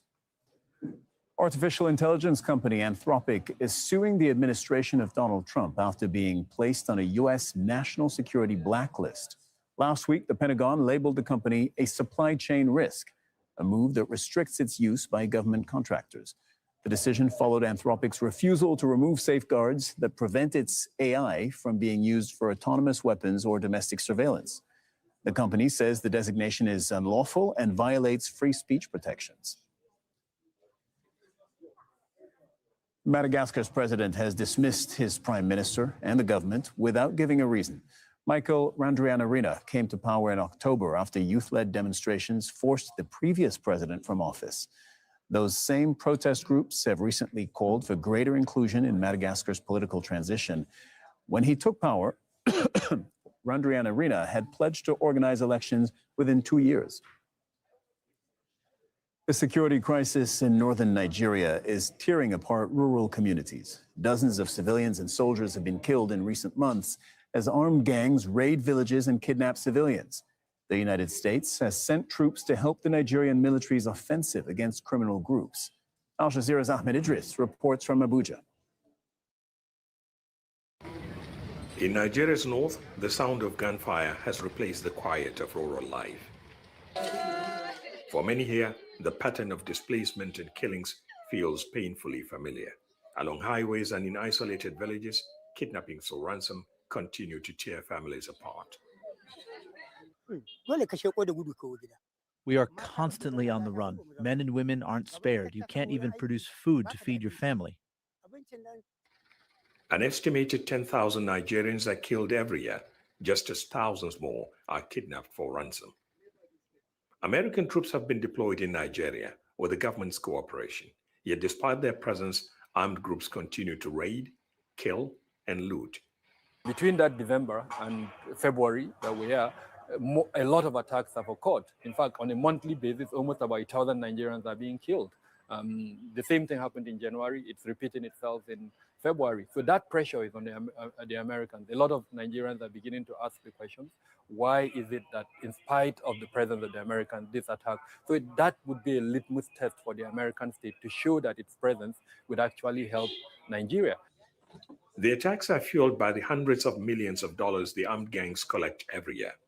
The government denied paying ransom. Al Jazeera's Mehdi Hassan interviewed a spokesman to the Nigerian president. I know of our government's effort in dealing with that insecurity. If you have a little understanding of the nature and the boundary and the geographical measurement of Nigeria and the tendency for insecurity to come in, then you will understand that we're fighting a hydra-headed insecurity situation. Security analysts say kidnapping is now an entrenched criminal economy, where ransom payments fund weapons, logistics, and recruitment for the next strike. If these elements know when they carry out those attacks, they would receive ransom, then they are not going to stop. Big cities like Abuja have been spared major attacks for some time now, but rural communities remain vulnerable. Security analysts believe troop numbers and equipment are inadequate to protect every Nigerian village. But most of all, they say successive governments have failed to address the root causes: poverty, corruption, and governance failure. For many Nigerians, security promises are measured not in speeches, but in whether the next night passes without the sound of gunfire. But for now, the gunfire, burials, and abductions continue. Ahmed Idris, Al Jazeera, Abuja, Nigeria.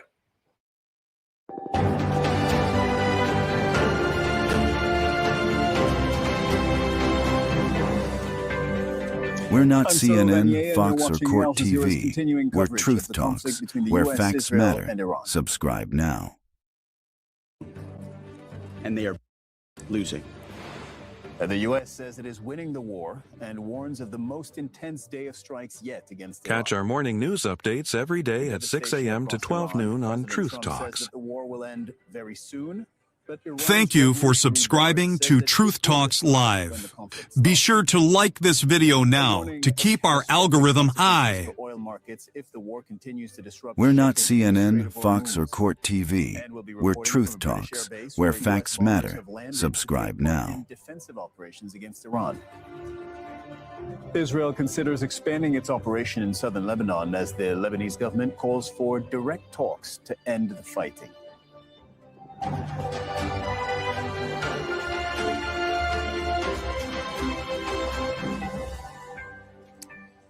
The U.S. military is conducting its most intense strikes yet inside Iran. That is according to Defense Secretary Pete Hegseth, who says that the war will last as long as U.S. President Donald Trump wants.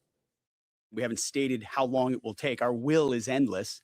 Ultimately, the president gets to determine the end state of those objectives, right? But what he's said continually, and I want the American people to understand, is this is not endless. It's not protracted. We're not allowing mission creep. The president has set a very specific mission to accomplish, and our job is to unrelentingly deliver that. Now, he gets to control the throttle. He's the one deciding. He's the one elected on behalf of the American people when we're achieving those particular objectives. Earlier, Iran's Revolutionary Guard rejected comments by President Trump suggesting that the war could end soon. The IRGC dismissed his remarks as, quote, nonsense, saying that it is up to Iran to determine the end of the war. People in Iran have been enduring some of the most intense bombardments since the U.S. and Israel's attacks began. Well, we're live in Washington, D.C., in Tehran, in Ramallah, and in New York. We'll start in D.C. Patty Culhane is there. Patty, we got a briefing from the Pentagon, the head of the U.S. Armed Forces, General Dan Kane, and the U.S. Defense Secretary Pete Hegseth. What did you learn there? And I know, because you and I have started to debrief this before, I know that they're all pulling in the same direction and saying broadly what they've been saying over the last few days. But every time they give a public briefing, we parse their words to try and get a better understanding of the U.S. mindset at this point. So what are you learning on day 11 of this war?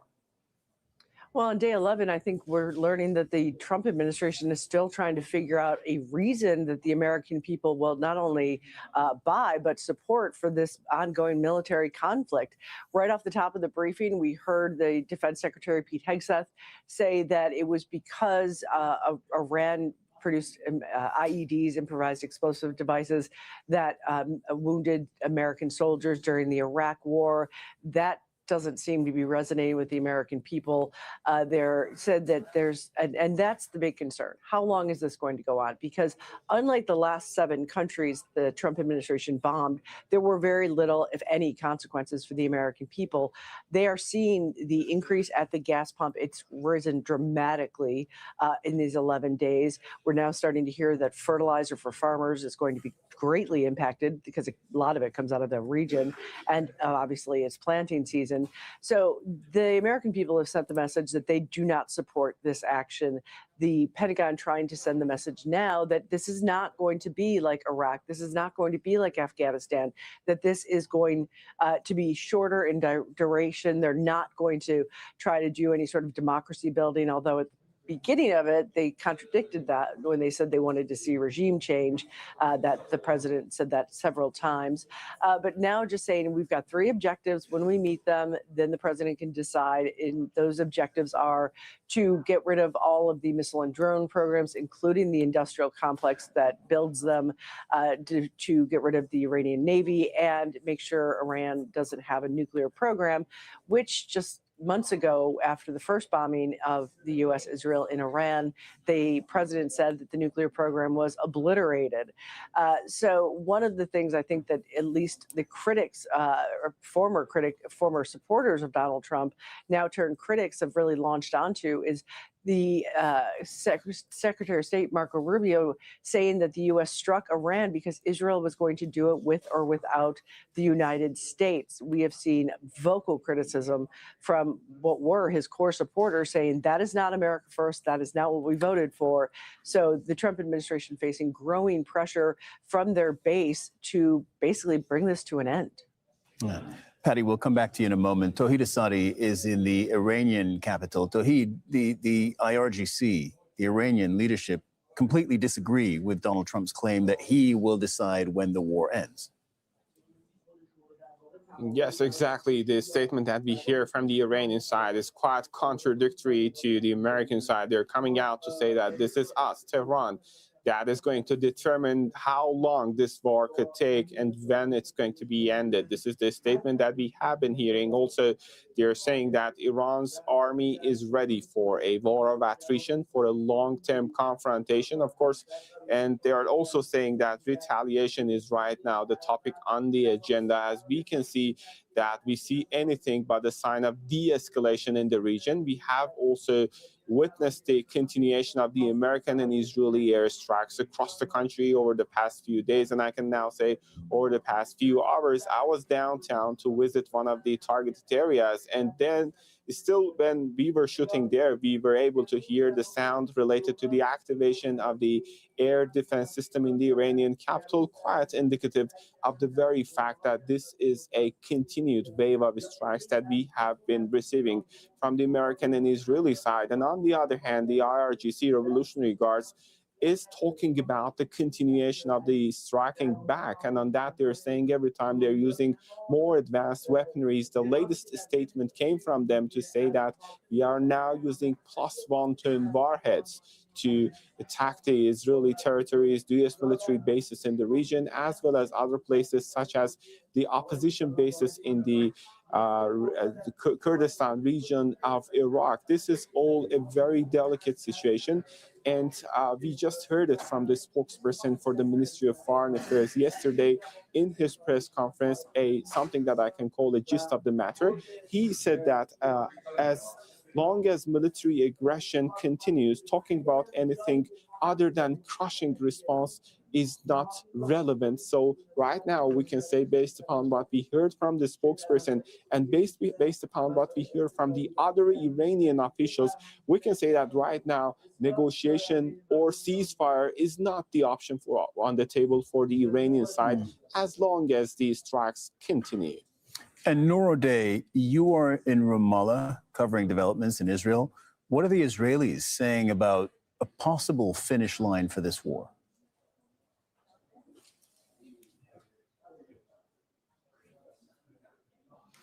Well, Cyril, the Israeli narrative about this war is very different from the lines that we're getting from the Trump administration, in that Benjamin Netanyahu, the prime minister, has been very clear. The objective is to create the conditions to end the Islamic Republic, not just to assassinate the top leadership in Iran, not just to weaken the government, but Netanyahu believes that all of this military action will create enough conditions to completely end the rule of the government in power at the moment, and to have a friendly Iran in its place. Now, there is no public contradiction with Donald Trump, of course, but you can get an indication of what Israel is planning when you know that the messaging to the public is that this is going to take as long as it takes, because this war,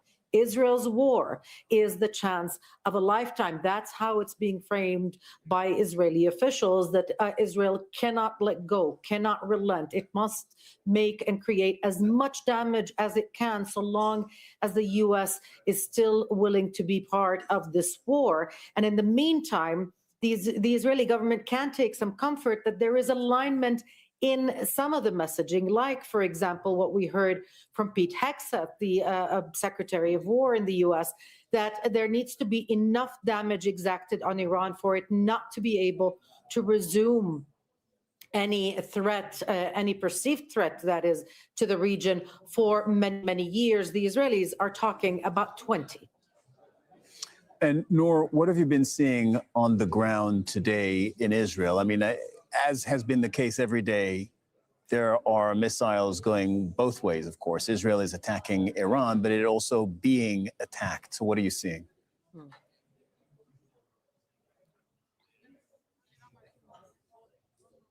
There were several volleys of Iranian missiles launched at Israel today, Cyril.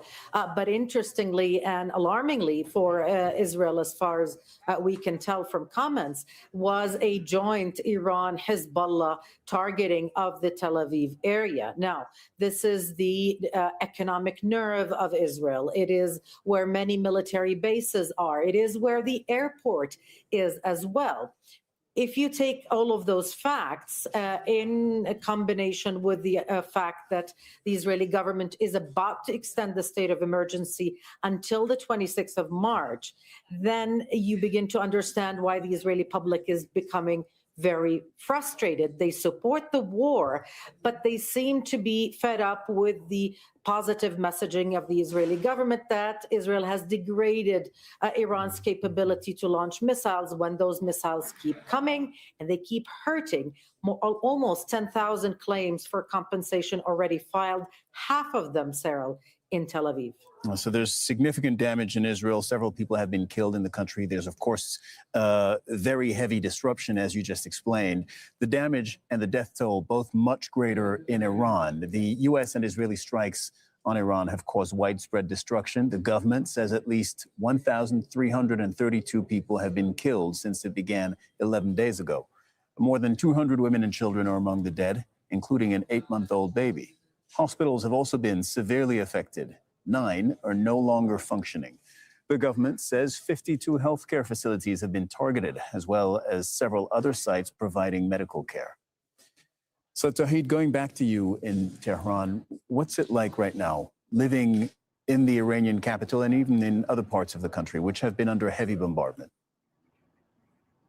Yes, indeed, Cyril. This is heavy human cost that we can talk about, as it is not just the fatalities, but also a cloud of frustration and fear, seeing the continued nature of the American and Israeli strikes. And of course, we have to keep in mind that these strikes are not limited to the military headquarters or police stations or state buildings, but also impacting very severely residential areas and hospitals and schools. So one of the most tragic of which I can refer to Minab, an elementary school in which more than 160 kids, girl students were killed fast following the strikes by the Americans and Israelis. And speaking of the numbers, we know that more than 1,300 so far, officially speaking, have been killed. Even though seeing the continuation of these strikes as a matter of misfortune,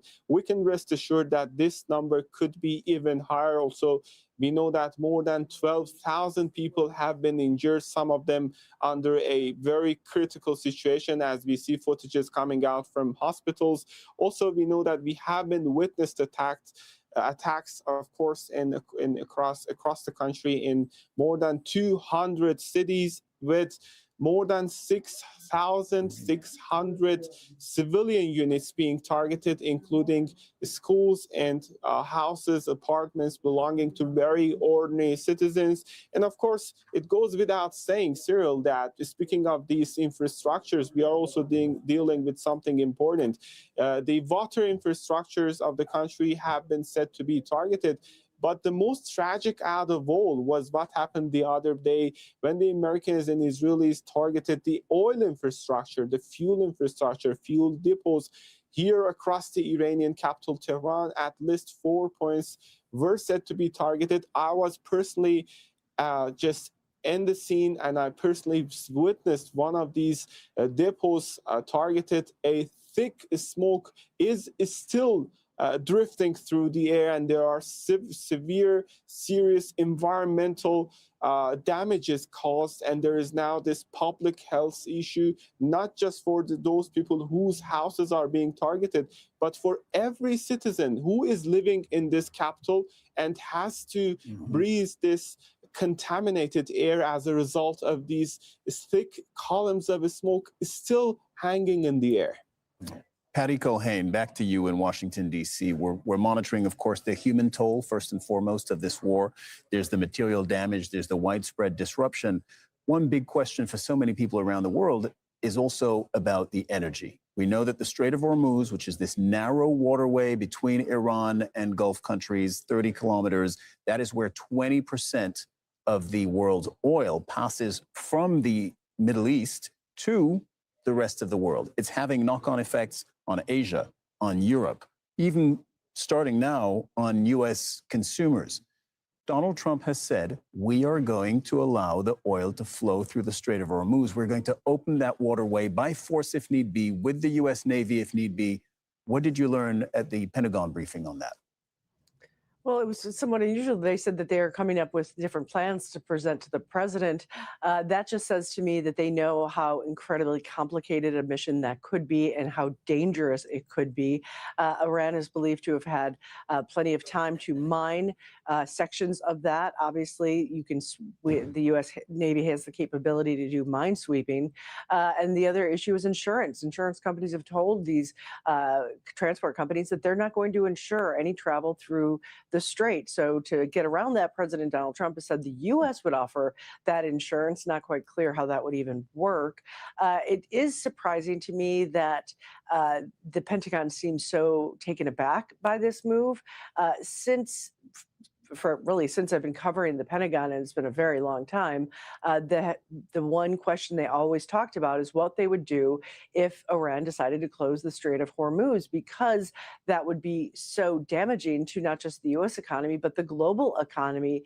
And the fact that they say that they're planning things doesn't mean that they're actually acting on it. Not that we would necessarily know right away, but it is possibly a recognition that if they did try to send U.S. Navy destroyers or cruisers or even frigates in, they could be in very serious danger because it is such a narrow waterway, because there's likely going to be mines there.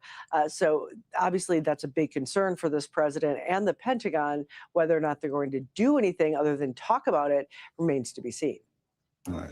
I want to thank all our correspondents, Patty Culhane in Washington, D.C., Noor O'Day in Ramallah, and of course, Tawhid Asadi in the Iranian capital, Tehran. Thank you very much to all of you and your teams. Now, several new Iranian strikes have targeted the Gulf region. In Bahrain, a residential tower was hit in the Sif district of the capital, Manama. Officials say a 29-year-old woman was killed and 8 people were injured. The UAE and Kuwait say that they have also been intercepting missiles and drones. And Saudi Arabia's civil defense says a drone fell into a residential area in Zulfi, a city in Riyadh province. Speaking at a press briefing in Doha, Qatar's foreign ministry spokesperson warned against any further escalation. We have warned in Qatar for many years now that escalation left unchecked in the region would lead to catastrophic results. We are at that moment where we are seeing the catastrophic results across the region. Right now, as we speak, you can put a map of the region in front of you and you will not be able to find a finger-pointing space where escalation is not happening.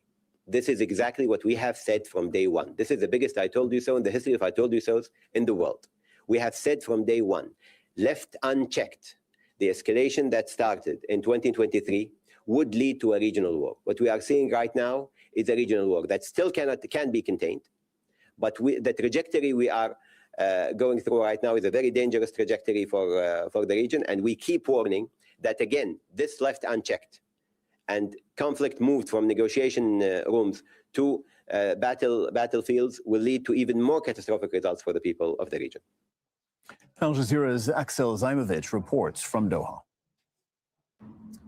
Qatar says it's continuing its defensive but also diplomatic activity as more attacks are recorded across the region.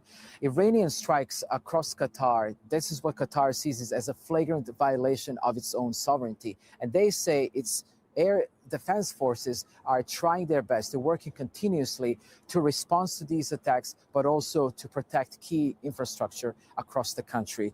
We're also hearing from the spokesperson of the foreign ministry saying that there's been intense diplomatic activity. Qatar's prime minister and foreign minister held talks with leaders across the GCC, as well as partners including Egypt, Jordan, Turkey, Iraq, Lebanon, and the European Union. And the focus of these talks is the growing military escalation at the moment, but also how to bring all the parties back at negotiating table. Also, Qatar emphasized something really important here, that it's not part of any war and it doesn't want to be dragged into any war, but also it doesn't want its territory to be used for attacks on any other countries. And despite the escalation that we're seeing here, Qatari officials emphasize here they still believe all wars end at negotiating table. And they say that these diplomatic efforts are continuing in hope of finding the best solution to stop these attacks from happening.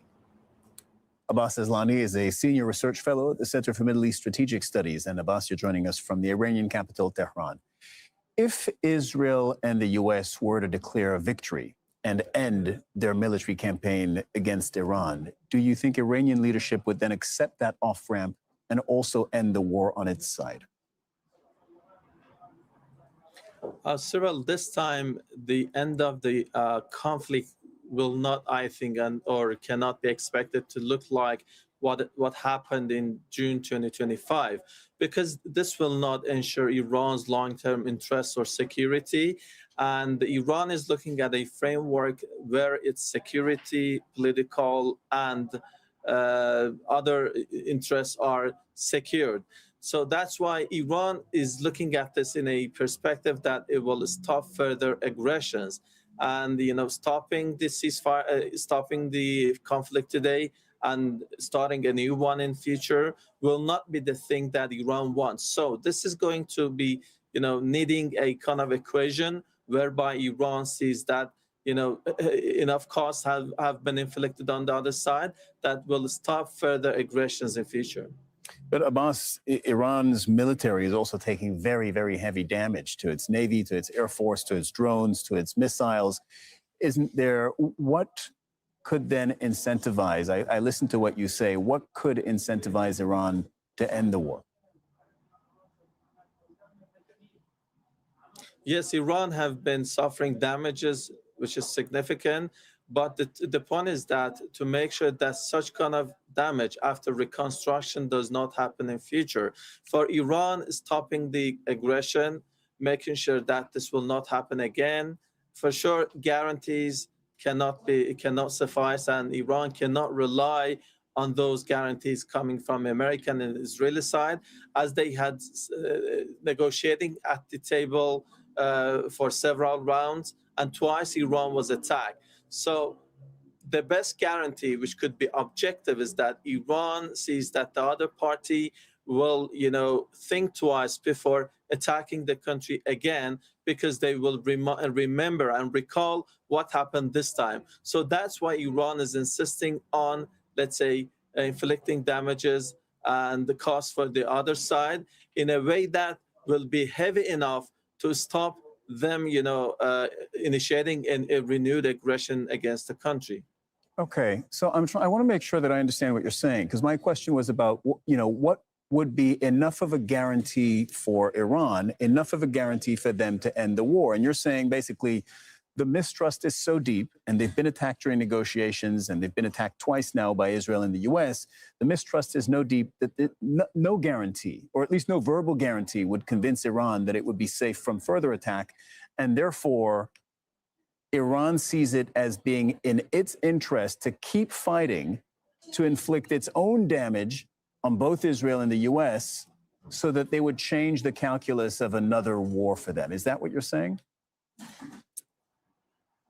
Yes, correctly. And Cyril, this is not just about, let's say, only limited to Iran's nuclear program or missile issue. Tehran sees this from the perspective of a emerging regional order, where the United States and Israel want to define and determine it in the manner they aspire to, but Iran wants to make sure that it will not be hurt in the coming regional order. But for sure, whatever the result is, the future region and the future order will not be the same as the past one. So that's why we're seeing both sides trying to impact this process whereby they can have an equation or balance whereby they can secure their own interests.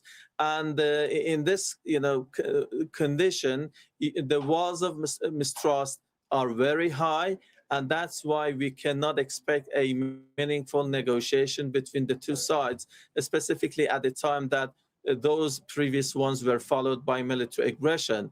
And that's why it makes an off-ramp very complicated and difficult. And that's why, this has been a multi-layered conflict, which is not limited to the ongoing exchange of fire, but it can have, much bigger consequences for the future trajectory of even diplomatic negotiations. Abbas Aslani in Tehran, thank you very much. And U.S. markets have opened with stocks relatively unchanged from Monday and oil prices hovering around $90 per barrel. Markets worldwide have been unpredictable as investors keep a close eye on the conflict in the Middle East. Al Jazeera's Kristen Sulumi joins us live from New York. What are markets telling you today? Well, the markets are holding steady. They are all slightly in the red, in negative territory. The Dow Jones Industrial Average down about 40 points after a major recovery yesterday. The Dow gained 1,100 points yesterday after earlier losses. This all seems to be in response to reassurances from President Donald Trump that the United States was achieving its military objectives in Iran, that the conflict would end soon. Good news for consumers, but the question is, will this last? Today seems to be a lot of watching and waiting as far as the investors are concerned. We've got warning of more U.S. attacks happening in Iran. Iran's Speaker of Parliament saying that ceasefire wasn't an option that they were looking for. G7 leaders meeting about taking steps to possibly mitigate rising oil prices. So all of that is just weighing on investors' minds, I think, and we're just seeing the market react violently from day to day. I shouldn't say violently. They're major swings, but we haven't seen crashes. It's just a lot of volatility, and that just seems to be continuing with every new line or development. The market reacts. Kristen, what about oil prices and the impact that they're having? I've seen Donald Trump say, look, we're not that impacted, meaning the U.S. is not that impacted because the U.S. is actually a big energy producer. So other parts of the world are more heavily impacted by the closure of the Strait of Hormuz and the rising energy prices. But there's a key metric in the U.S. during all these Middle East conflicts. It's true now. It was true 20, 30 years ago. Is when there's an energy choke point, it does impact, U.S. consumers. I know you've been looking at that. Yeah, it's supply and demand, and the global supply goes down. That means the global demand goes up, and oil producers take advantage of that, and the prices go up. So it's true, it doesn't have as dramatic an effect on the U.S. oil consumer, but it is starting to have an effect for sure. I was at petrol stations yesterday, and in just the last week, American consumers have seen the average price of a gallon of gas rise by 50 cents. That's about 13 cents a liter, and that adds up when you're filling up your tank. So people are starting to notice. Interesting that, these reassurances coming from the president as people are starting to get nervous, and they seem to calm things down a bit. But again, will it last? And the longer the conflict continues, we know the greater the impact will be on oil prices and on consumers in general. Kristen Salumi reporting from the floor of the New York Stock Exchange. Thank you very much, Kristen. And other global markets have also shown signs of rebounding. European stocks recovered as energy prices eased, with increases of more than 1.4% reported in Paris, in London, and in Frankfurt. The stocks in China and Hong Kong have also bounced back from their lowest levels since December and August. Jack Barton reports from Seoul. U.S. President Donald Trump's suggestion that the war could, in his words, be over soon was enough to send stock markets across Asia surging, with South Korea's Kospi rising more than 6% so quickly that buying was temporarily suspended. The upside of a stock market roller coaster that also saw selling suspended on Monday after the Kospi fell 8%.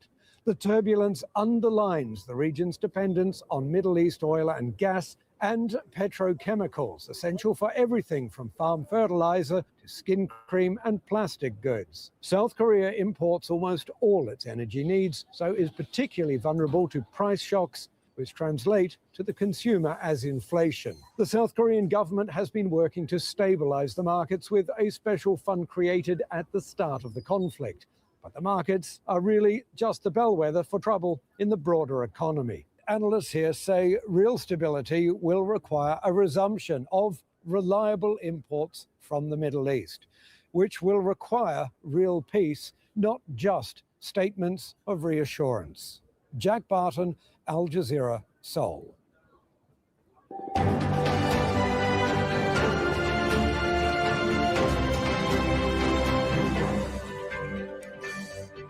You're watching Al Jazeera. The U.S.-Israel war in Iran has already spread to large parts of the Middle East and is threatening global fuel supplies. U.S. Defense Secretary says the American will is endless, and it's up to President Donald Trump how long the war with Iran will last. Pete Hegseth also warned Iran will face the most intense day of bombing on Tuesday. Hegseth's comments come after President Trump said the U.S. and Israel are close to completing their objectives in Iran. Trump said that the war will end very soon, but not this week. Iran's Revolutionary Guard has dismissed his comments as nonsense. People in Iran endured intense bombardment overnight. Emergency crews are still searching the rubble in Tehran. State media says about 40 people were killed in one attack. Israeli forces have launched a series of attacks across southern Lebanon.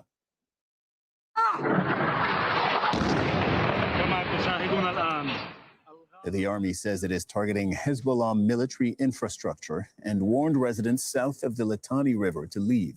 Israeli media are reporting that the military intends to expand its buffer zone along the Lebanese border beyond its current limit. The Lebanese government has called for direct talks with Israel to end the fighting.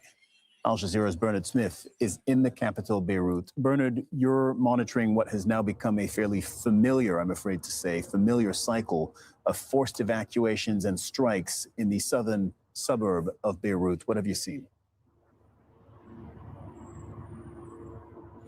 Cyril, we've had a couple of big strikes come in the last hour on the southern suburbs behind me. The smoke and the dust is dissipating from that now, and that came not long after a couple of forced evacuation orders from the Israeli military. There have also been orders on a residential area of Sidon, much further south of Lebanon, the coastal town of Sidon, although I've not heard if those strikes have gone in on there yet. And there have been, as you've seen, strikes elsewhere in southern Lebanon, and sometimes they come without warning. Israel, of course, is trying to establish some sort of superiority over parts of southern Lebanon as it battles Hezbollah. Hezbollah says it's been involved in on-the-ground confrontation with Israeli forces. Israel trying to use its air superiority to establish control. Hezbollah wants to fight Israel on the ground because it believes it has a better chance of taking on Israel there. This is a conflict, Bernard, between Israel and Hezbollah, but the Lebanese government, specifically the president, is trying to get in the middle of this, and he is calling for direct talks between Lebanon and Israel, which is a change from relative to previously, given that Israel and Lebanon are still technically at war. Direct talks don't normally happen.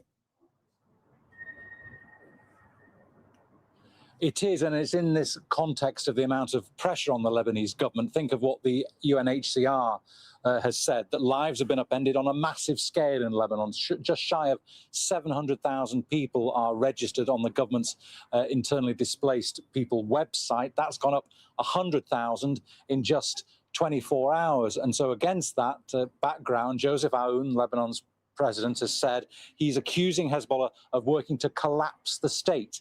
He's now come up with this 4-point plan that he wants international or US support diplomatically to present to Israel that would result in a full truce with Israel and with logistical support for Lebanon's army to disarm Hezbollah and then direct negotiations with Hezbollah.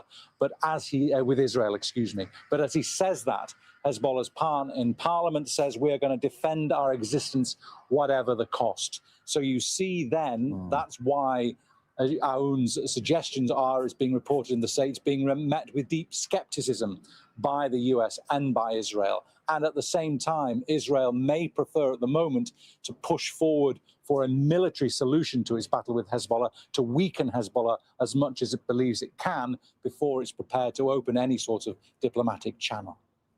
Bernard Smith in Beirut. Thank you very much, Bernard. At least 3 U.S. warplanes have arrived at a British air base in the wake of the conflict in the Middle East. The UK's defense ministry says that the U.S. has started using the bases for, quote, specific defensive Catch our morning news updates Iran. Every day at 6 Prime a.m. Minister to 12 Keir noon Starmer on had Truth initially Talks. refused to give the U.S. access to British bases, but President Donald Trump had criticized Starmer for that decision. Well, Richard Gaisford is outside the Royal Air Force Base in the UK. There are plenty of activity here at RAF Fairford, this airfield in the Cotswolds in southwest England. It may be named RAF Fairford, but it's really an active American airbase, one of 12 that they have in operation in the UK. But this is crucial, this place, because pretty much throughout the whole of Europe, it's one of the few places where they can operate 3 different types of long-range bombers. Behind me, you should be able to see some B-1 bombers on the edge of the airfield. Plenty of activity around those this morning, but of more interest perhaps was yesterday when 3 giant B-52 bombers flew into RAF Fairford. It's the first time during this conflict that they have been seen here. And these, of course, are the aircraft that could make it to Iran and back without needing to refuel and can carry huge payloads of munitions as well. RAF Fairford also home to B-2 bombers. Those are the stealth bombers that the American Air Force uses. In fact, yesterday, Donald Trump saying he's so impressed by what he's seeing with those in this conflict that he's decided to order more. They have special climate-controlled hangars here at RAF Fairford for those particular aircraft to help preserve and maintain their stealth coatings. So you can see just how crucial this place is to the Americans and why Donald Trump was so keen to get it into operation. Germany's chancellor says that he is concerned that the U.S. and Israel do not have a plan to end the conflict with Iran. Friedrich Merz says Germany and Europe do not want an endless war, although he does share President Trump's hope that the war may end quickly. The United States and Israel have been waging war against Iran for over a week. We share many of these aims, but more questions arise with every day of war. Above all, we're concerned that there is apparently no joint plan for how this war can be brought quickly to a convincing end. Al Jazeera's Osama bin Javed joins us live on set. Osama, you were in Europe to see how European leaders are thinking about this war, what their mindset is, how they're positioning their diplomatic and military posture. What's the European position here? Because they seem broadly supportive. We heard Merz there, broadly supportive of the U.S. military goals, but at the same time, they're afraid of the consequences and they don't want to be sucked in. How would you describe Europe's position? Well, in one word, they're divided. Europe does not have a singular stance on how they want to go through with this. Friedrich Merz is essentially digging himself out of the hole that he's created for himself when he sat beside Donald Trump as he berated the Spanish prime minister and Spain's government, where everybody else came in support of Spain while not trying to offend Donald Trump as well. And that is the key here, that the Europeans know that they want to stand on the side of international law, exactly how they've been applying it for Greenland, for Ukraine. And they can't make exceptions for Iran because that could come back to haunt them very quickly when it comes to Greenland as well. But they do not want to offend Donald Trump. And that is the key situation here. Today, you've got IAEA extraordinary meeting of European leaders happening. On the sidelines, there's going to be a meeting of G7 ministers for energy. Remember, Europe does not face a direct threat right now from the supply chain, but it does in the long term. If this continues to go on, Europe is on record low gas supplies. Europe gets is going to compete with Asian markets. And again, the reason why it does not want to offend Trump is that in the last 4 years, it has replaced one supplier, that was Russia, with the United States. So how do they feel about the energy choke point that is the Strait of Hormuz? 20% of the world's oil goes from the Middle East through the Strait of Hormuz, then to various clients around the world. It's Asia, but it's also partly Europe. You know, and Europe had been, and you've reported on this previously, they've been trying to wean themselves off what previously was a big source of energy for them, which was Russia. They're trying to change that. And at the same time, the Strait of Hormuz is closing. Well, this is what Iran had warned them, all of them. Not just the Americans, but the entire world, that this is the chokehold that it has, and it is going to apply it when it's dealt with an existential blow. And this is what the Iranians are doing.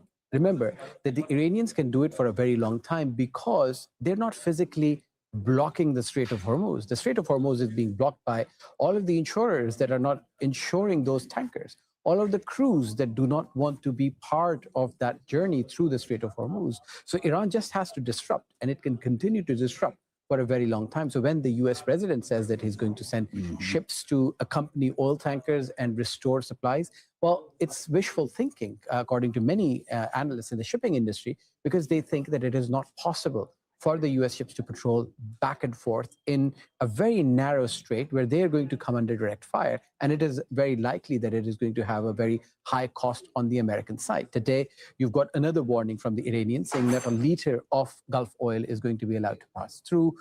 You've also got some sense of stability in the markets because of Trump's comments that it could be brought to an end. But again, until it is brought to an end, until there is supply lines that open, until the Saudis, the Qataris, the Emiratis, the Bahrainis, they bring back their oil into the system. You remember the major refineries, whether it's Bahrain, it's Saudi Arabia, and gas supplies from Qatar are all shut down. And that is going to continue to have a knock-on effect. And if this drags on, it is not just going to be energy prices, it's going to be global trade. It is going to have an impact on global economies as well. When you survey the global landscape, did you get a sense in Europe, or even looking beyond Europe, that anybody has any kind of leverage at this point over the U.S.? And maybe leverage is the wrong word. I think we'd know by now if somebody had real serious leverage. But is anybody capable of impacting this situation from a diplomatic point of view? Well, I think you see that not being possible in Europe's response so far. Because if Europe had leverage, it sent its powerhouse chairman, the German chancellor, to the White House, who essentially could not stop Trump from lashing out against Spain and threatening a trade embargo. So it does not have leverage. Yes, there are certain points where it could persuade the US administration, but you also have to see it from the US perspective, where all of this military buildup, this changing position by the US president of going from regime change to defense capabilities to nuclear program and now an unconditional surrender essentially puts him in a corner where it is very difficult for him to back down out of as well. So you've got these two sides who are dogged in their pursuit that they're going to continue for as long as it takes, and the world around them is going to suffer. So at one point, certain point, is going to be the GCC, which can actually have a conversation with the Iranians, and the Europeans perhaps have a conversation with the Americans to say that there needs to be some sort of an agreement, because this, as you've heard from the German Chancellor as well, that the route out of this is not via more bombs. Osama bin Javaid, thank you very much for joining us in the studio. And the war in Iran has fueled a significant bump in demand for Russian oil and gas. That's tied to the conversation we were just having with Osama. The boost in export revenues could help Russia fund its war in Ukraine. Yulia Shapovalova reports from Moscow. Many believe that in the short term, Russia can benefit from high oil prices. In a protracted conflict, that may not be the case. On the one hand, the growth of oil prices and the potential increase in demand for Russian oil from China and India will increase Moscow's export revenue, so the Kremlin gets a chance to patch up its budget hole and generate funds to continue the war in Ukraine. Recently, the price of Russia's Urals crude oil hit $90 per barrel. The emerging oil shortage on the global market is forcing the Americans to ease sanctions against Russia. They have already suspended oil sanctions for 1 month for India, so the country can continue to buy Russian oil. However, if the whole situation triggers a global crisis, its consequences could be unpredictable for Russia too. Rising oil and gas prices could reduce production in China and India, the two countries the Russian economy is heavily linked with. Yulia Shapovalova, Al Jazeera, Moscow. The U.S. and Israel's war on Iran has disrupted air travel right across the Middle East. Widespread airspace closures have left airlines rerouting, diverting, and canceling most flights. It has left tens of thousands of passengers wanting to leave the region stranded. Kulsum Sharif explains. It's the world's busiest transit hub, but days after the U.S. and Israel began to attack Iran, the skies over the Middle East began to look like this. Now, this is an image from flightradar.com. It's a website that tracks air traffic live, and it shows a rather empty airspace over the region. Now, several countries have either closed or limited the airspace for traffic as the conflict escalated. Now, the Middle East corridor is a major transit hub, especially across Europe and Asia. So this sudden closure of airspace has meant many flights have either had to be rerouted or diverted. Now, Iran has struck not just civilian areas, but also airports in Kuwait, in Bahrain, in Dubai, even Iraq. Now, Qatar says it's intercepted an Iranian drone over its airport, forcing it to close for several days. 37,000 flights to and from the region have been cancelled since this conflict began, affecting 4 million passengers. Hundreds of thousands of them have been stranded, not just in the region, but right across Europe and Asia. And governments have had to try and evacuate their citizens. Now, some airports have reopened. Limited operations are underway, and their focus is to get the remaining thousands of people who are stranded home. Apart from passengers, we've had air cargo that has also dropped by 20%. Now, the region accounts for 13% of global goods sent by air.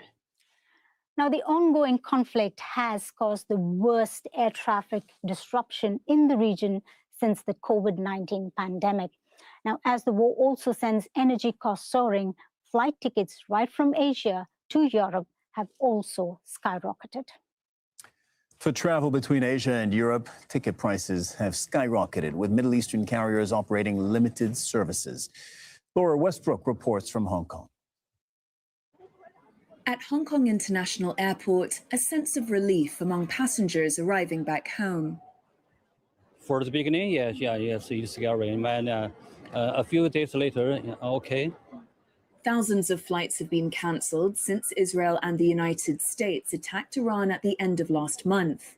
The war has caused restrictions on operations at key transfer hubs in the Middle East, affecting passengers like Patrick Leung. We were on our way to Dubai, and then our flight got turned around mid-flight, landed back in Toronto. So we had 13 hours, flew in a circle, and then back to Toronto. And Air Canada rebooked us to our final destination, which was Bangkok. And now we're here. Yeah. The conflict in the Middle East is affecting airlines around the world. There are fewer seats available after major Gulf carriers suspended flights, and that's contributing to ticket prices going up between Asia and Europe. But some airlines are resuming limited operations. On Saturday, Emirates said it would be operating a reduced flight schedule. Spiking fuel prices are also putting pressure on carriers and passengers. Rachel Wong was nervous about transferring through Dubai, so she tried to pay for a direct flight to the United Kingdom, but she says a return flight would have cost her more than $5,000. The price is so high, I don't want to pay so much. US President Donald Trump has said the Iran war will be over very soon, which could ease air travel chaos. But Iran's Revolutionary Guard says it will decide when the conflict ends. Laura Westbrook, Al Jazeera, Hong Kong. 5 Iranian women footballers have been granted asylum in Australia. They are part of the national team taking part in the Asian Cup. The announcement follows days of lobbying by rights groups, including a protest outside the team's hotel. There were concerns for players' safety after they refused to sing the national anthem ahead of their match against South Korea. The women were branded traitors on Iranian state television for their defiance.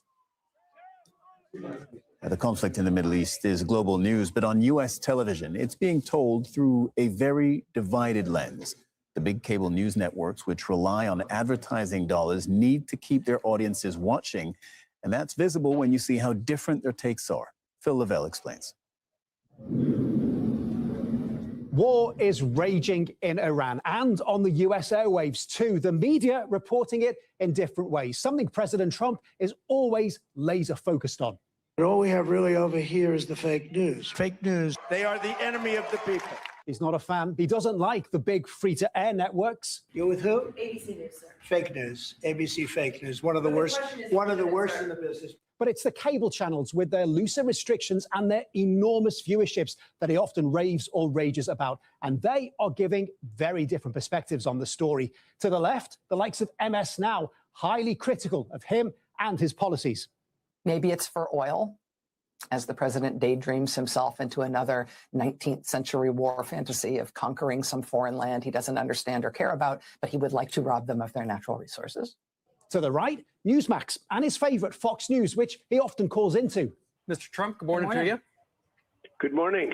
Generally offering full-throated support. He's dealing with it head on, whereas other presidents, other administrations, they would prefer to kick the can down the road, let somebody else deal with it. This president is not that kind of guy. He's going to deal with it now. And how the audience feels on Iran, well, that largely depends on how they vote. Just look at this poll from the Washington Post.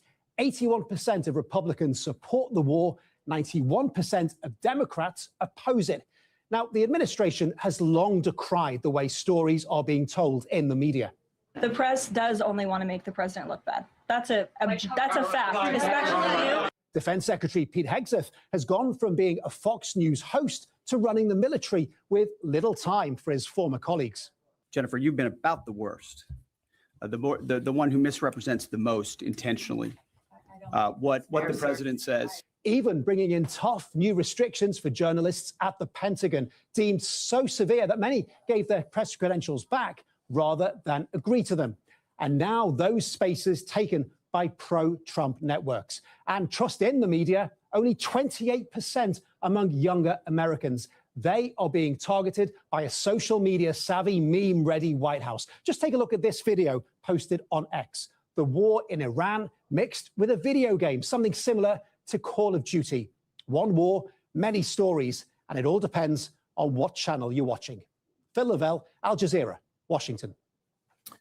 Let's take a look now at some of the day's other news. In Gaza, Israeli artillery shelling has been reported in Khan Yunis and in the center of the Strip. Palestinian officials say at least 6 people have been killed in Israeli strikes. That includes 3 children and a journalist. Some of the attacks hit makeshift shelters housing displaced families. More than 640 Palestinians have been killed by Israeli fire since a U.S.-brokered ceasefire came into effect in October. The crossings into Gaza remain largely closed. Aid supplies are scarce, and basic goods are beginning to disappear from local markets. Our correspondent Hind Khudari has the latest from Gaza City. The past 24 hours, at least 7 Palestinians have been killed. There were a couple of airstrikes in different areas across the Gaza Strip, in the eastern parts of Khan Yunis, in Abasan, in Nusayrat, and also in the Gaza City, in the northern parts of the Gaza City. And a journalist has been killed. 3 Palestinian children were also killed. And this makes the death toll of Palestinians killed since the beginning of the ceasefire to 648. There has been more than 1,000 violations committed since the ceasefire has took place, and every single day, even when the war between Israel and Iran started, there has been relentless explosions every single night, either from bulldozers destroying lands and residential areas beyond the yellow line, or from the warships and the naval ships in the sea. So there has been no quietness across the Gaza Strip, despite the fact that Israel is busy with something else.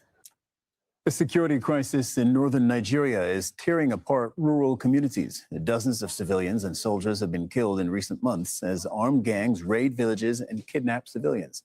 The United States has sent troops to help the Nigerian military's offensive against criminal groups. Ahmed Idris reports from Abuja. In Nigeria's north, the sound of gunfire has replaced the quiet of rural life. For many here, the pattern of displacement and killings feels painfully familiar. Along highways and in isolated villages, kidnappings for ransom continue to tear families apart.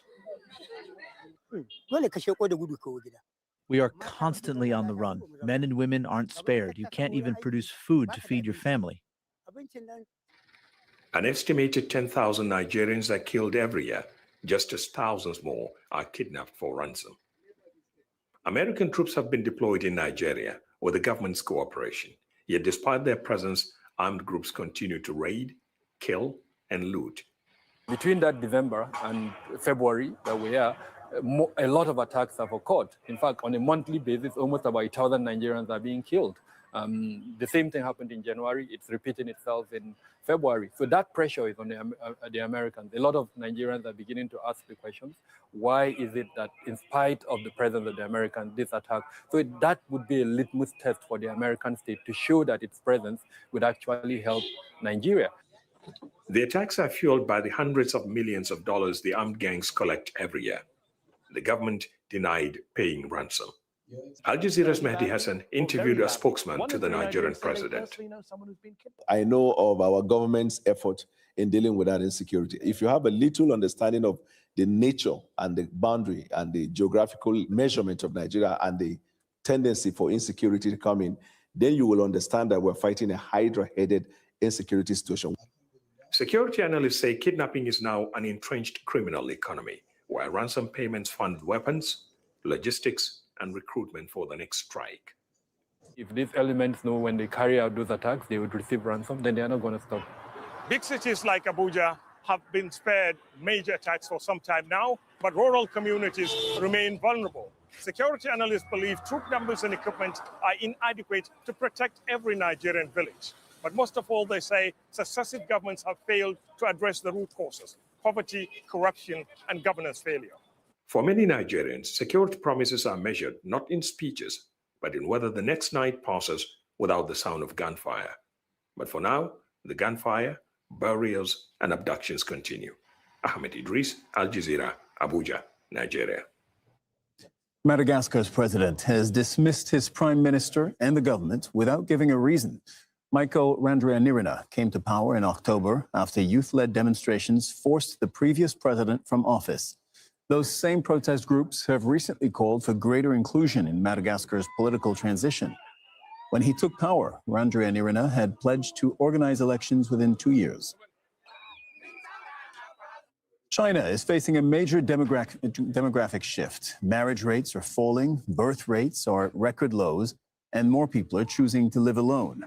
As leaders gather for the annual National People's Congress, the changing structure of Chinese households is becoming a growing policy concern. Katrina Yu reports from Beijing.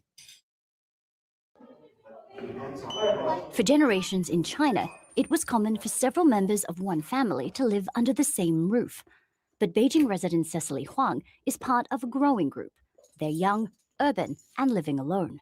Single-person households now account for around 1 in 5 homes in China. I think our generation of women are more educated, capable, and economically independent. So we have the ability to live alone. Living alone doesn't always mean being isolated. Cecily has an active social life and travels frequently. She's proud of her independence, but for the Chinese government, the trend presents a challenge. Fewer marriages and births mean fewer workers paying into the social welfare system as the elderly population continues to grow. By 2035, the number of people aged 60 and over is expected to exceed 450 million, roughly 1/3 of the population. That would give China one of the highest proportions of elderly people anywhere in the world. Finding ways to slow population decline and manage its consequences is high on the agenda at this year's National People's Congress. Last year, Beijing rolled out a nationwide childcare subsidy and announced plans to make childbirth free under state insurance. Some provinces have gone even further, offering cash incentives for new parents. But many experts say the measures don't come close to offsetting the cost of raising a child, especially in major cities. Cecily says she didn't plan to live alone, but prefers it to being in a relationship just due to financial or social pressures. Our parent generation just focus on to being a partner with each other to survive. But I think our demand or our lifestyle is not just survive. It's more about having a lifestyle we want to, because when China is not poor anymore. And now you have your own space and you can really discover, explore more about yourself. If the right partner comes along, Cecily says her situation could change. Until then, she's content to go her own way. Katrina Yu, Al Jazeera, Beijing.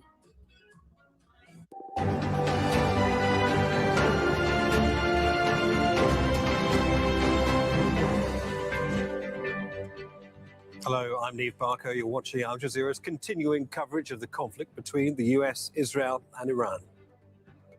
Iran stands alone, and they are badly losing. The US says it's winning the war and warns of the most intense day of strikes yet against Iran.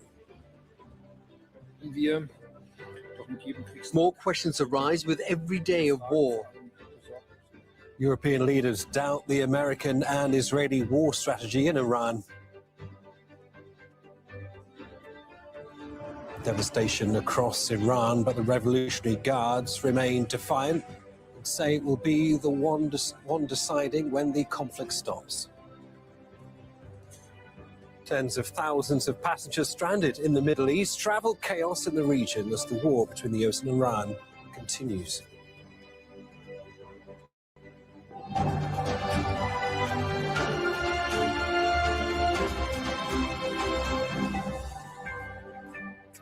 Iran will be hit 20 times harder if it continues its attacks on oil facilities or shipping in the Strait of Hormuz. That's the warning from US President Donald Trump.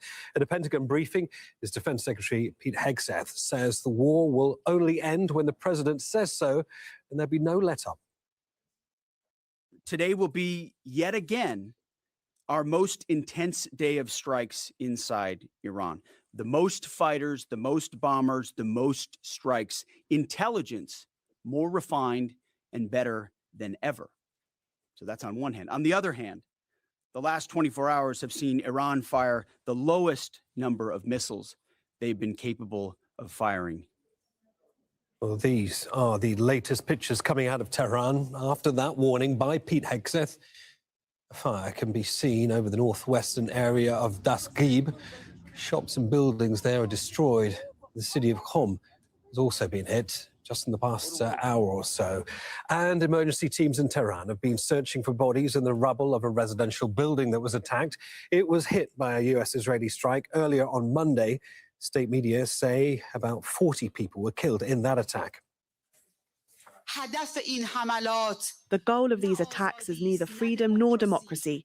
Their goal is the partition of Iran. They want Iran torn into pieces and weakened.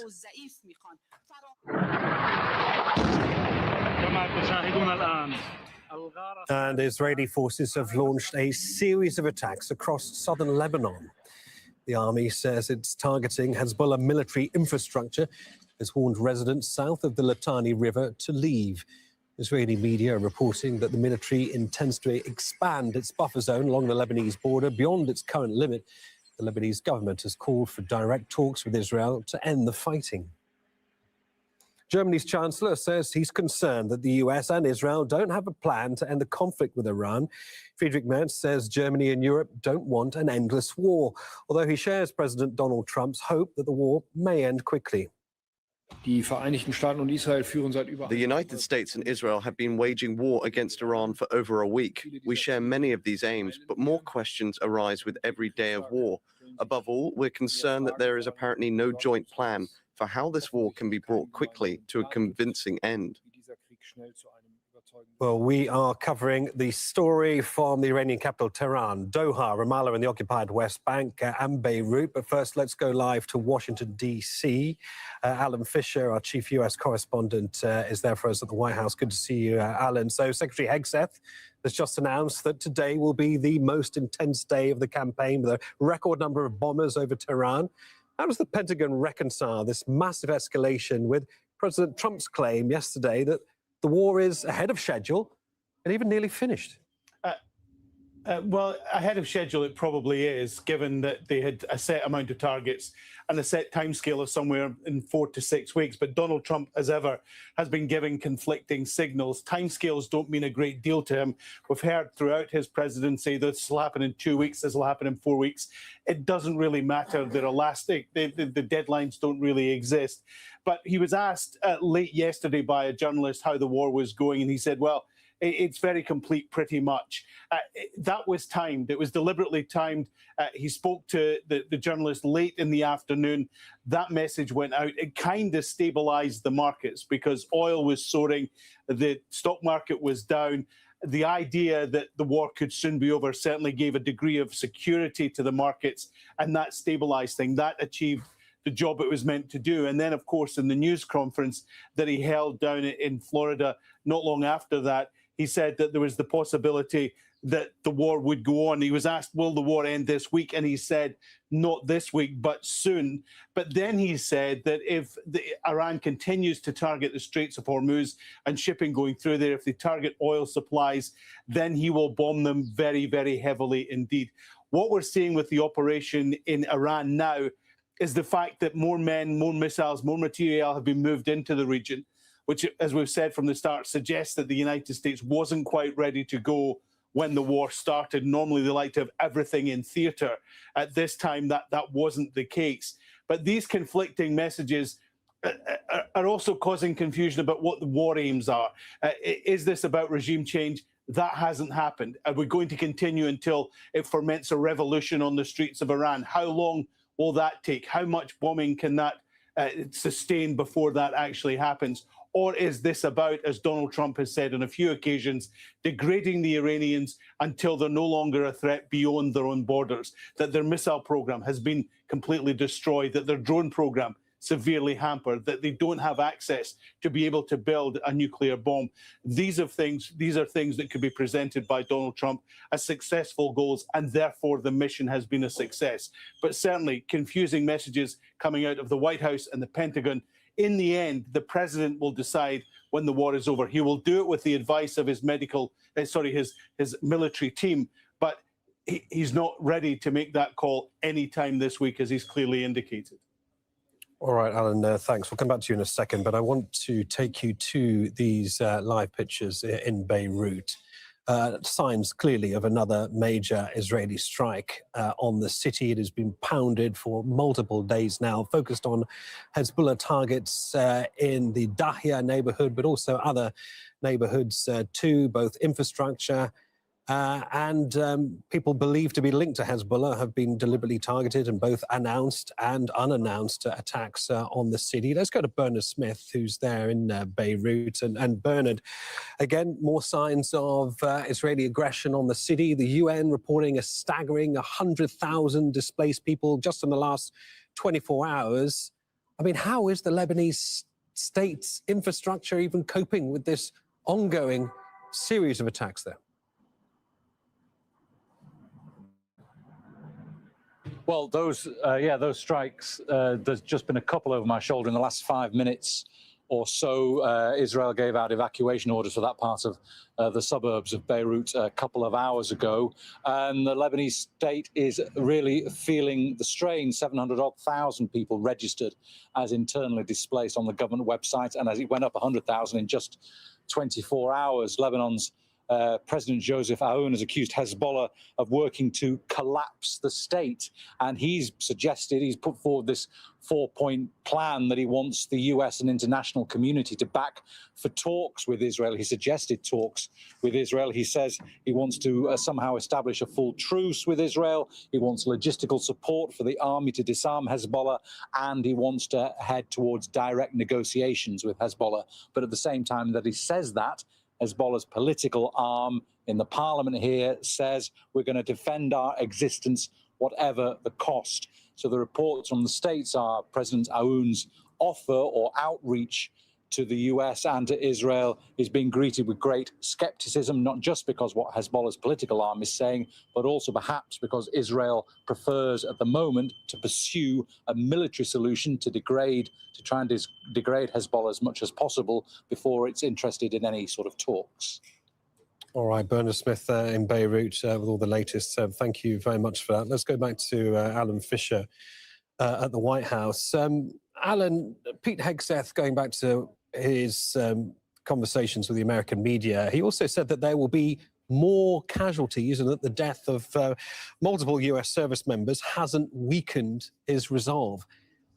Is there a specific red line for American casualties in Washington? I mean, how far are they prepared to go to achieve unconditional surrender, in their words? Well, when Donald Trump announced the operation, he said there will be casualties, and he was preparing the American people for that. He said that is inevitable. This is war. These sort of things happen, and we've seen at least 7 bodies come back to Dover Air Force Base in Delaware over the last 48, 72 hours or so. The Americans believe that they have to push forward the advantage they've got at the moment. Donald Trump has talked about how if the Iranians do decide to fight back, if they do decide to target shipping in the Straits of Hormuz, what did he say then? We will hit them so hard they won't be possible to recover that section of the world anymore. So that's an indication that they are determined if anyone hits America or American targets, then there will be a massive response. And that, of course, could mean that there would be casualties in any sort of reaction from the Iranians. And he said, of course, that we've won already in so many ways. But they realize that they haven't got to the point where there's going to be an unconditional surrender. And that has been kind of walked back a bit. What they're looking for are presentable wins, something that they can say, we achieved this, this, and this. Now, they're talking about having destroyed the Navy, destroying the Air Force, having air superiority over Iran. They certainly have air superiority over Iran. I think that's pretty obvious. But if they can suggest that Iran is no longer a threat outside its border, and it's a phrase we will hear more and more of in the coming days. It was something that both Pete Hegseth and Dan Kane talked about. If Iran is considered no longer a threat beyond their own borders, then Donald Trump will be able to present that as a win. And he needs to be able to do that because, of course, support for this war among the American public is only at around 30%. So he has got to be able to show tangible results from this war in the Middle East. All right, Alan, many thanks for that. Alan Fisher, our chief US correspondent there. Let's go to Ramallah and speak to Nora O'Day. Good to see you, Nora. So in terms of the threshold for pain, 11 Israelis we know have been killed by retaliatory strikes this week. Is there any sign, Noor, of the consensus for war in any way cracking or at least being under strain in Tel Aviv, given the pressure, of course, that the Iron Dome defences are under, reportedly the most sustained pressure in Israeli history?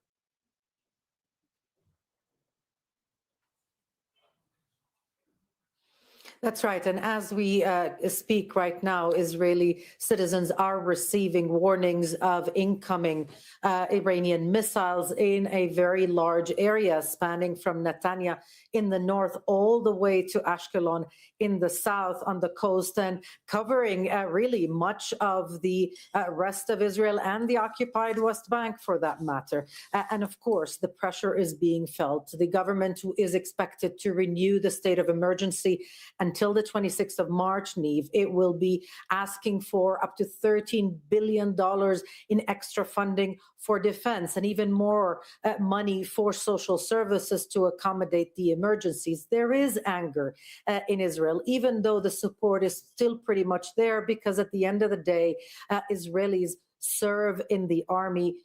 This is a mandatory service. The reservists that are being called up have families. So the support is really for the soldiers. The confidence, even according to the polls, is in the army, not necessarily in Netanyahu. And that's what we hear in the reactions of ordinary Israelis, of mayors of northern communities in Israel that have been really hard hit, not just by Iranian missiles, but also by Hezbollah rockets and drones. All of them are questioning Netanyahu's motives. They understand this is Netanyahu's war, and at the same time, they cannot possibly question their support to the military, to the soldiers fighting it. So it is a bit of a catch-22, but already there are strains, financial ones included. About 10,000 Israelis have already filed for compensation, half of them in the Tel Aviv area, which does put into question also the Israeli narrative about there being little damage caused by those missiles. Noor, we often hear this kind of worn-out phrase, escalate to de-escalate. I wonder if you can put this into perspective for us, because the Israeli military, we know, has issued a direct warning in Farsi that it will target every successor to Ali Khamenei, specifically naming the Assembly of Experts as a target. Is the Israeli Security Cabinet now viewing the assassination of Mojtaba Khamenei not as an if, but as a when?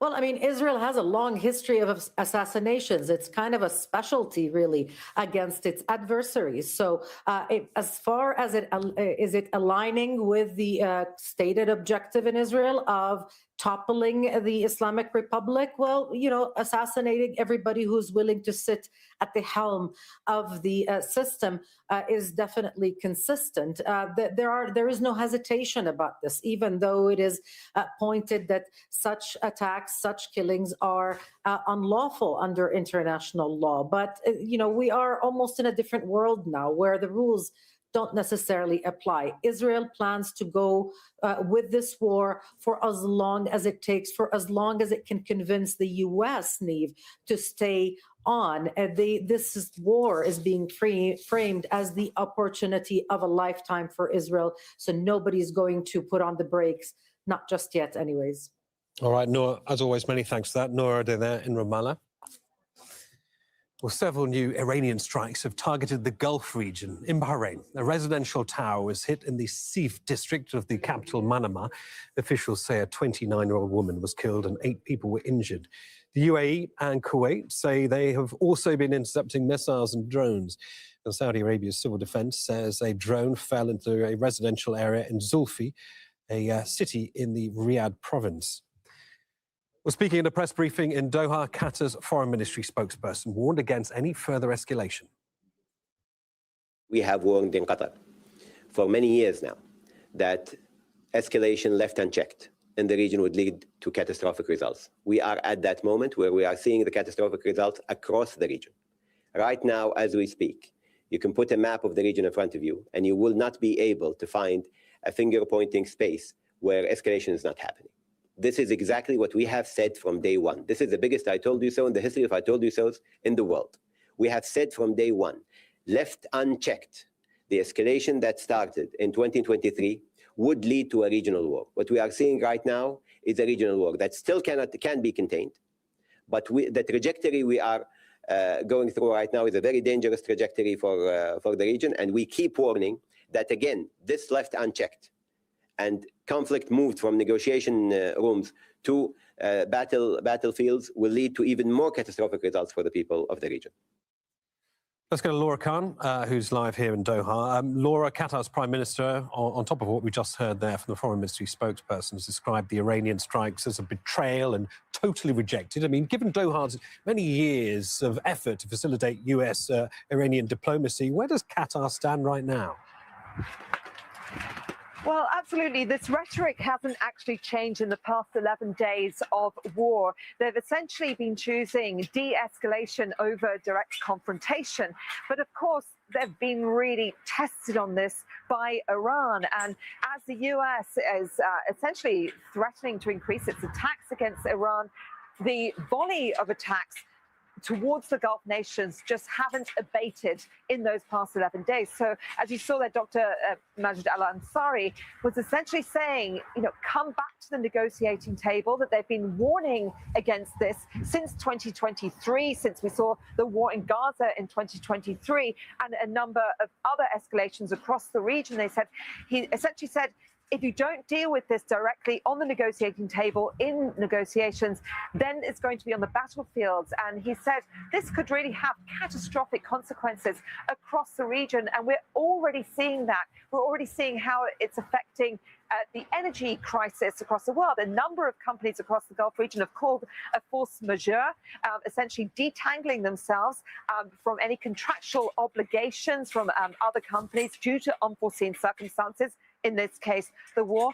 And that's already had a knock-on effect with companies in China and even Singapore declaring their own force majeure because of the shipping disruptions. This is just one of them. They're also saying this is affecting civilian infrastructure and having a direct effect on civilians. We have had fatalities in the region, whereas Iran has continued to say, no, we're only aiming for US assets. He's saying absolutely not. So they're essentially on this tightrope between this condemnation of Iran, but also saying, let's all get back to the negotiating table. And just to remind our viewers, Qatar provides the world with 20% of liquefied natural gas. I mean, is there any indication of potentially how quickly these facilities can be brought back online following the drone attacks on Ras Lavan and Messa'i? These are hugely important fields, aren't there? But is there any indication whatsoever of the level of deterrence, the level of security that might be employed to make sure eventually that the gas can continue flowing?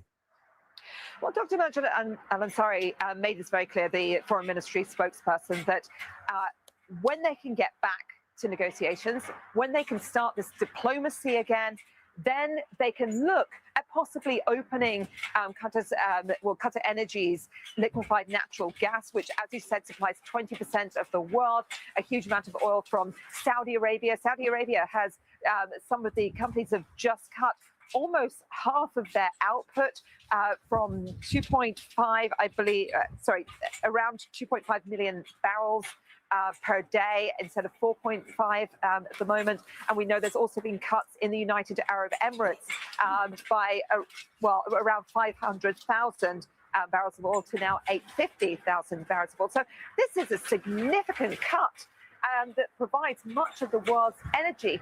So Dr. Majid Al-Ansari said, absolutely, we are looking at opening, but the security of the staff, both onshore and offshore, matter before anything. So the reason they've broken them down is because there's continued attacks on the energy. They simply cannot afford to see these fatalities, and only then they will begin to send these shipments again. But it's also chock-a-block along the Hormuz Strait, as we know. So there's shipping blocked everywhere. So again, they said the only answer to this is diplomacy. Laura, many thanks for that. Laura Khan there here in Doha. Well, on the issue of shipping, the chairman of the Joint Chiefs of Staff, General Dan Kane, says the US is considering how to secure safe passage for ships in the Strait of Hormuz. if tasked to escort. We'll look at the range of options to set the military conditions to be able to do that. And then, like we always do with every potential mission, come to the Secretary and the President with both what are the resources required, what is the command and control required, and what are the risks, and how do we mitigate those risks. So we're looking at a range of options there, and we'll figure out how to solve problems as they come to us. Now, Britain says it's working with allies on a range of options to support commercial shipping through the Strait of Hormuz. Prime Minister Keir Starmer has held talks with Germany's Friedrich Merz and Italy's Giorgia Meloni. The leaders say they've agreed on the vital importance of freedom of navigation through the strait and to work closely together in the coming days. Well, the vital oil transit route has been all but shut since vessels in the area were hit by Iranian strikes following US and Israeli attacks. Iran's top security official posted on social media in a tweet. Ali Larijani wrote, "The Strait of Hormuz will either be a strait of peace and prosperity for all, or be a strait of defeat and suffering for warmongers." All right, let's bring in my guest here to discuss the latest developments. Abbas Aslani is a senior research fellow at the Center for Middle East Strategic Studies. He's in Tehran, and here in the studio is Mohammed Al-Masri. He's a professor of media studies at the Doha Institute for Graduate Studies. A very warm welcome to both of you. Starting with you, Abbas, in Tehran, because President Trump says the war is, quote, very complete, pretty much. Does it look complete from where you are? I mean, especially given recent strikes on Tehran's infrastructure. Neve, that's yet a question whether President Trump is making those remarks in order to impact the oil prices and global energy market, or he is moving toward an end of this, hostility. And we have been seeing that recently, mostly here in the capital city or on the outskirts. The attacks have been targeting mostly civilian infrastructure or residential buildings, and no strategic military locations are being targeted. This brings the question whether the United States has no strategic objective in continuing the war, and they might be trying to find an exit through this situation. So that's why he is making those remarks as well. But from Iranian side, what we are hearing is a lack of interest toward that ceasefire, because they do not seek a rapid cessation of hostilities. They think that they have to make sure that a renewed war will not happen in future. So that's why we are seeing that their reaction to Trump's remarks is not the way that might be, expected from the American or international community. And Mohammed, the rapid succession of Mojtaba Khamenei, shows that the Iranian establishment is essentially prepared potentially for a decades-long struggle, not simply a kind of mission-accomplished photo-op moment. What might Americans try to present as a win back home if they suddenly realize, hang on a minute, this is getting a little bit more difficult than we thought it was? It's going to be very difficult. It's going to be a difficult sell. I think, to be quite frank, it's been pretty catastrophic for the Trump administration. First of all, it's looking more and more like they were pushed into this war by Israel. That isn't going over very well in the United States, not even in Republican camps. Trump is getting lambasted there by Tucker Carlson, Candace Owens, Marjorie Taylor Greene, and other Republican conservative figures. Trump is also taking a beating at the polls more generally. This is the least popular war at the start of a war in polling history for the United States. So he's really working uphill. This is an election year. Midterm elections are scheduled for later this year. Gas prices have gone up almost 20%. So it's hurting Americans in the pocketbook, which really matters, especially during an election year.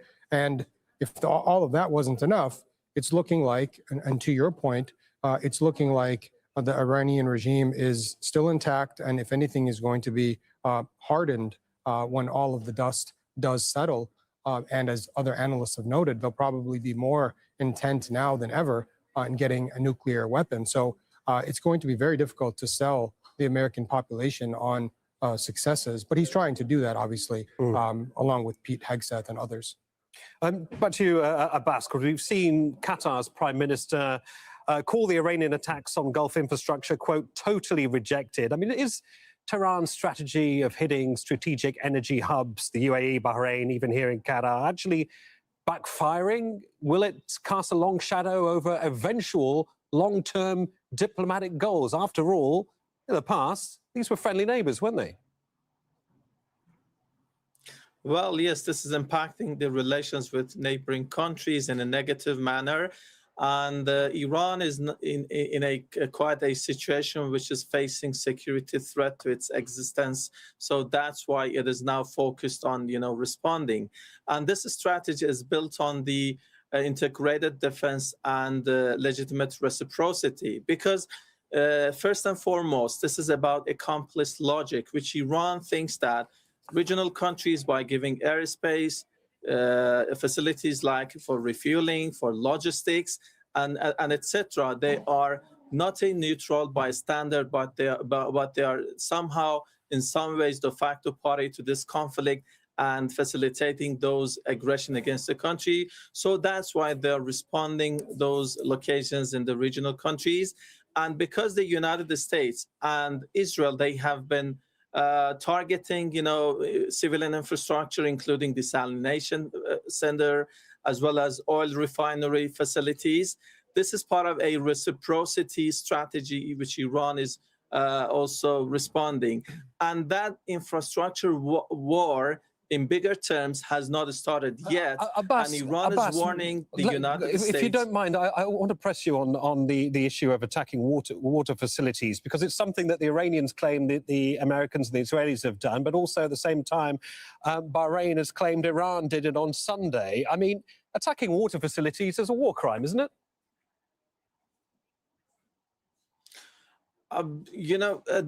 Attacking civilian infrastructure is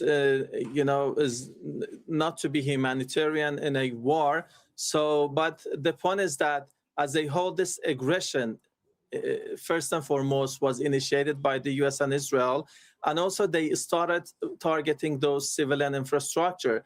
In the early days of this war, they attacked a primary school in southern Iran, killing 160 to 70 girls students, and they also attack hospital and, let's say, oil refinery.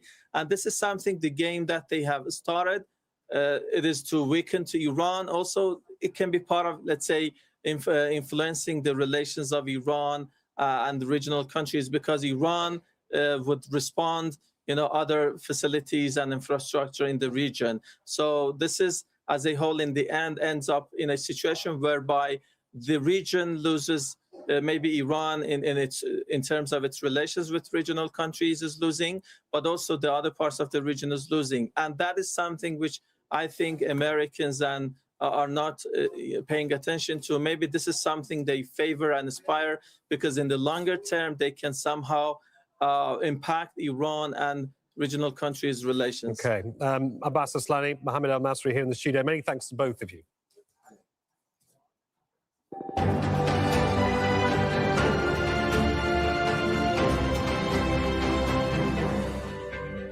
You're watching Al Jazeera's continuing coverage of the conflict between the US, Israel and Iran. US Defense Secretary says the American will is endless and it's up to President Donald Trump how long the war with Iran will last. Pete Hegseth also warned Iran will face the most intense day of bombing on Tuesday.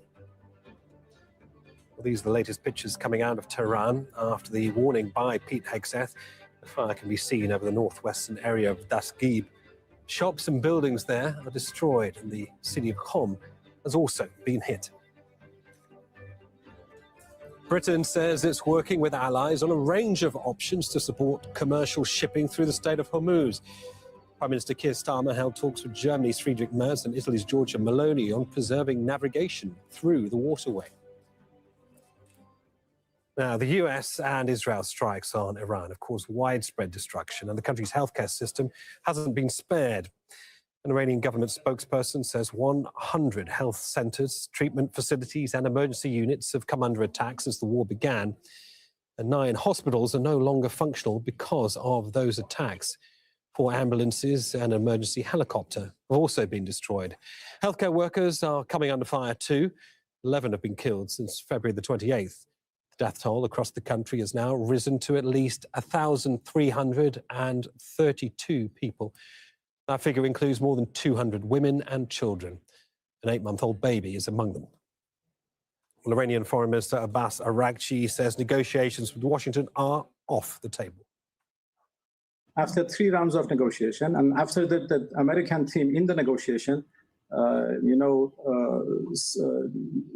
said itself that we made a big progress, still they decided to attack us. So I don't think, talking with Americans anymore would be, on our agenda anymore.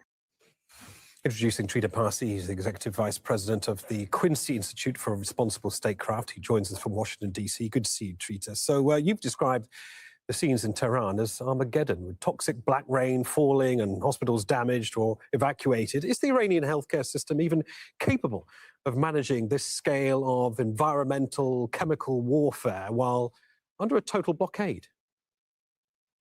No, I don't think the Iranian healthcare system is going to be able to do so, particularly not in Tehran. In other cities, the capability may be not only stronger, but less damage more than anything else. What we're seeing in Tehran are truly apocalyptic images. Even on the US side, there is some hesitation about the manner in which the Israelis have done a lot of these different bombings, taking out refineries and putting the entire city on fire. What we have not seen, however, is that these type of attacks would have broken the will of either the regime or the population. In fact, what we're seeing increasingly is a rallying around the flag phenomenon. Whether that's long-lasting or not remains to be seen.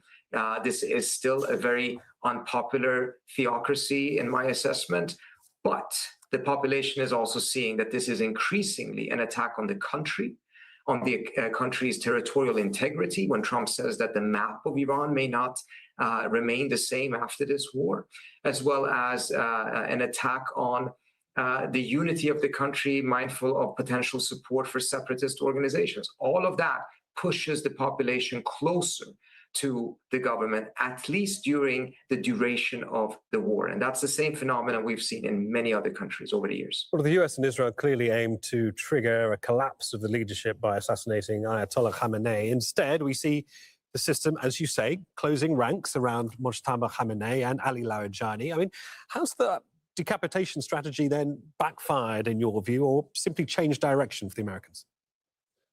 At a minimum, it's not worked yet.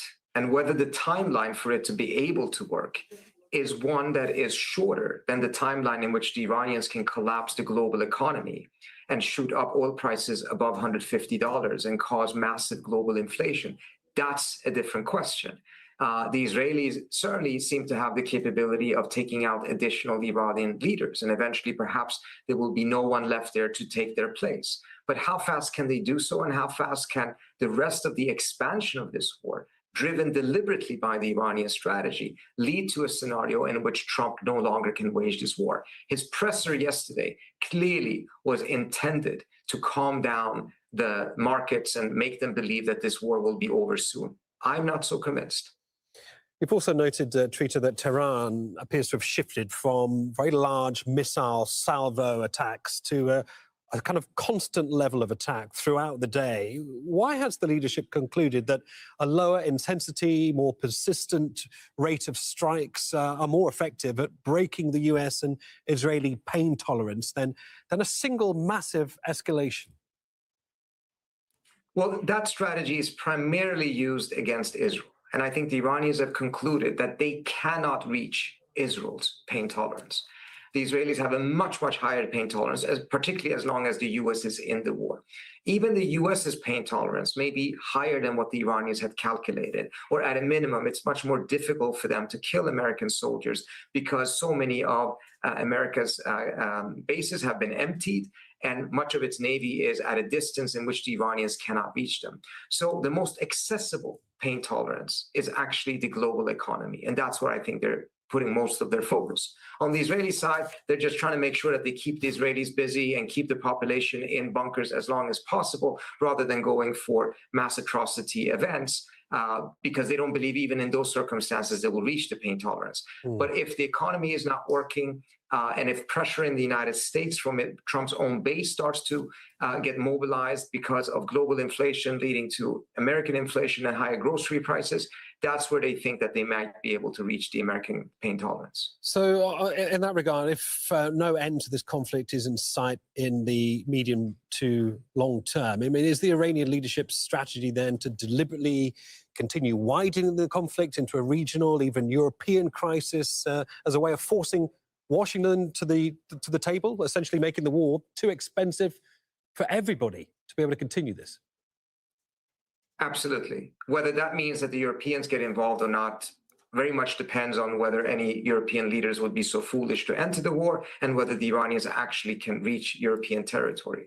But the idea of inflicting a significant cost on everyone is essential in the Iranian calculation, because they believe that unless this war ends up becoming so costly for everyone, so that everyone concludes that this war should not have been started, that is necessary. Otherwise, they believe the United States and Israel will use any premature ceasefire to regroup, rearm, and then relaunch the war. And that's the scenario that they absolutely need to avoid. Trina, I'd like to come back to a point you made a little bit earlier on.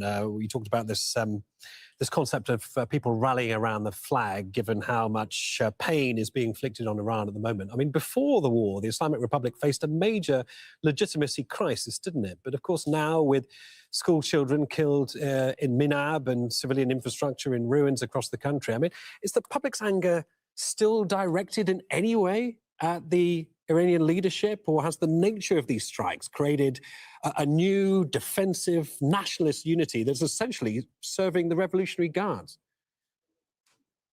It is the latter, but I think it's important to understand that that phenomenon will probably only last as long as the war is ongoing.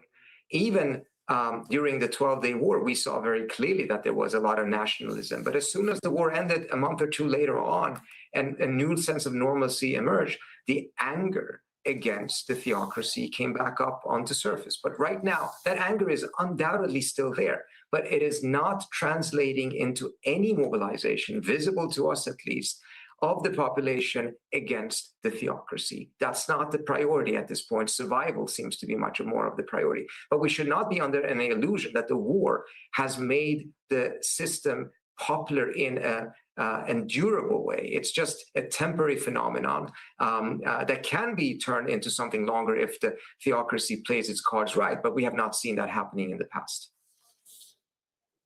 Okay, Trita Parsi, Executive Vice President of the Quincy Institute for Responsible Statecraft. Pleasure having you on Al Jazeera. Many thanks.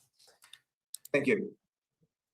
Okay, before we move on, we want to bring you some images from Beit Shemesh, which is in central Israel. Reports of Iranian missile fire landing there. No reports of any casualties, but of course, a huge concern to the Israeli authorities that continue to manage an influx of Iranian projectiles arriving on Israeli territory. Just to repeat, that is Beit Shemesh, that's in central Israel. Reports of missiles landing there. No casualties reported. Now, the US and Israel's war on Iran and Tehran's attacks on Gulf states have disrupted air travel right across the Middle East. Widespread airspace closures have left airlines rerouting, diverting, or cancelling most flights, and has left tens of thousands of passengers wanting to leave the region. Kulsoon Sharif reports. It's the world's busiest transit hub, but days after the US and Israel began to attack Iran, the skies over the Middle East began to look like this. Now, this is an image from flightradar.com. It's a website that tracks air traffic live, and it shows a rather empty airspace over the region. Now, several countries have either closed or limited the airspace for traffic as the conflict escalated. Now, the Middle East corridor is a major transit hub, especially across Europe and Asia. So this sudden closure of airspace has meant many flights have either had to be rerouted or diverted. Now, Iran has struck not just civilian areas, but also airports in Kuwait, in Bahrain, in Dubai, even Iraq. Now, Qatar says it's intercepted an Iranian drone over its airport, forcing it to close for several days. 37,000 flights to and from the region have been cancelled since this conflict began, affecting 4 million passengers. Hundreds of thousands of them have been stranded not just in the region, but right across Europe and Asia, and governments have had to try and evacuate their citizens. Now, some airports have reopened. Limited operations are underway, and their focus is to get the remaining thousands of people who are stranded home. Apart from passengers, we've had air cargo that has also dropped by 20%. Now, the region accounts for 13% of global goods sent by air. Now, the ongoing conflict has caused the worst air traffic disruption in the region since the COVID-19 pandemic.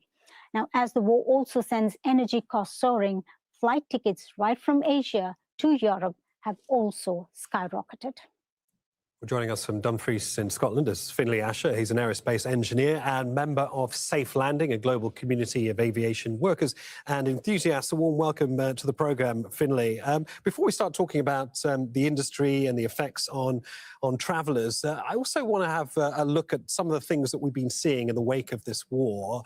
We've got Flight Tracker up on the screen at the moment, Finlay, and we're looking at two major diverted routes. One that goes across the Caspian Sea, across Azerbaijan and Georgia to the north before ending up in Europe. The other one to the south clearly loops all the way across Egypt and Saudi Arabia. This entire region is just an empty space with pretty much zero flights other than military flights are operating there. Can you explain what's going on here, Finlay? Because it must be a pretty difficult time to be, for instance, an air traffic controller in Georgia. Yeah, absolutely. I mean, within aviation, safety is always the number one priority. So you're seeing initially some flights getting cancelled and then airlines trying to manage with the airspace closures that we've seen. So obviously, if there's an airspace closure over a conflict zone, airlines will stay well away from that.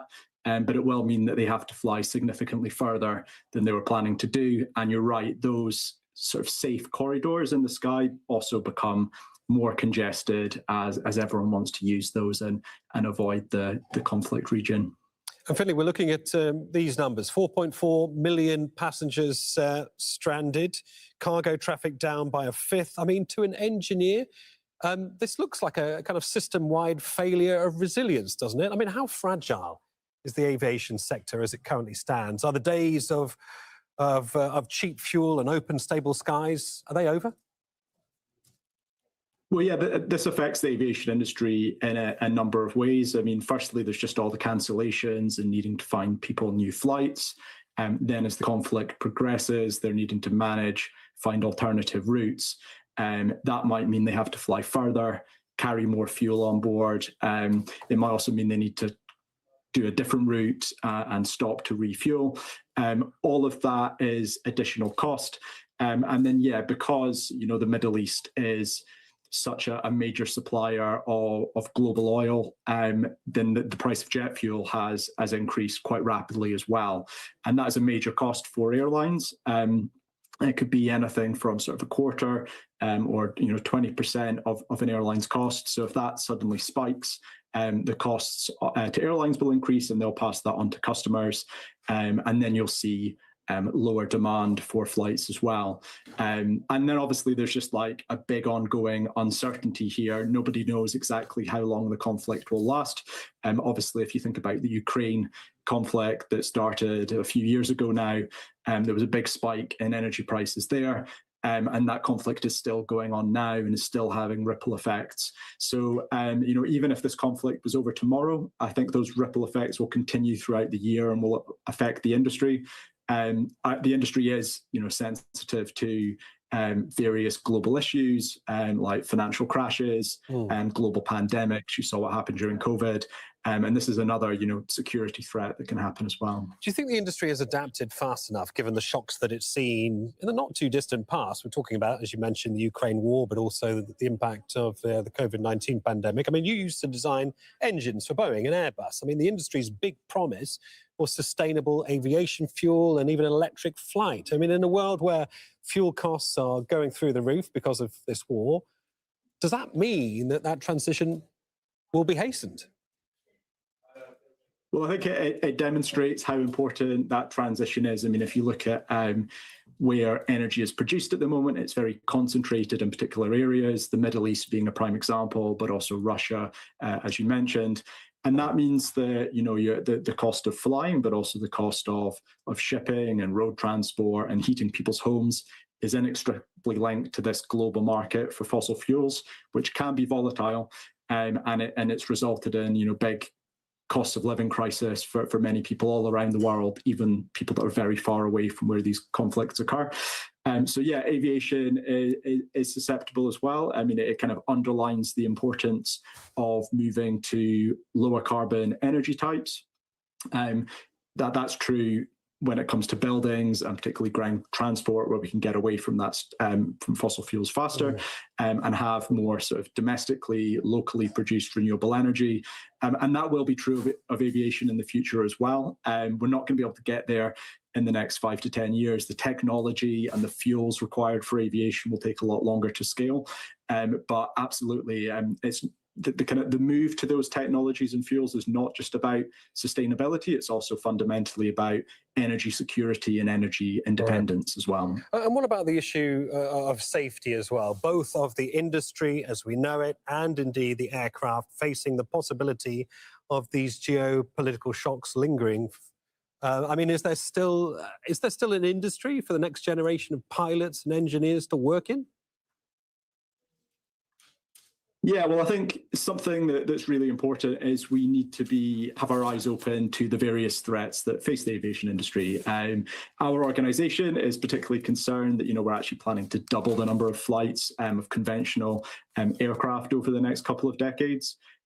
But you've seen we could have another global pandemic like COVID. We could have that next year, and we're going to have similar impacts. If you look only slightly longer term, the next 10 years, the climate crisis is going to become more and more of a threat in terms of many of the tourist destinations that we know and love will be more difficult to visit. People might need to migrate because of the effects of droughts, rising sea levels, increased storms. And actually, a lot of airports themselves are located very close to sea level, and therefore our industry itself is susceptible to sea level rise. So we would like to see the industry planning in a more serious way for these things. The reality is the transition to alternative technology and fuels is going to be expensive. And the industry will need to pay for that, and that will mean air travelers need to pay for that transition. And we expect the cost of flying will increase as a result. And we think we could be doing a lot more to manage the risks there, raise revenue and get that transition underway. So yeah, I think what you see is the aviation industry currently is quite volatile. That does have an impact on workers who are trained, and they often take on a lot of debt if you're a pilot, for example. And then when a crisis happens, often you're not looked after by the company. Often there's a lot of redundancies, and we go through these boom and bust cycles. So we don't know how big a crisis the Iranian conflict is going to be. It depends how long it plays out. But it is indicative of the sort of thing that can happen to the industry. Yeah, it sounds like the aviation industry is kind of the canary in the coal mine when it comes to geopolitical shocks. Finlay Asher, many thanks for joining us. Thank you. Now, after days of rapid oil price increases, President Trump's comments about ending the war quickly brought some reprieve. Brent crude, the most traded type of oil, surged past the $100 mark at its peak. It's now dropped down to about $88. West Texas Intermediate, or WTI, is the other benchmark. It broke through $100 on Monday before coming back down. Well, global financial markets are showing some signs of recovery from the sharp swings in the past few days. US indices opened steady on Tuesday. European and Asian shares rebounded as concerns about oil prices eased. Kristen Salumi is monitoring the markets over in New York. The Dow gained 1,100 points yesterday after earlier losses. This all seems to be in response to reassurances from President Donald Trump that the United States was achieving its military objectives in Iran, that the conflict would end soon. Good news for consumers, but the question is, will this last? Today seems to be a lot of watching and waiting as far as the investors are concerned. We've got warning of more U.S. attacks happening in Iran. Iran's Speaker of Parliament saying that ceasefire wasn't an option that they were looking for. G7 leaders meeting about taking steps to possibly mitigate rising oil prices. So all of that is just weighing on investors' minds, I think, and we're just seeing the market react violently from day to day. I shouldn't say violently. They're major swings, but we haven't seen crashes. It's just a lot of volatility, and that just seems to be continuing with every new line or development. The market reacts. And Asian stock markets have experienced a sharp rebound, with South Korea's Kospi surging more than 6%. Well, the rally followed comments from US President Donald Trump. The conflict with Iran could end soon. And Jack Barton sent this report from Seoul. Catch our morning news updates every day at 6 a.m. to 12 noon on Truth Talks. That the war could, in his words, be over soon was enough to send stock markets across Asia surging. We're not CNN, Fox, or CourtTV. We're Truth Talks, where facts matter. Subscribe now. Thank you for subscribing to Truth Talks Live. Be sure to like this video now to keep our algorithm high. Catch our morning news updates every day at 6 a.m. to 12 noon on Truth Talks. Essential for everything from farm fertilizer to skin cream and plastic goods. South Korea imports almost all its energy needs, so is particularly vulnerable to price shocks, which translate to the consumer as inflation. The South Korean government has been working to stabilize the markets with a special fund created at the start of the conflict. But the markets are really just the bellwether for trouble in the broader economy. Analysts here say real stability will require a resumption of reliable imports from the Middle East, which will require real peace, not just statements of reassurance. Jack Barton, Al Jazeera, Seoul.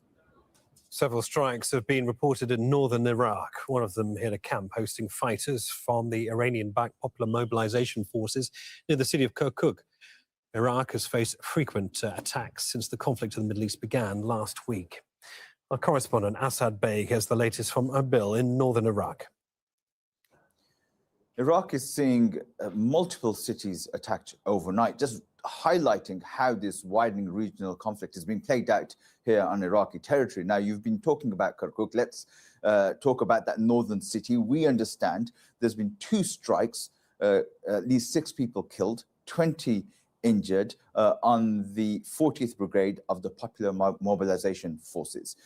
Now, we don't know who carried out that attack, but the Popular Mobilization Forces are linked to the Iraqi military, and some factions within that are aligned to Iran. Now, here in the Kurdistan region, there have been strikes on Erbil, and the authorities say that 5 drones targeted the city of Erbil. They say all of those were intercepted and shot down. From one of those drones, a debris hit near the United Arab Emirates consulate. Authorities say no one was injured or killed in that attack. Now, elsewhere in Iraq, a security source told Al Jazeera a drone targeted a U.S. logistics camp near Baghdad airport. Meanwhile, a group calling itself the Islamic Resistance of Iraq, they say they've carried out 37 operations in the last 24 hours, targeting what they describe as enemy bases in the region. 5 Iranian women footballers have been granted asylum in Australia. They're part of the national team taking part in the Asian Cup there. The announcement follows days of lobbying by rights groups, including a protest outside the team's hotel. There were concerns for the players' safety after they refused to sing the national anthem ahead of their match against South Korea. The women were branded traitors on Iranian state television for their defiance. OK, let's take a look at some of the day's other news now. And in Gaza, Israeli artillery shelling has been reported in Khan Yunis and the centre of the Strip. Palestinian officials say at least 6 people have been killed in Israeli strikes, including 3 children and a journalist. More than 640 Palestinians have been killed by Israeli fire since a US-brokered ceasefire came into effect in October. In Hudri has the latest from Gaza City. The past 24 hours, at least 7 Palestinians have been killed. There were a couple of airstrikes in different areas across the Gaza Strip, in the eastern parts of Khan Yunis, in Abasan, in Nusayrat, and also in the Gaza City, in the northern parts of the Gaza City. And a journalist has been killed. 3 Palestinian children were also killed. And this makes the death toll of Palestinians killed since the beginning of the ceasefire to 648. There has been more than 1,000 violations committed since the ceasefire has took place, and every single day, even when the war between Israel and Iran started, there has been relentless explosions every single night, either from bulldozers destroying lands and residential areas beyond the yellow line, or from the warships and the naval ships in the sea. So there has been no quietness across the Gaza Strip, despite the fact that Israel is busy with something else. In Argentina, thousands of women marched on Monday, saying their rights are under attack by the government there. That's after President Javier Milei issued a message on International Women's Day, criticizing the gender policies of his predecessor. Teresa Bone reports from Buenos Aires. This is what the main street in front of Argentina's Congress looks like, as thousands of women have taken to the streets to mark International Women's Day. Human rights organizations here have told us that women rights groups in this country were once a point of pride, but now they have become a political battleground since President Javier Milei came to power in 2024. As part of his austerity plan, Milei has implemented significant cuts to programs and institutions related to gender policies and women's rights. Milei says he's dismantling an oversized state to jumpstart this country's economy, but these measures have been criticized by the United Nations and human rights groups. I think that the financing of many programs was already scarce, but at least there was a policy and consensus that it was important. Now they are questioning that, and that's why we are here. Argentina legalized abortion in 2020, but Javier Milei has said Argentine society should reconsider the law and even discuss the possibility of a national referendum. Women rights groups also say there's a femicide in Argentina every 25 hours. Malena Maidana was 26 years old and was killed in Buenos Aires in February. Her family was part of the demonstration on Monday. Her killer is in prison, but we want to make sure he won't be released. That's why we are marching now. For years, Argentina was a regional leader in women's rights. But women here say that the fight right now is no longer about advancing those rights, but defending the ones they already won. Teresa Bo, Al Jazeera, Buenos Aires.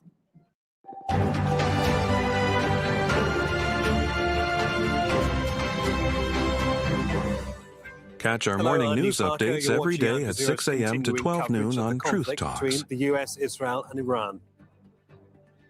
Iran stands alone, and they are badly losing. The US says We're not CNN, Fox, or CourtTV. We're Truth Talks, where facts matter. Subscribe now. Thank you. More questions arise with every day of war.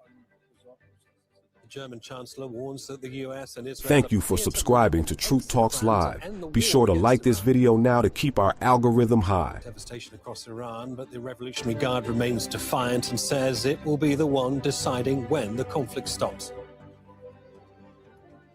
Tens of thousands of passengers stranded in the Middle East, travel chaos in the region as the war continues.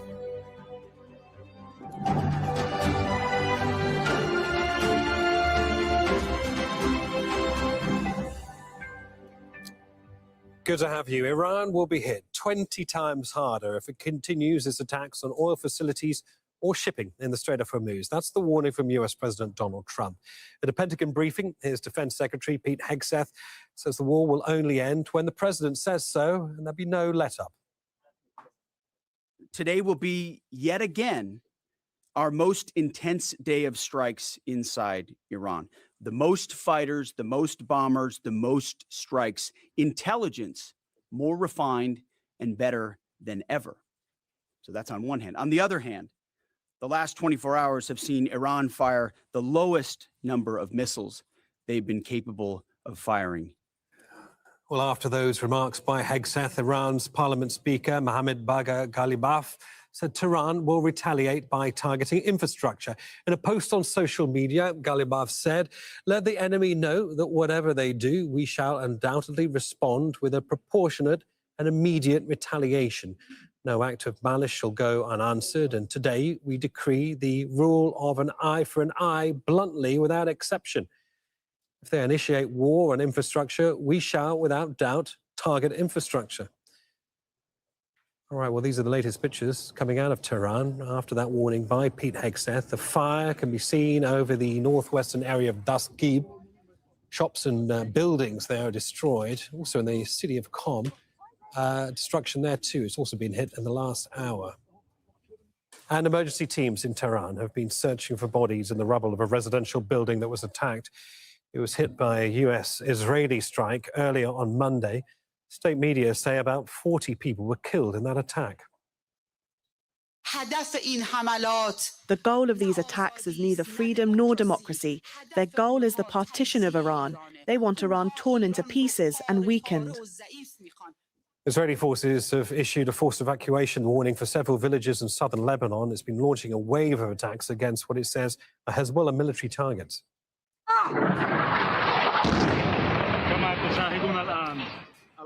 The army earlier warned people who live south of the Litani River, which runs near the border, to leave.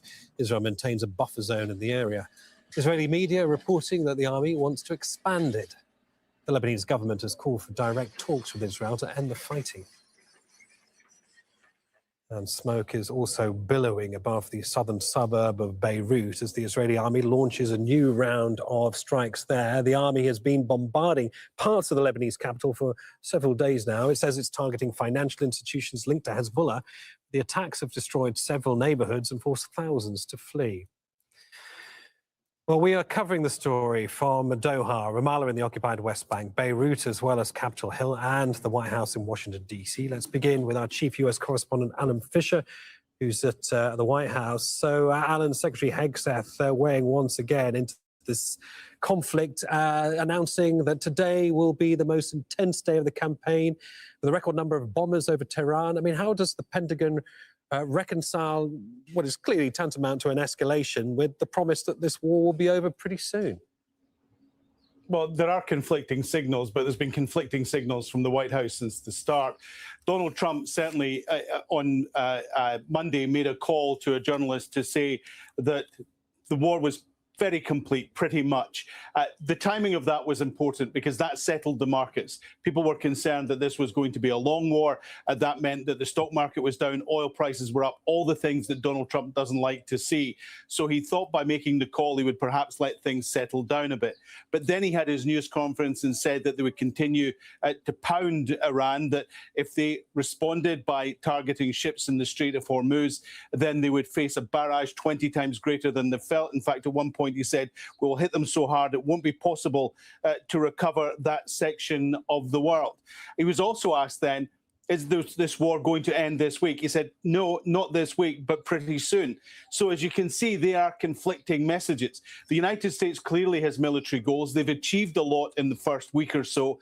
They've destroyed effectively the Iranian army, the navy. They've effectively destroyed the Iranian Air Force. They have air superiority with the Israelis over Iran. They have achieved a lot of what they want to do, but they still want to diminish Iran's nuclear program by making sure that they can't use enriched uranium for a bomb. They want to destroy the ballistic missile program, limit their drone program as well. It will be, as Pete Heggs has said, the intention to keep Iran not able to challenge anyone outside their own borders. And that could be the key phrase. That could be the phrase that suggests that this war is over as far as the United States is concerned. Clearly, that decision lies with Donald Trump. He will take on his military advice, but he also knows that 30% of the US public, only 30% of the US public, supports a war in Iran. And if there was the idea of sending troops in, that number goes down quite drastically. So he's aware of the military implications of crippling Iran, but he's also aware of the political implications of continuing a war that doesn't have the support of the general American public. Okay, Alan, many thanks for that. Alan Fisher, our chief US correspondent now. John Hendren is live from Capitol Hill in Washington, D.C. John, I understand we've been hearing from Democrats in the Senate after a briefing received by the Armed Services Committee. That's right, Neve. There was a confidential briefing by Pentagon officials to senators on the Senate Armed Services Committee.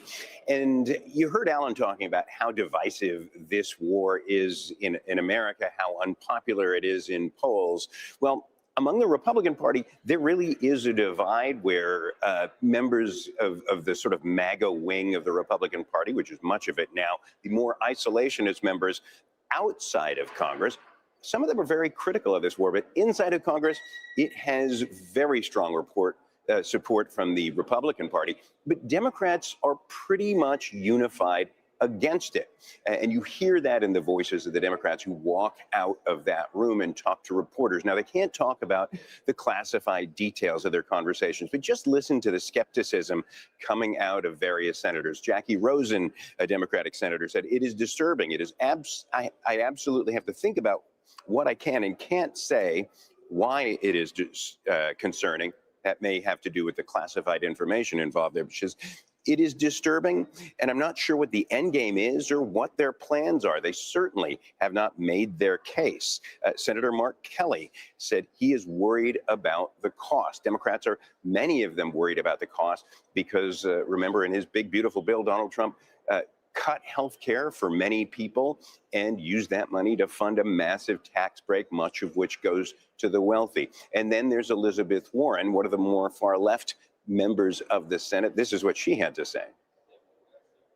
Here we are well into the second week, and it is still the case that the Trump administration cannot explain the reasons that we entered this war, the goals we're trying to accomplish, and the methods for doing that. The one part that seems clear is that while there is no money for 15 million Americans who lost their health care, there's $1 billion a day to spend on bombing Iran. So Richard Blumenthal from Connecticut is another Democratic senator who talked to reporters on his way into the room. He said he had a lot of questions. He hadn't been getting a lot of answers, and he hoped to get the answers to those questions. Listen to what he said on the way out. He said, "I emerged from this briefing as dissatisfied and angry, frankly, as I have been from any past briefing in my 15 years.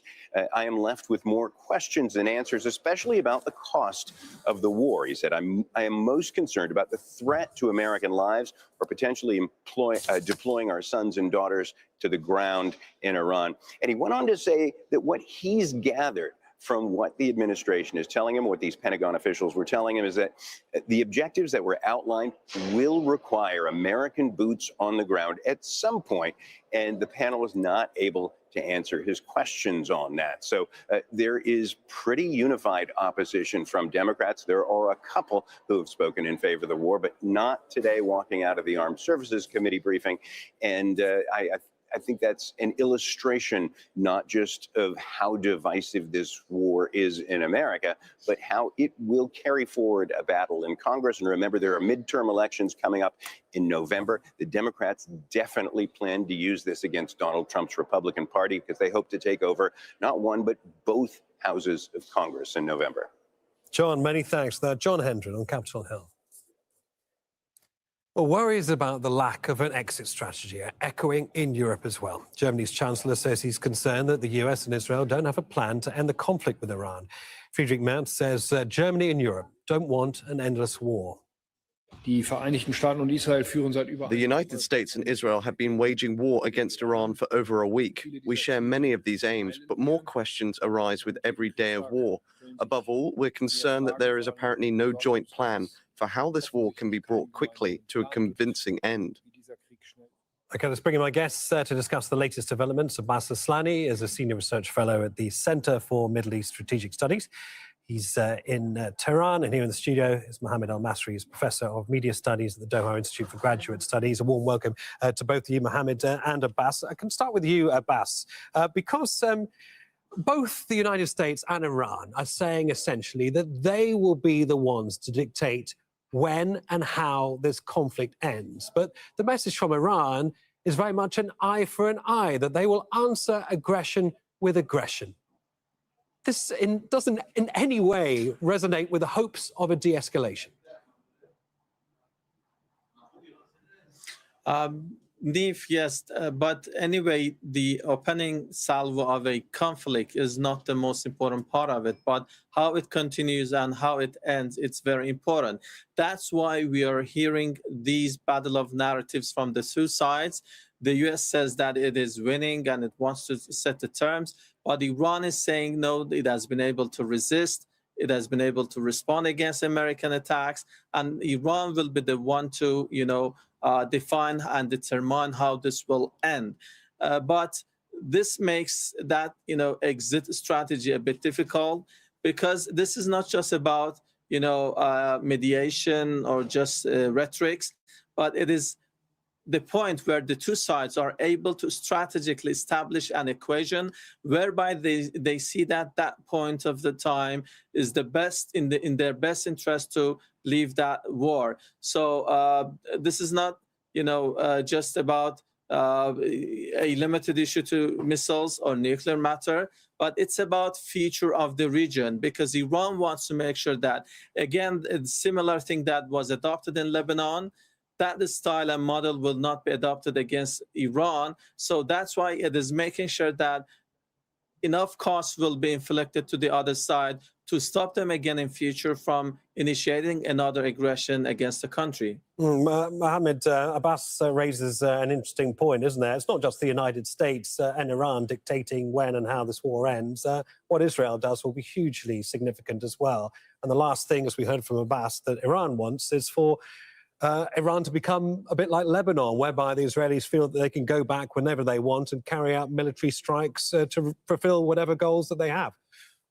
Yeah, I mean, I agree with that completely. I do think that Iran is trying to make this as expensive as possible for all of the different actors, all of the different parties that are involved directly or even indirectly, because they're thinking not only about this war, but ensuring that the next war never happens. And I think Lebanon is a good kind of case study. Hezbollah was not able to, establish enough deterrence. They were not able to inflict enough damage on Israel. And so Israel feels as though it can just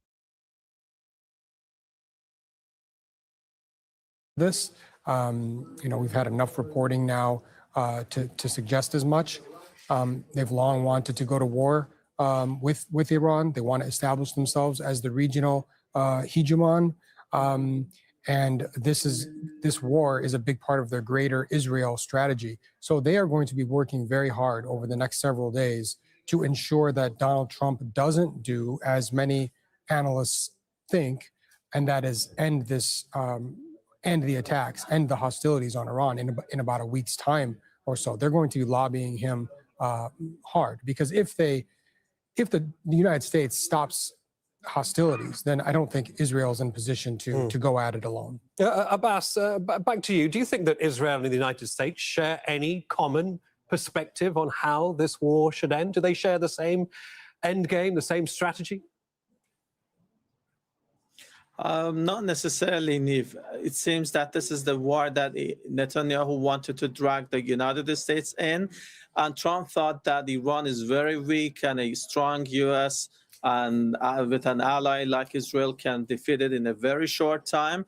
But it seemed that the things didn't, unfold in a way they anticipated. Trump has referred to Venezuela being an easy case. it seems that he thought that maybe Iran could be something similar to Venezuela, but a bit more difficult. And this didn't seem to be the case. And he is now seeing that no strategic, outcome can be determined in the game because regime change didn't happen. This disintegration of the country cannot happen.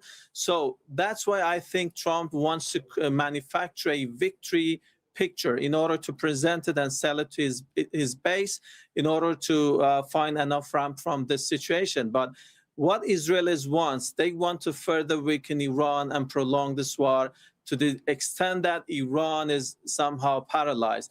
But the US thinks that this is impossible. So that's why I think they might not be seeing eye to eye on this issue. And but let's not forget that, the weight of the two sides is not, similar. And what maybe Trump or the US decides to do could matter more compared to what Israel says. All right, Abbas, many thanks for that. Abbas Aslani and Mohammed El Masri here in the studio in Doha.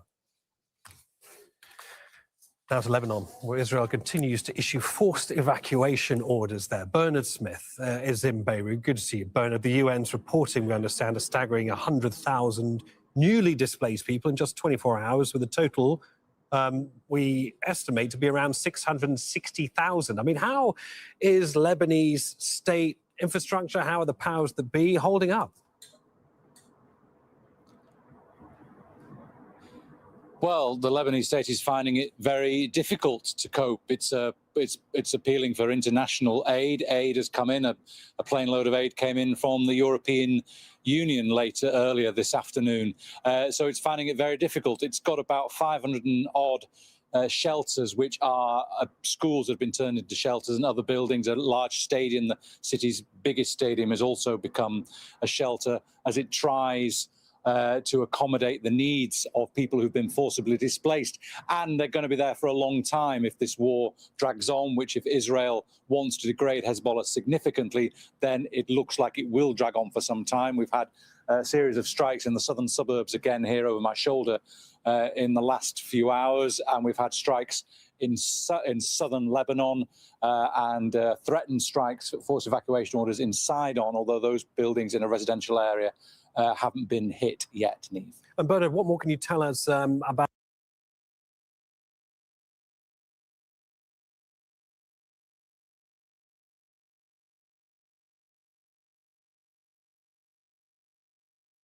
these attempts by the Lebanese president to offer some sort of channel of communication to Israel? I mean, this sounds like a high-stakes move, potentially. Well, these high number of people displaced is piling the pressure on the Lebanese government as well. President Joseph Aoun has accused Hezbollah of trying to collapse the state, and it's in that light that you can maybe look at his attempt to outreach to, with assistance from the US and the international community. He's asking for their assistance to a 4-point plan to try and sort of negotiate somehow with Israel. President Aoun says the ambition is eventually to establish a full truce with Israel, with US mediation, and use international help to help the Lebanese army disarm Hezbollah. But as he says that, the leader of Hezbollah's political arm in the parliament here says we will defend our existence whatever the cost. So you see then that's why in the reports from the US and Israel are that Aoun's reaching out, and his plan is being met with a lot of skepticism, also potentially because Israel believes and wants to try and degrade Hezbollah militarily as much as possible before it shows any interest in any sort of talks. Okay, understood. Bernard Smith in Beirut there. Thank you. Let's head to Noor Ode now, who's southwest of Ramallah in the occupied West Bank. And Noor, bring us up to date with the level of threat in Israel at the moment. A short while ago, we were getting reports of Iranian missiles landing in central Israel. Also, this claim that Israel's Iron Dome has been facing since the start of this war the most sustained pressure in its history.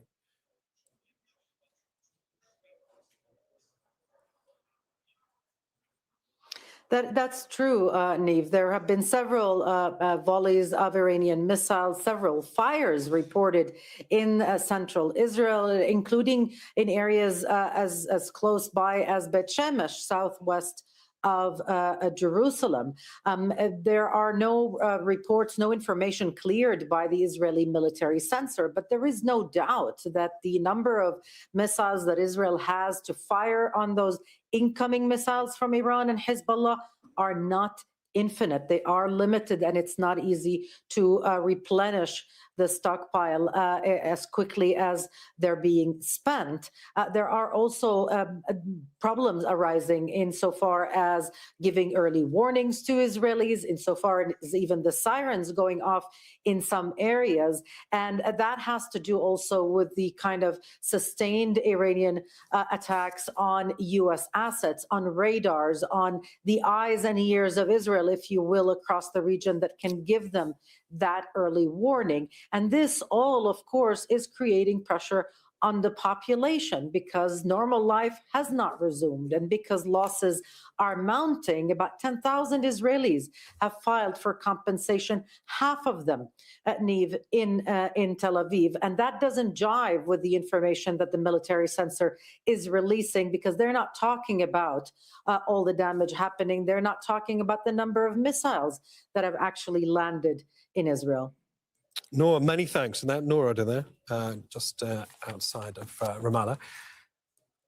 Now, several new Iranian strikes have targeted the Gulf region in Bahrain. A residential tower was hit in the Sif district of the capital, Manama. Officials say a 29-year-old woman was killed and 8 people were injured. The UAE and Kuwait say they've also been intercepting missiles and drones.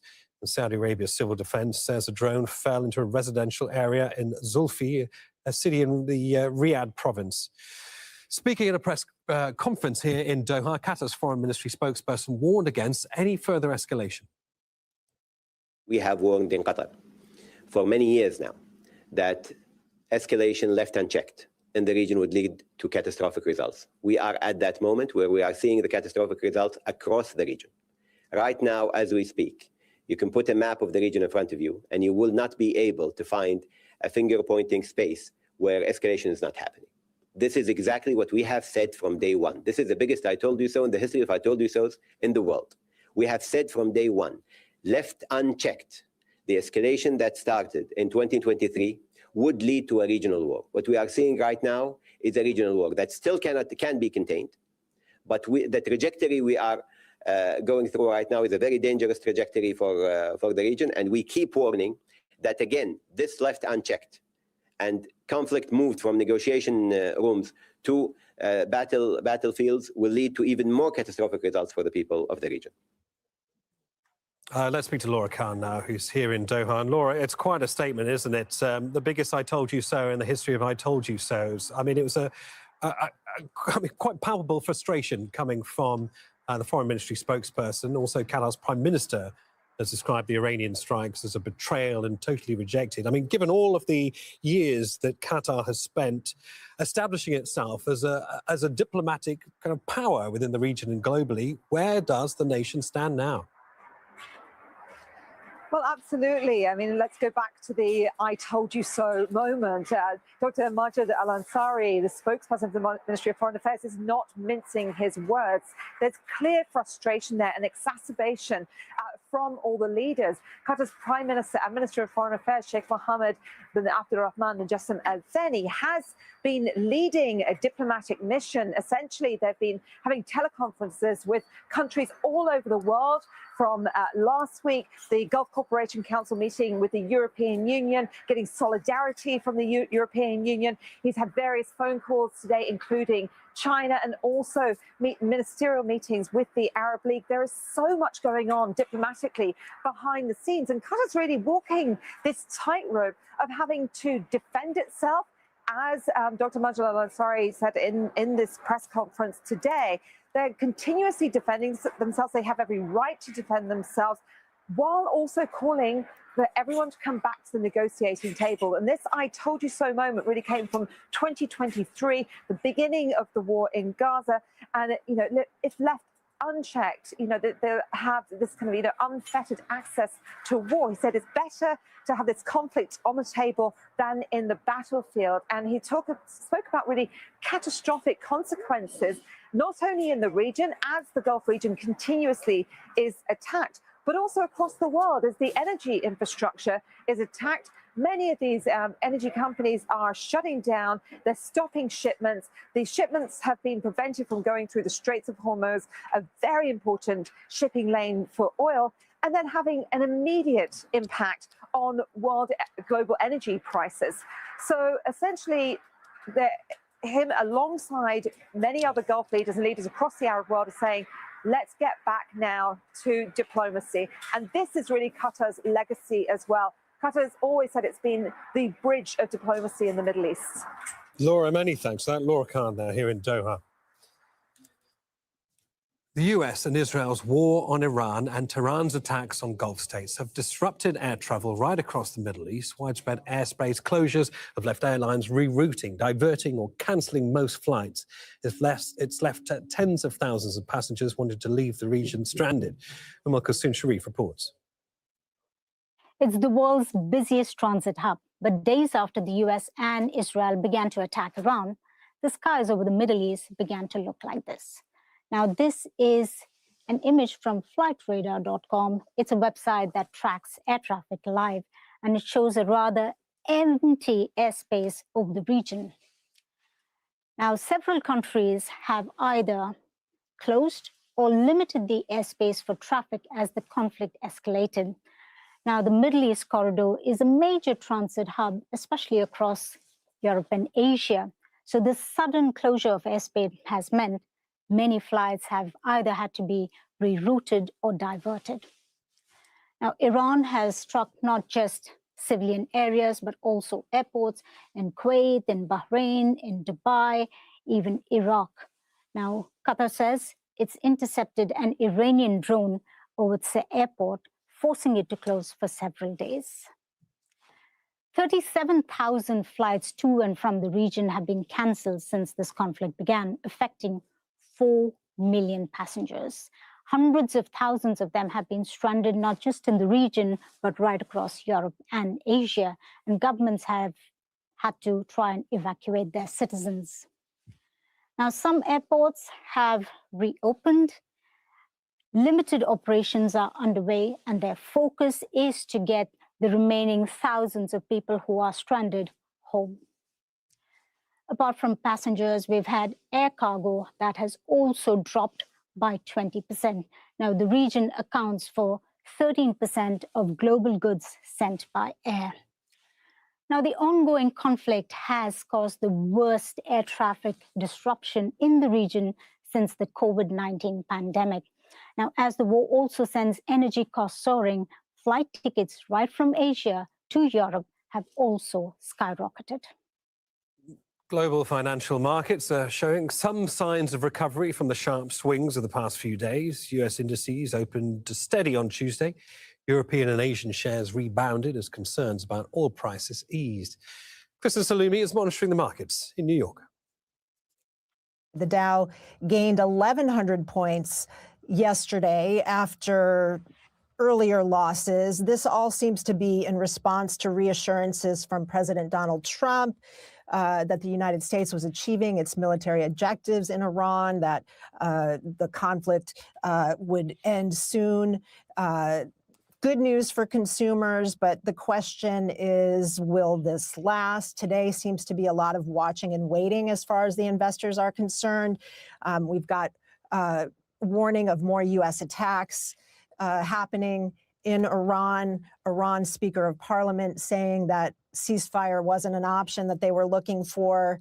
G7 leaders meeting about taking steps to possibly mitigate rising oil prices. So all of that is just weighing on investors' minds, I think, and we're just seeing the market react violently from day to day. I shouldn't say violently. They're major swings, but we haven't seen crashes. It's just a lot of volatility, and that just seems to be continuing with every new line or development. The market reacts.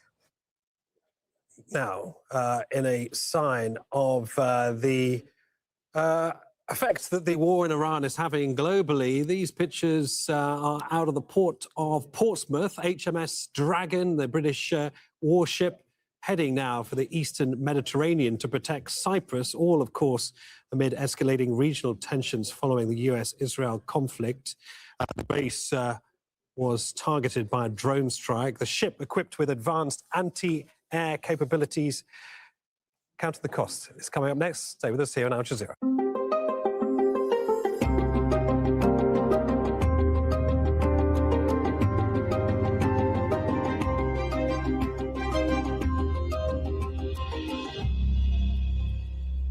Hello, everybody. I'm Rashad Salamat. This is Counting the Cost on Al Jazeera, your weekly look at the world of business and economics.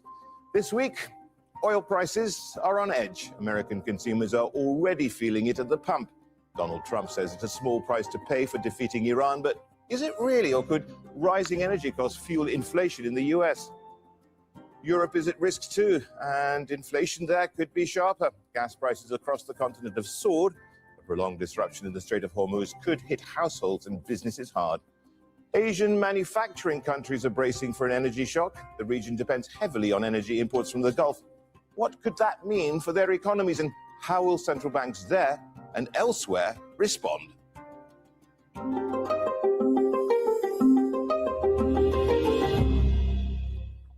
It's caused the largest energy supply shock in decades.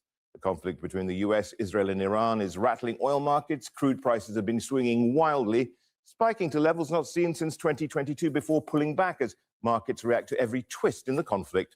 The Strait of Hormuz remains effectively closed, while attacks on energy facilities in the Middle East threaten to deepen the crisis even further. From American drivers at the pump to European factories and Asian economies, the impact is already being felt. President Donald Trump, though, says the rise in oil costs is, quote, a very small price to pay for safety and peace.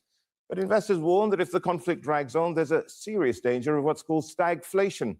That means high inflation and slow growth, which could happen on a global scale. Fintan Monaghan reports. The Strait of Hormuz is normally one of the world's busiest sea lanes. 20% of the world's oil and natural gas passes through here. But due to the conflict between the US, Israel, and Iran, shipping has ground to a halt. And the economic shockwaves are being felt around the world. In the United States, petrol prices are already on the rise. 9 days into the conflict, they'd spiked 14%, clocking in at around $3.40 a gallon. Average people are feeling the pinch, and this could have knock-on effects for the rest of the economy. I'm paying more on gas money, so definitely I'm going to be making less money than what I'm making. I won't be able to rush those deliveries as fast as I used to because of the gas prices. This is also happening in what could be a pivotal economic and political moment. A worse-than-expected jobs report showed the U.S. economy lost around 92,000 jobs in Q4 last year. The Fed was considering more rate cuts, but these might be pushed back due to growing uncertainty over inflation. And with midterm elections on the horizon, the fate of Congress may be decided by the health of the economy. U.S. President Donald Trump is reassuring the public that the war is worth it, and that the spike in oil prices will only be temporary. Meanwhile, the European Union has long imported virtually all its fossil fuels, making it vulnerable to sudden shifts in global prices. Europe already suffered an energy crisis in 2022, when Russia's war in Ukraine disrupted supply. Now they're seeing prices rise once again, which could mean more pain for consumers. And while the continent has reduced its dependence on Russian energy, some countries in Eastern Europe still rely on Russian imports. At this vulnerable moment, Russian President Vladimir Putin is threatening to turn off the supply. Perhaps it would be more advantageous for us to stop supplying the European market right now, move to the emerging markets, and consolidate our position there. And here too, there is, I want to be clear, no political motive. But it's in Asia that the greatest impact might be felt. It takes in around 86% of crude oil and liquefied natural gas that passes through the Strait of Hormuz. With that now cut off, reserve supplies are under pressure. China has already ordered its refineries to stop exports of diesel and petrol. The country has stockpiles, but is taking no chances. South Korea has capped domestic fuel prices for the first time in nearly 30 years to control soaring energy costs, a move to ease pressure on consumers. And India has secured a 30-day waiver from the US, allowing it to import sanctioned Russian oil. This will allow it to build up reserves to weather the crisis. Washington is considering extending this offer to other allies. The impact of the war will go far beyond the Gulf region. And analysts say the longer the conflict drags on, the deeper the consequences are likely to be for the global economy. Fintan Monaghan, Al Jazeera, for Counting the Cost. So how can this crisis lead to more inflation? Oil is used to produce petrol, so that's one of the first things to go up in price. Then the indirect effects. A spike in the price of fossil fuels will force businesses to pay more for energy and for transport, and that drives up the prices of everything else. Those costs are passed on to the consumer as a result. 1/3 of the world's fertilizer supply also passes through the Strait of Hormuz. Prices are already climbing, and that will have a knock-on effect on the cost of food. The aviation industry is also being hit hard. The crisis has caused major disruptions as flights are routed away from the Gulf. This, along with a rise in the cost of jet fuel, is pushing up ticket prices. And if the war ends now, analysts warn that fuel prices won't return to January lows quickly.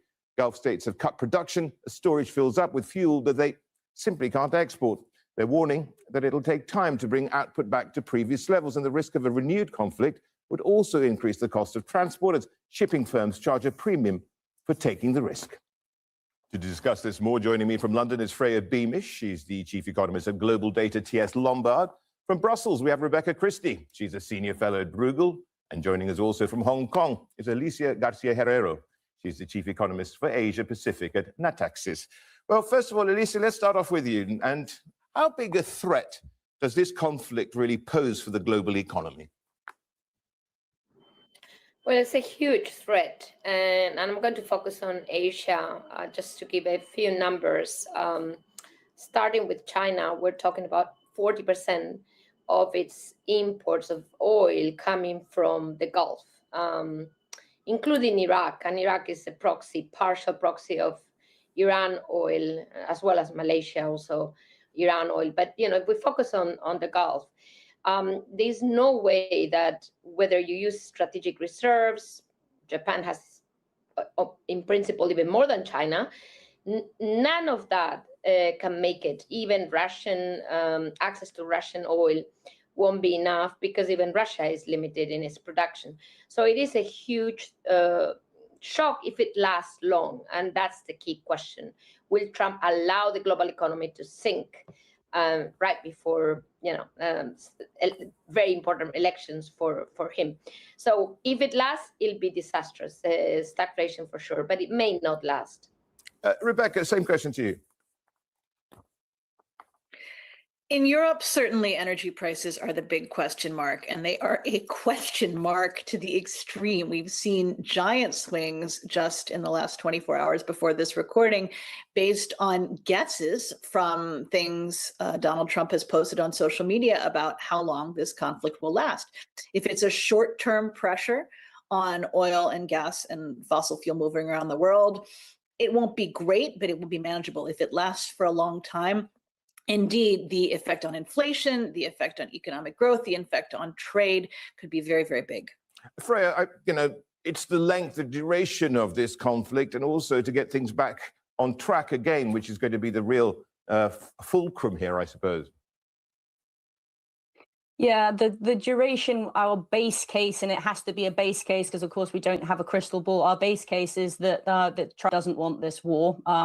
He may have started it, but he doesn't want to continue it, it seems. And the kind of the key political parameter there is the affordability crisis in the US in a midterms year. That said, there has been already a spike in oil prices, and we don't know how quickly it will sort of revert back down. We do think it will revert below 80 in due course, but the ball is to some degree in Iran's court at this stage. We do think that the Iranian regime wants to survive, and a necessary condition of survival will flow and they get those revenues. So that's the sort of the parameters and the reasons why we believe that it is a time limited thing. If we're wrong about that, then this is very serious with regards to inflation. I would say actually the clear analog is to 2022. And in terms of the impact on growth versus inflation, this time around, we may find that the inflationary impact is less the main concern, and that it's actually growth that takes the hit this time around. This has been a very resilient US economy, but the buffers between US recession and between the US economy and recession have now worn much thinner. And so any kind of shock at this stage can push us towards that recession. That's in the worst case scenario. But even if we move back from that worst case scenario, which, as I said, is our base case, that we do move back from the worst case, we are still in a situation where this is doing damage to the way that investors think about markets and think about risks, and the same for people in the economy. So even short of that worst case scenario, we could see investors gradually starting to price risk differently, term premium rising. There have been a lot of these shocks, negative supply shocks hitting the economy, and that does start to change investor behavior to the detriment of equity valuations and pushing term premium higher. Rebecca, especially for Europe, I mean, is the gas equation more important than the oil one, given oil inventories in Europe are very low right now? Well, fortunately, Europe is heading into the summer months where heating and winter protection will be less of an issue. So it really depends on how long it lasts. The EU is in the middle of a big debate over how quickly to switch to renewables and how to bolster its electric grid so that energy generated by renewables can be distributed evenly, so you don't have some places with too much electricity and some places with not enough. All of that will play into it, as well as these blockades coming from the Gulf. And Alicia, with Asia in mind, is it an oil versus gas equation as well, or is the oil side of things the more likely to be inflationary? I think oil is more important.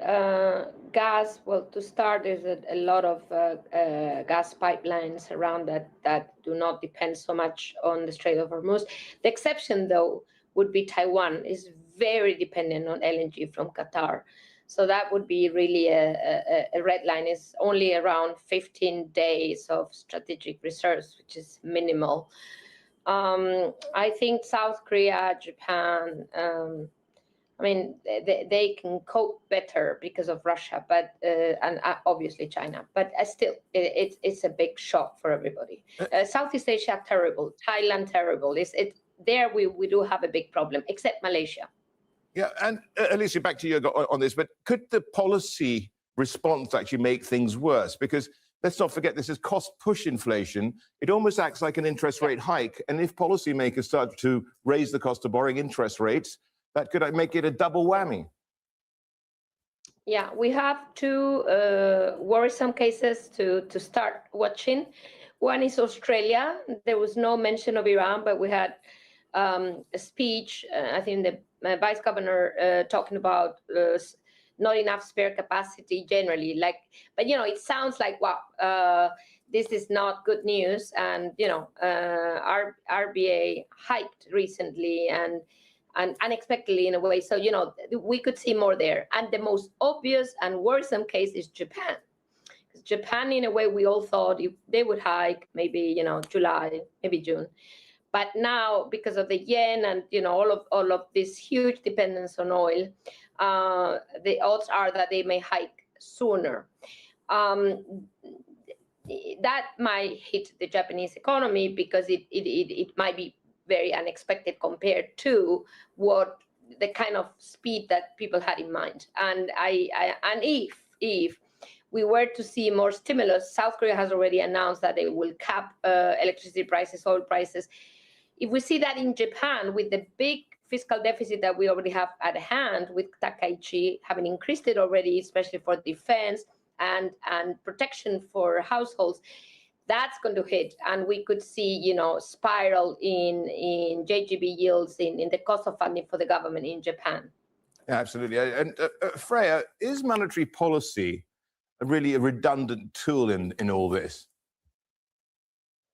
It used to be the case that it was almost like a sort of interview question. How does a central bank respond to a cost push inflation shock? Well, you sort of don't, because it's supposed to sort itself out. But having been through the experience of 2022, the risk here is that central bankers play the same playbook as they were forced into playing in 2022, when actually the underlying macroeconomic conditions are quite different now. So the big sort of salient point with regards to the backdrop in 2022 was you had this huge fiscal impulse coming into the economy from the US. Similarly, monetary policy was very accommodative. You do actually have a positive fiscal impulse coming into the US this time around, and the same in Germany, but it's dwarfed compared to the size of that was supporting growth, demand, and inflation in 2022. So this time around, as I sort of alluded to, I think it's actually the risks are more tilted towards this damaging growth in the sense that you get that cost push inflation coming into the economy, that then sort of destroys demand. But if you get central banks sort of compounding that, as markets currently expect, by hiking, then that could really sort of precipitate a move towards recession.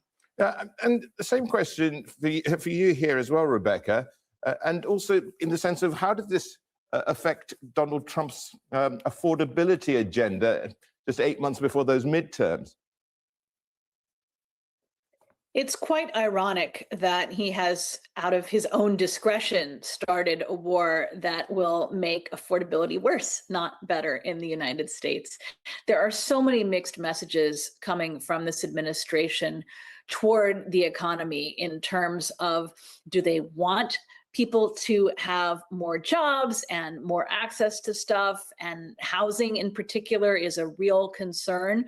Or are we going to spend money on these things like advertising campaigns and government building construction? And now this war, of course, is the biggest one. One of the things that comes up over and over again is the very high cost of the US military arsenal. So every time the US loses even one object, air defense or a plane or something like that, that represents an awful lot of money that could have been used on some of these other issues that have a bigger impact on people's day-to-day lives in the United States. Alicia, looking at China, and they came out with their growth target the other day, which was right down there compared to previous years. Do you think they need to revise that, given what's going on? They may have revised, and that's why you saw the 4.5 to 5. They may have changed that last minute, although we always think China doesn't change anything last minute, but it could happen. And I tell you why, because the 5% was quite comfortable after the Supreme Court decision to eliminate the emergency tariffs, because it was very much China-centric, also Brazil, but China was the second best treated out of that. They saw massive reduction in tariffs. And in fact, today we had export data for the first 2 months of the year, and that was amazing, 22% increase. I mean, unheard of, except, maybe after COVID or something, like extreme cases. So I think China felt probably comfortable with 5, but then it saw what was coming right before, in the midst of the starting presentation of the work report in the 2 sessions in the Lanhui, and probably they said, let's give us some space. I'm not sure whether that space is enough, 4.5, because if things linger, it might still be too high for China. We'll see. That depends. I quite agree on what happens with external demand. With demand more than inflation. Inflation is not the issue for China, as we all realize. If anything, is helping China reflate out of very low deflation. But the impact on external growth out of this crisis is very concerning for China. Freya, when you look at this and you look at what Europe did post 2022, they have trying to get a new gas model together. Do they have to come up with another set of arrangements for their security, energy security, if you will? Yeah, I mean, there has certainly been some progress made since 2022, but it's incomplete. And when we sort of ran the charts looking at the stockpiles, interesting that there wasn't more of an effort to sort of build that up. As has been said already, we are going into the summer period, so that allows some kind of leeway there. And our base case is that this does sort of start to settle down before the winter months sort of kick in. But certainly there's still a long way to go to improve that infrastructure within Europe. And again, sort of coming back to your question with regards to interest rates, it is the ECB that's most likely to sort of step towards that hike. We anyway were sort of looking at the ECB as moving more towards a hawkish stance, and this could actually sort of push them kind of further in that direction if oil prices and gas prices remain elevated. Well, do you think, actually, Freya, do you think things can get worse because the commodities are priced in dollars? You've got also weakening European currencies. Is that a double whammy? Yeah, so last year there was a short period of time where it looked like the rest of the world was going to escape the flip side of the exorbitant privilege, which is what you've essentially just described. The US is protected to some degree by these shocks, by the pricing of commodities in dollars. And last year, because there was so much else going on with regards to a kind of a structural shift in the dollar, we had this period where you were getting some tensions arising in the Middle East, and yet the euro was still performing quite well. Now, this is obviously a much bigger situation in the Middle East, and the dollar has already sort of made a lot of that kind of first step of the structural shift. And so this time around, it's a more normal response from foreign exchange markets, with the dollar appreciating and net importers of energy depreciating, and that does sort of cause an amplifier on the energy shock. Rebecca, what would you say is being priced in right now in the various markets? In the long term, the markets seem to be expecting that things will go back to more or less normal. I say more or less because with the tariffs, with the uncertain growth outlook, with the elections coming up, there's not a whole lot of certainty. In the short run, we can continue to see very big swings depending on what happens, because people are edgy and they're nervous. And inflation could go way up and growth could go down. And if that's the case, everyone is really stuck with how to react. There's not a clear move for central bankers or for market participants. Alicia, the same question, but I'm reframing it slightly. What were, let's say, crude markets underpricing the risk here as we went into this conflict, and are they still underpricing it? Well, I think oil prices are high enough not to be underpricing anything that lasts long, if you see what I mean. If these prices are to last for even 6 months, I mean, we'll be killing the global economy. And therefore, I think they're not underpricing. If anything, hopefully they're overpricing. But again, this is all about how long this lasts. So no underpricing in my view.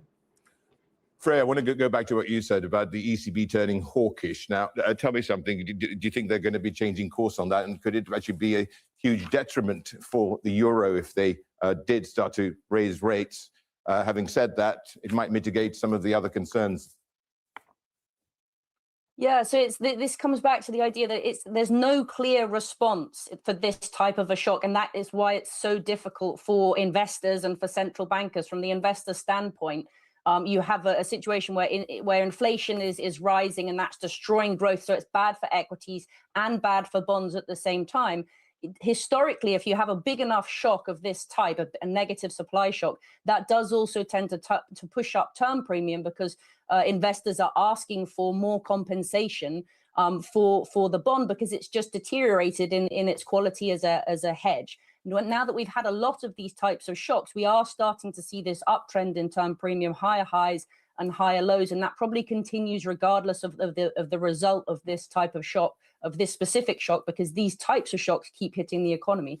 Then when you sort of turn to the central banking response, as we said, it puts the two aspects of a mandate at risk, and even if there isn't a dual mandate for the specific central bank, it's obviously a sort of a concern as to, if you start to get that inflation, is that going to then just destroy the demand growth, and therefore you don't need to hike? I suspect that the sort of the balance on the ECB is that if we do see inflation picking up on the back of this shock, then they will kind of accelerate their move towards hawkishness, just because of the makeup of the ECB. Personally, I think that would be a mistake. Rebecca, you were nodding there, but I also want to get you to give you the Fed's take in your view.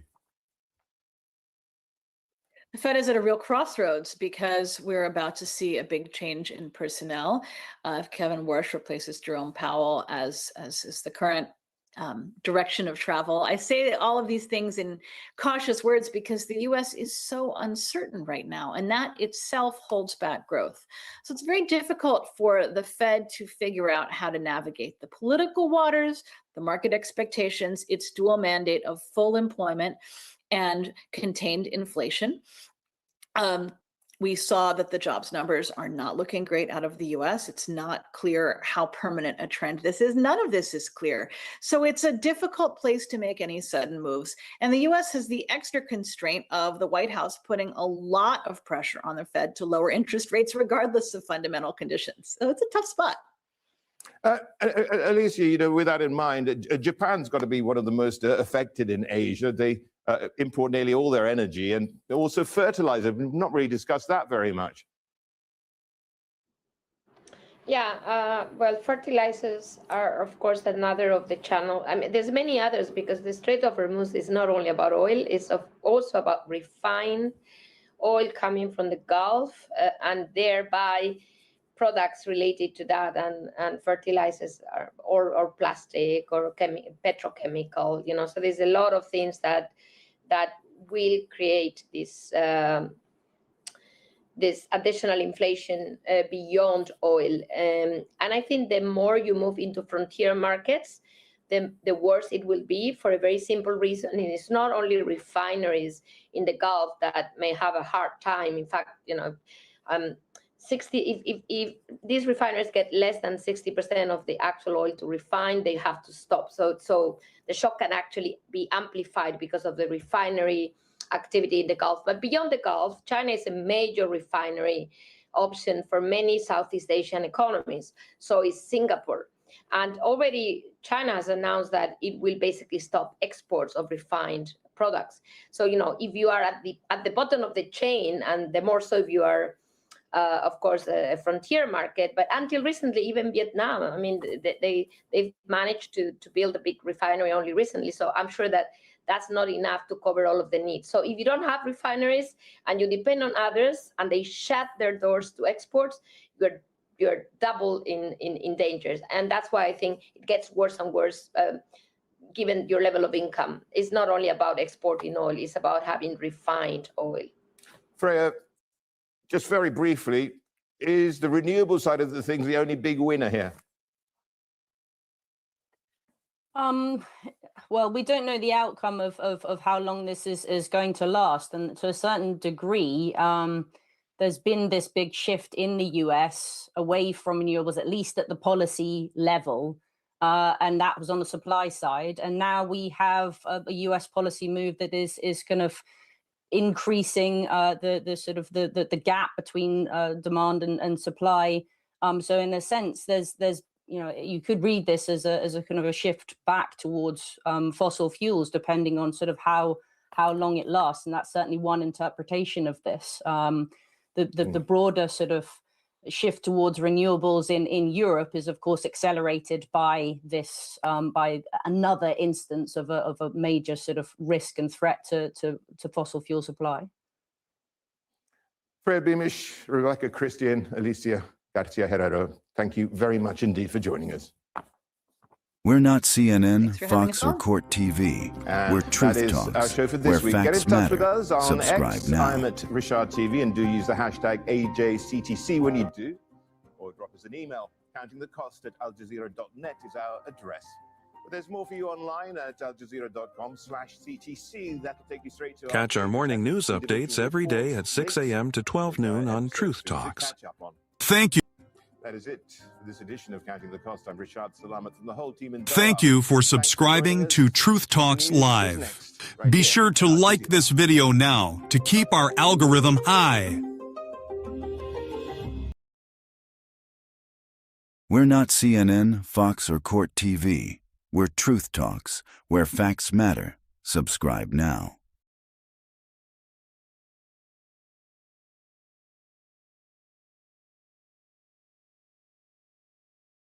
Catch our morning news updates every day at 6 a.m. to 12 noon on Truth Talks.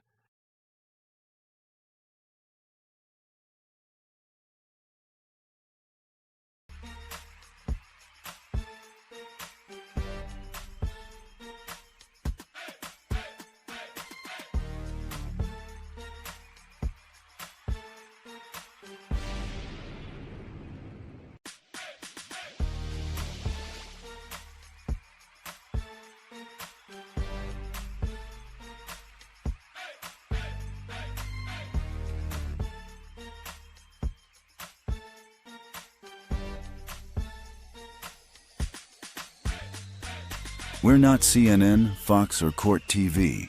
We're Truth Talks, where facts matter. Subscribe now.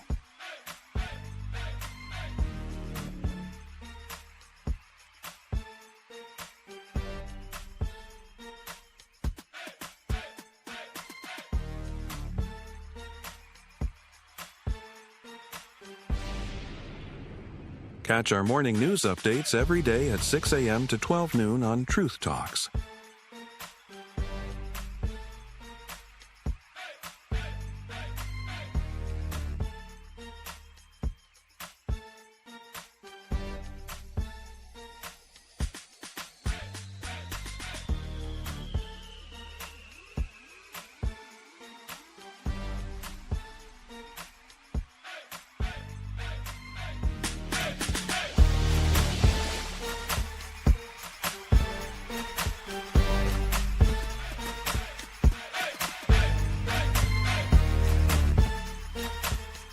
Are y'all ready to roll?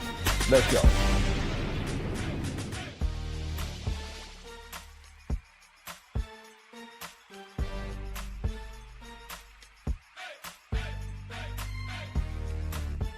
We're not CNN, Fox, or CourtTV. We're Truth Talks, where facts matter. Subscribe now.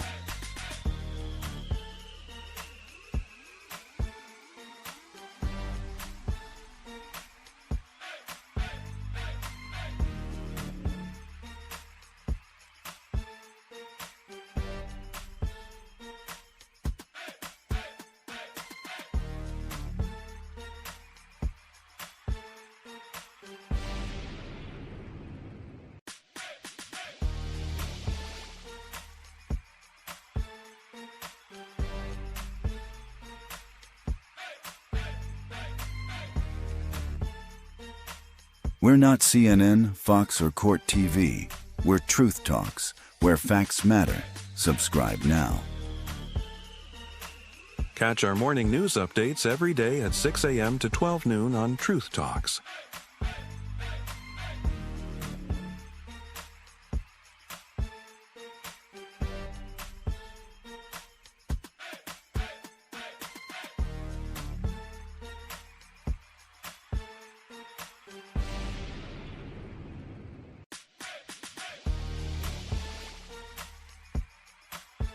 Thank you for subscribing to Truth Talks Live. Be sure to like this video now to keep our algorithm high.